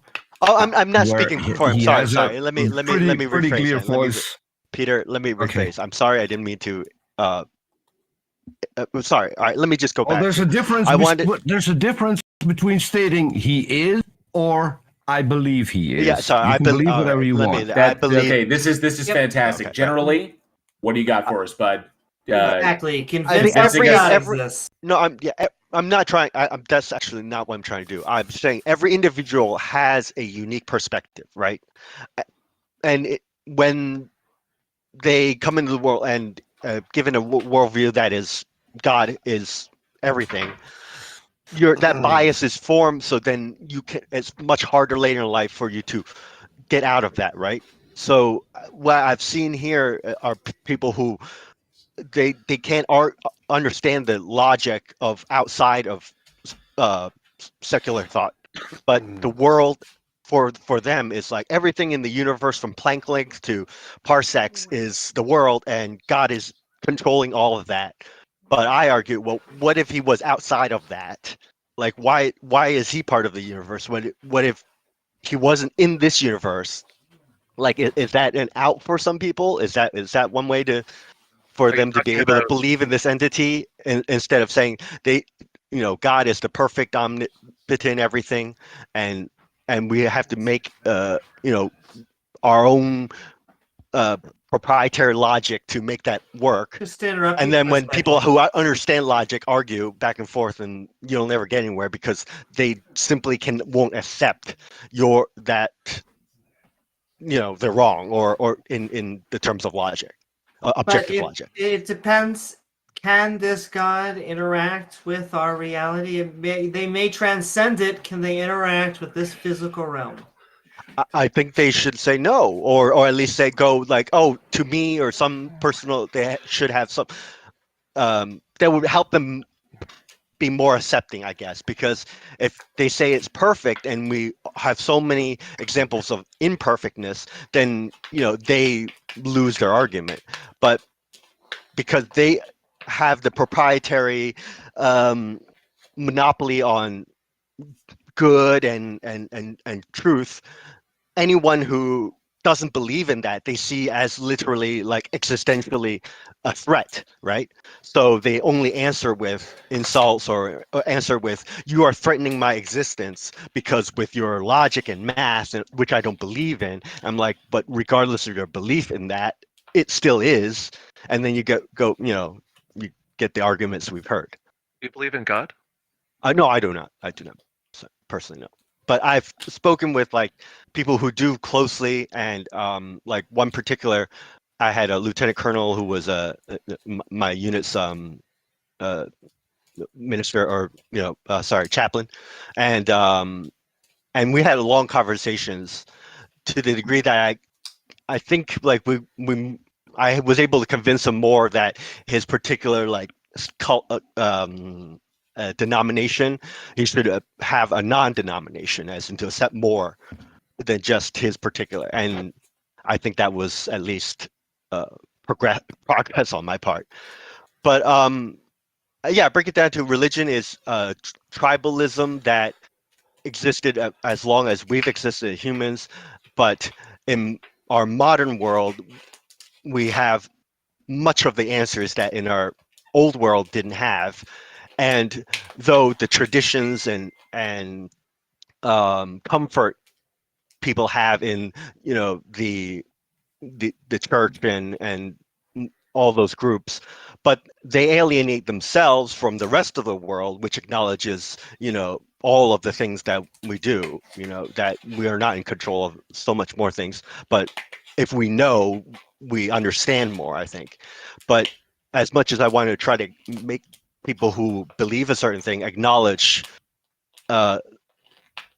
truths outside of their belief, the most difficult thing is to get them to understand your beliefs do not affect.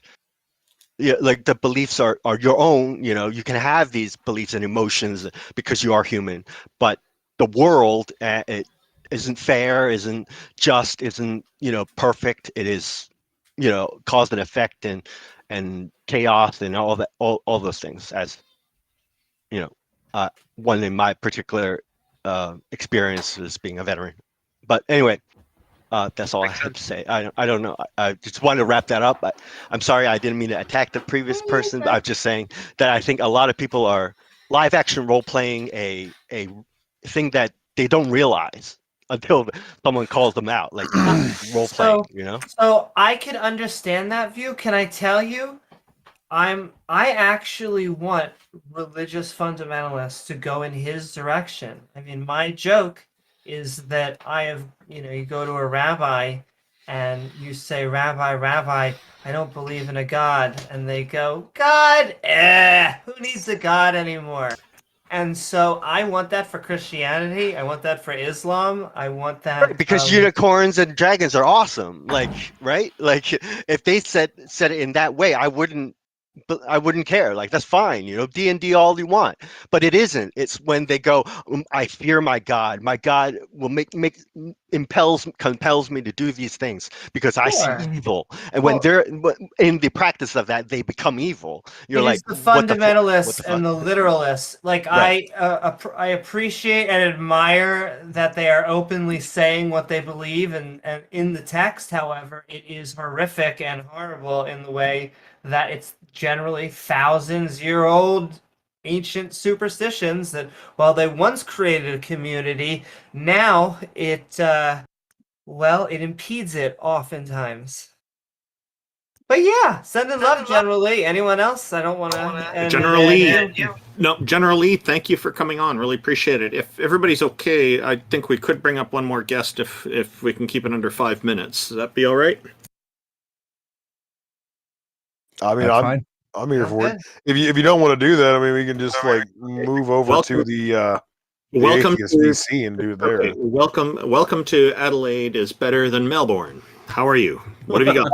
I'm great. I haven't been here the whole time, but I've been here for the last 3 guys you've had on the panel. I've been listening. I think I know you. I think I know you, and I think Brisbane is better, but only biblically. I haven't been to Brisbane, so I can't comment on that. But I've been to Melbourne, and it's like Los Angeles. All right. So what's your you got an argument for the existence of God, man? Oh yeah, apologies. I like to make 3 points as quick as possible, and then Okay. I like you guys to poke holes, and I'll respond. You guys were saying if God is all powerful, he could create. And then I like you guys to poke holes. A world where people have free will and everything will be good. I find that in itself a contradiction. You guys say if he's all powerful, you can't make contradictions. If we had free will, it would not be a perfect world. Like even if he set it up, the seas eventually offspring, future generations will screw it up. So that's Why? Why? Because Why? that's a contradiction. No, how is it a contradiction? We had free will to do bad things fundamentally. Okay, wait, hold on. We have the free will to do bad things, but why is it necessary that we actually do them? Well, biological components. Well, hold on, wouldn't God be responsible for the biological components influencing our behavior? Sorry, say again. Our biological components are not a matter of choice. We don't choose which biological components we have, nor do we choose how they influence our behaviors. That would be God.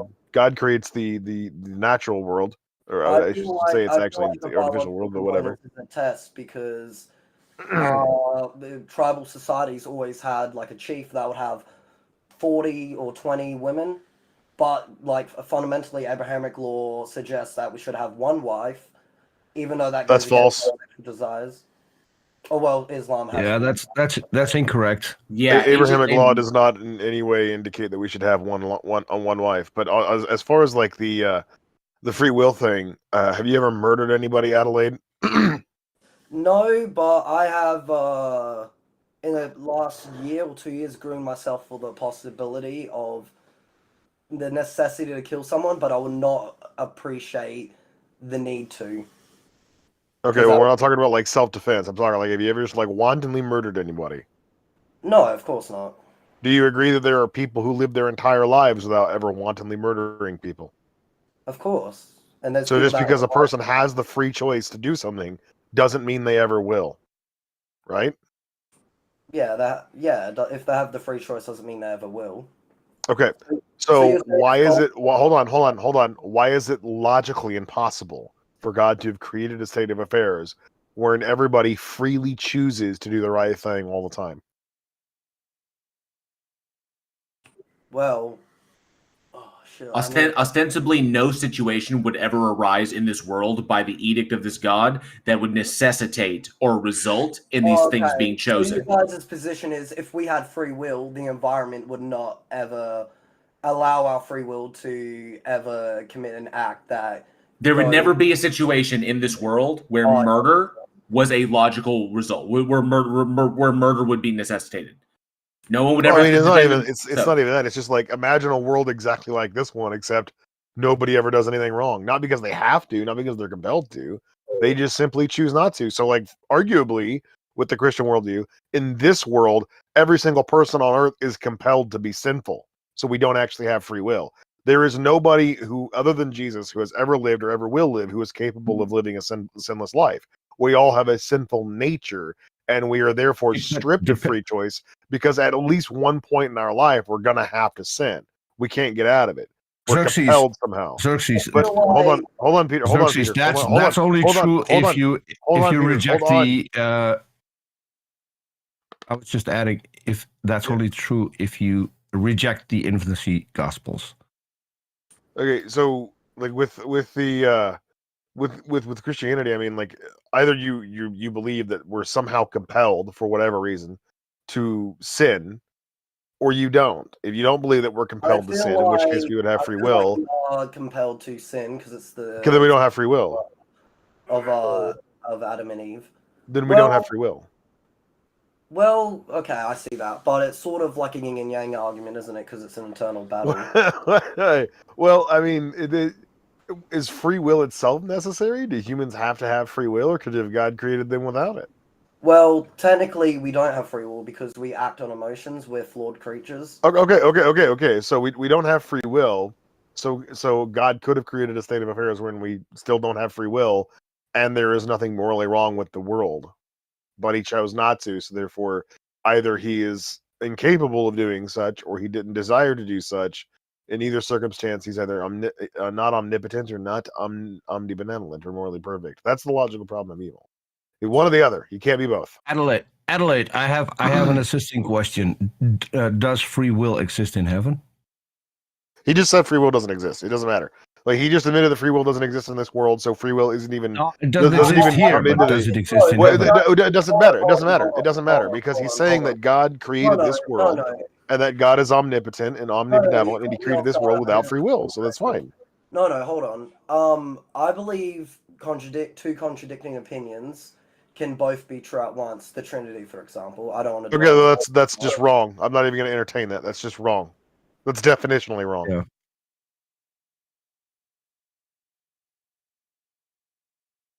Do you have anything else? You said you had 3 points. Do you have 2 more? Want to wrap them up? Oh yes, and you guys. I feel like a lot of people, a lot of atheists or a lot of disenfranchised people, just agnostic people that are coming to the subject, but that never have the motivation to believe. Well, we're not interested in the meta because we're really time constrained. So if you have another argument for God or another thing you think is evidence for God, why does not God make it obvious enough? If he does, then there'd be no reason for faith. Okay, yeah, but faith, that would be a good thing. That would be a good thing. Hold on. Faith is something that religious people build into religious belief because they know they can't prove it's true. Right? That's absurd. Like, let me ask you a question, Adelaide. Does the God that you believe in want to have a relationship with everybody? I feel like he only speaks to them when it's absolutely necessary. Well, not literally speak, but... Okay, what does it say in the Bible about whether or not God wants a relationship with everybody?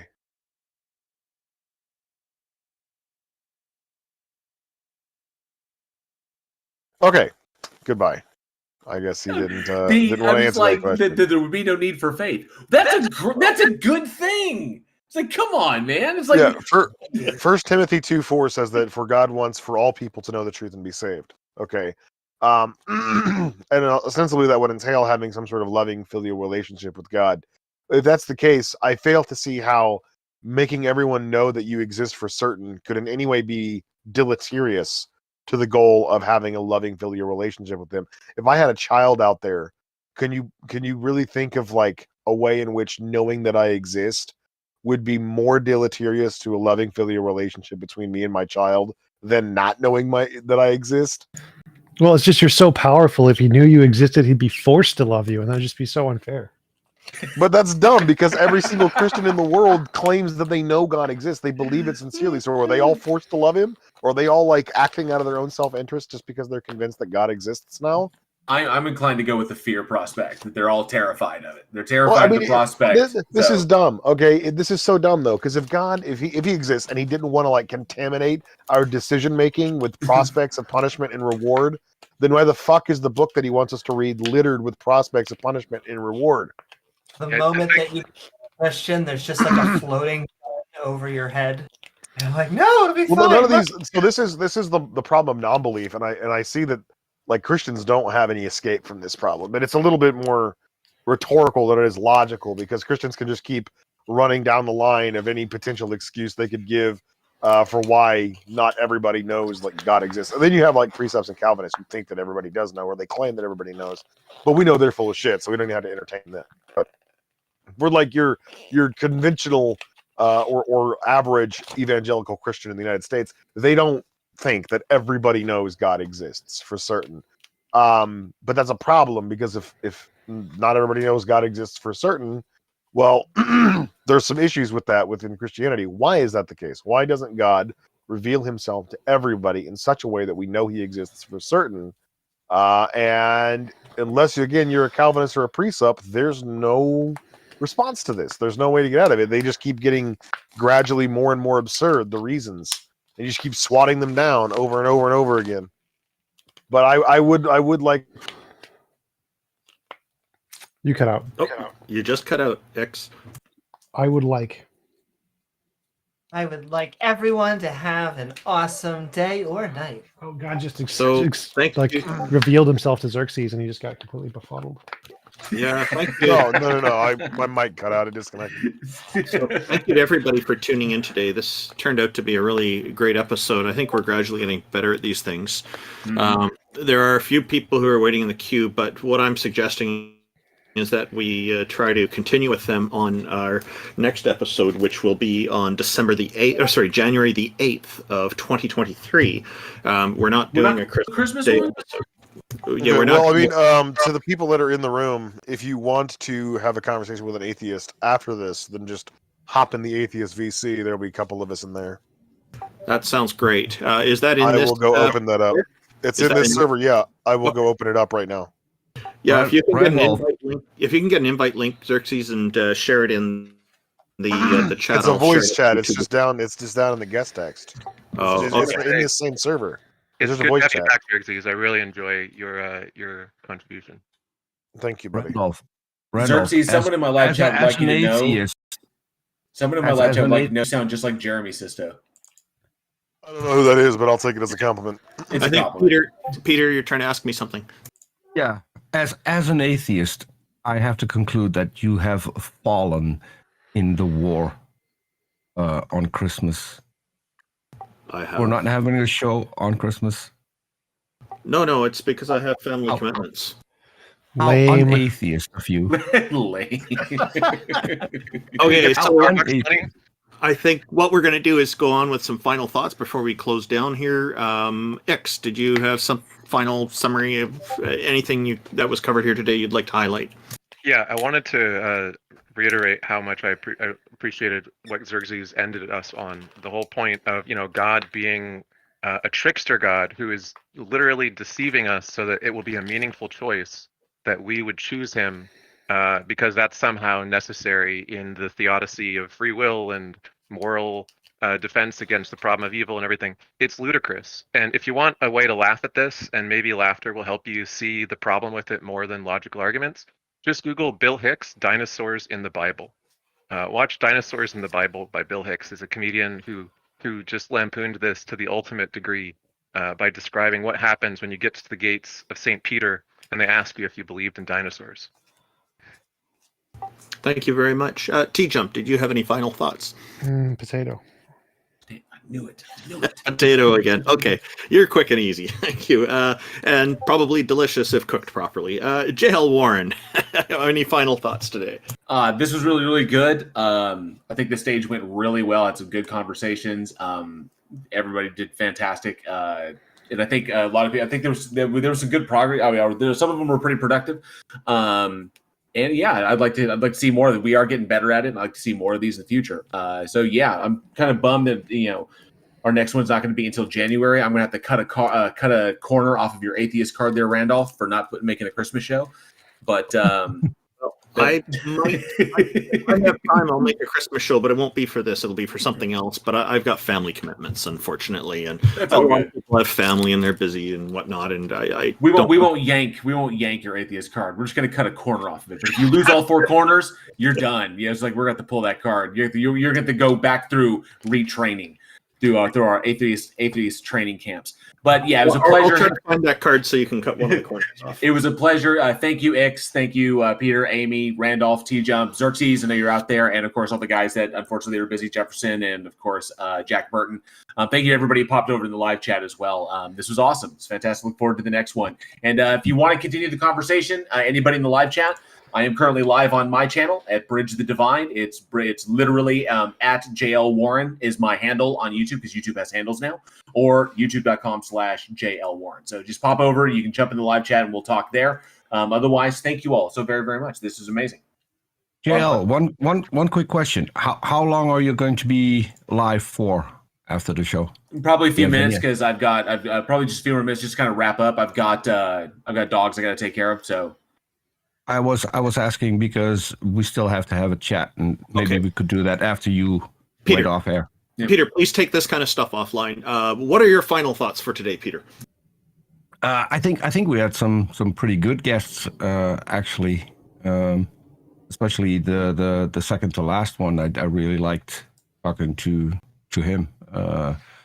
We still get a lot of good guests on the shows that we do here. So I really appreciate people taking the time to come up and have a chat with us, and it all being so cordial as we are getting here.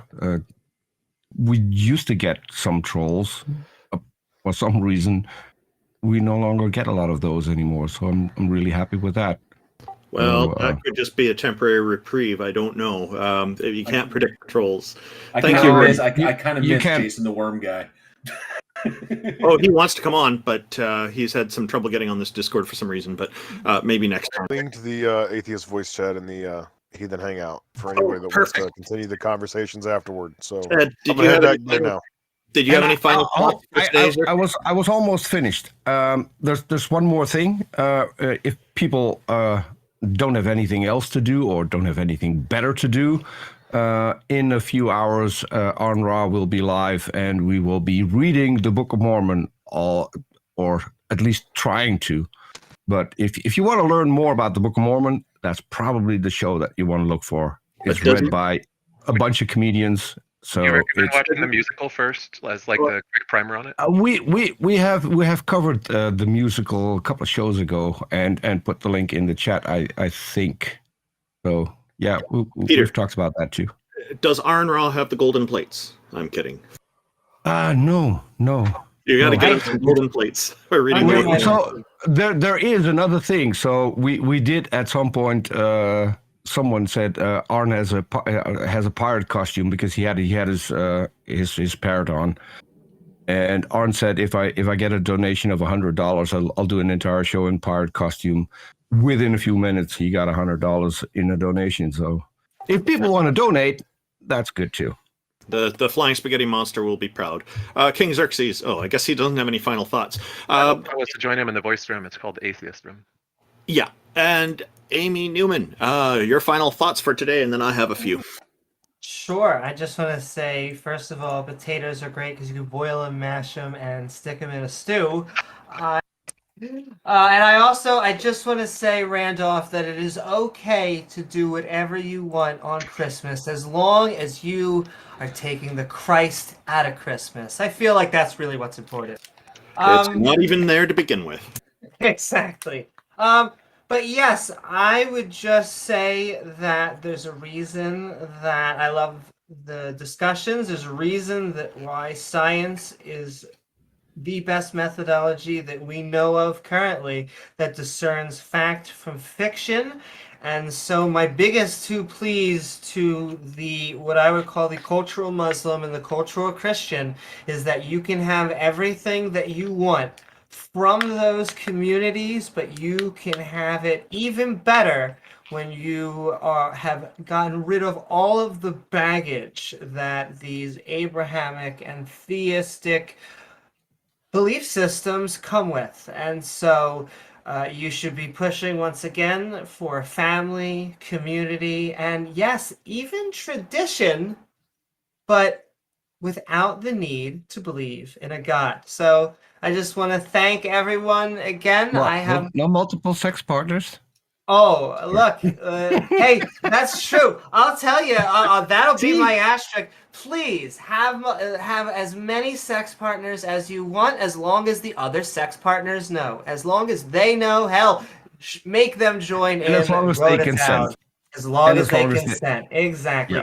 Yeah. But yes, I do Want to thank everyone. I have a channel. I'm just Amy Newman at YouTube and all of those internet platforms. But JL Warren, TJump, and Randolph Richardson have all been streaming. You should all like, follow, and subscribe because they're amazing content creators. I do want to thank Peter and X and Xerxes and everyone that's been joining us. Thank you so very much, Randolph. Oh, and once again, it's basically a mourning holiday.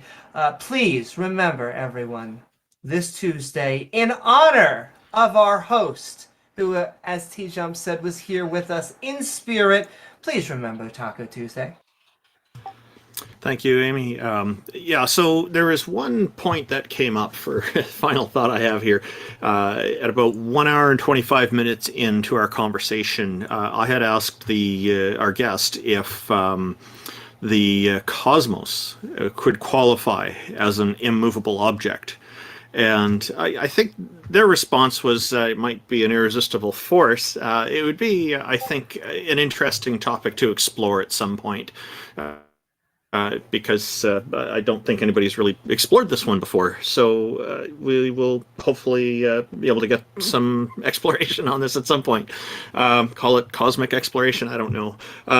But I think that's one of the great things about these free exchanges of ideas, these conversations that we have, is that sometimes some new and interesting perspectives come up and new ideas even, and that can hopefully turn into something worthy of exploration later on down the road, get more people talking about these things. A special thanks goes to the Politics Discord for hosting this stage for us. We greatly appreciate all that you do, and we do promote you, so that way when we're advertising these events before they come up, we also have a direct link to your Discord guild here, so hopefully that helps bring in some new members for you as well. And thank you to everybody here on the panel and everybody who's tuned in. We greatly appreciate our audience, and we hope that everybody has a great holiday season. A happy Christmas and a Merry New Year to everyone. And one more thank you to Taco, who has some commitments that he couldn't make it today. He is the organizer of this event. We thank him for bringing everything together. Take care, everybody, and we'll see you again in the new year.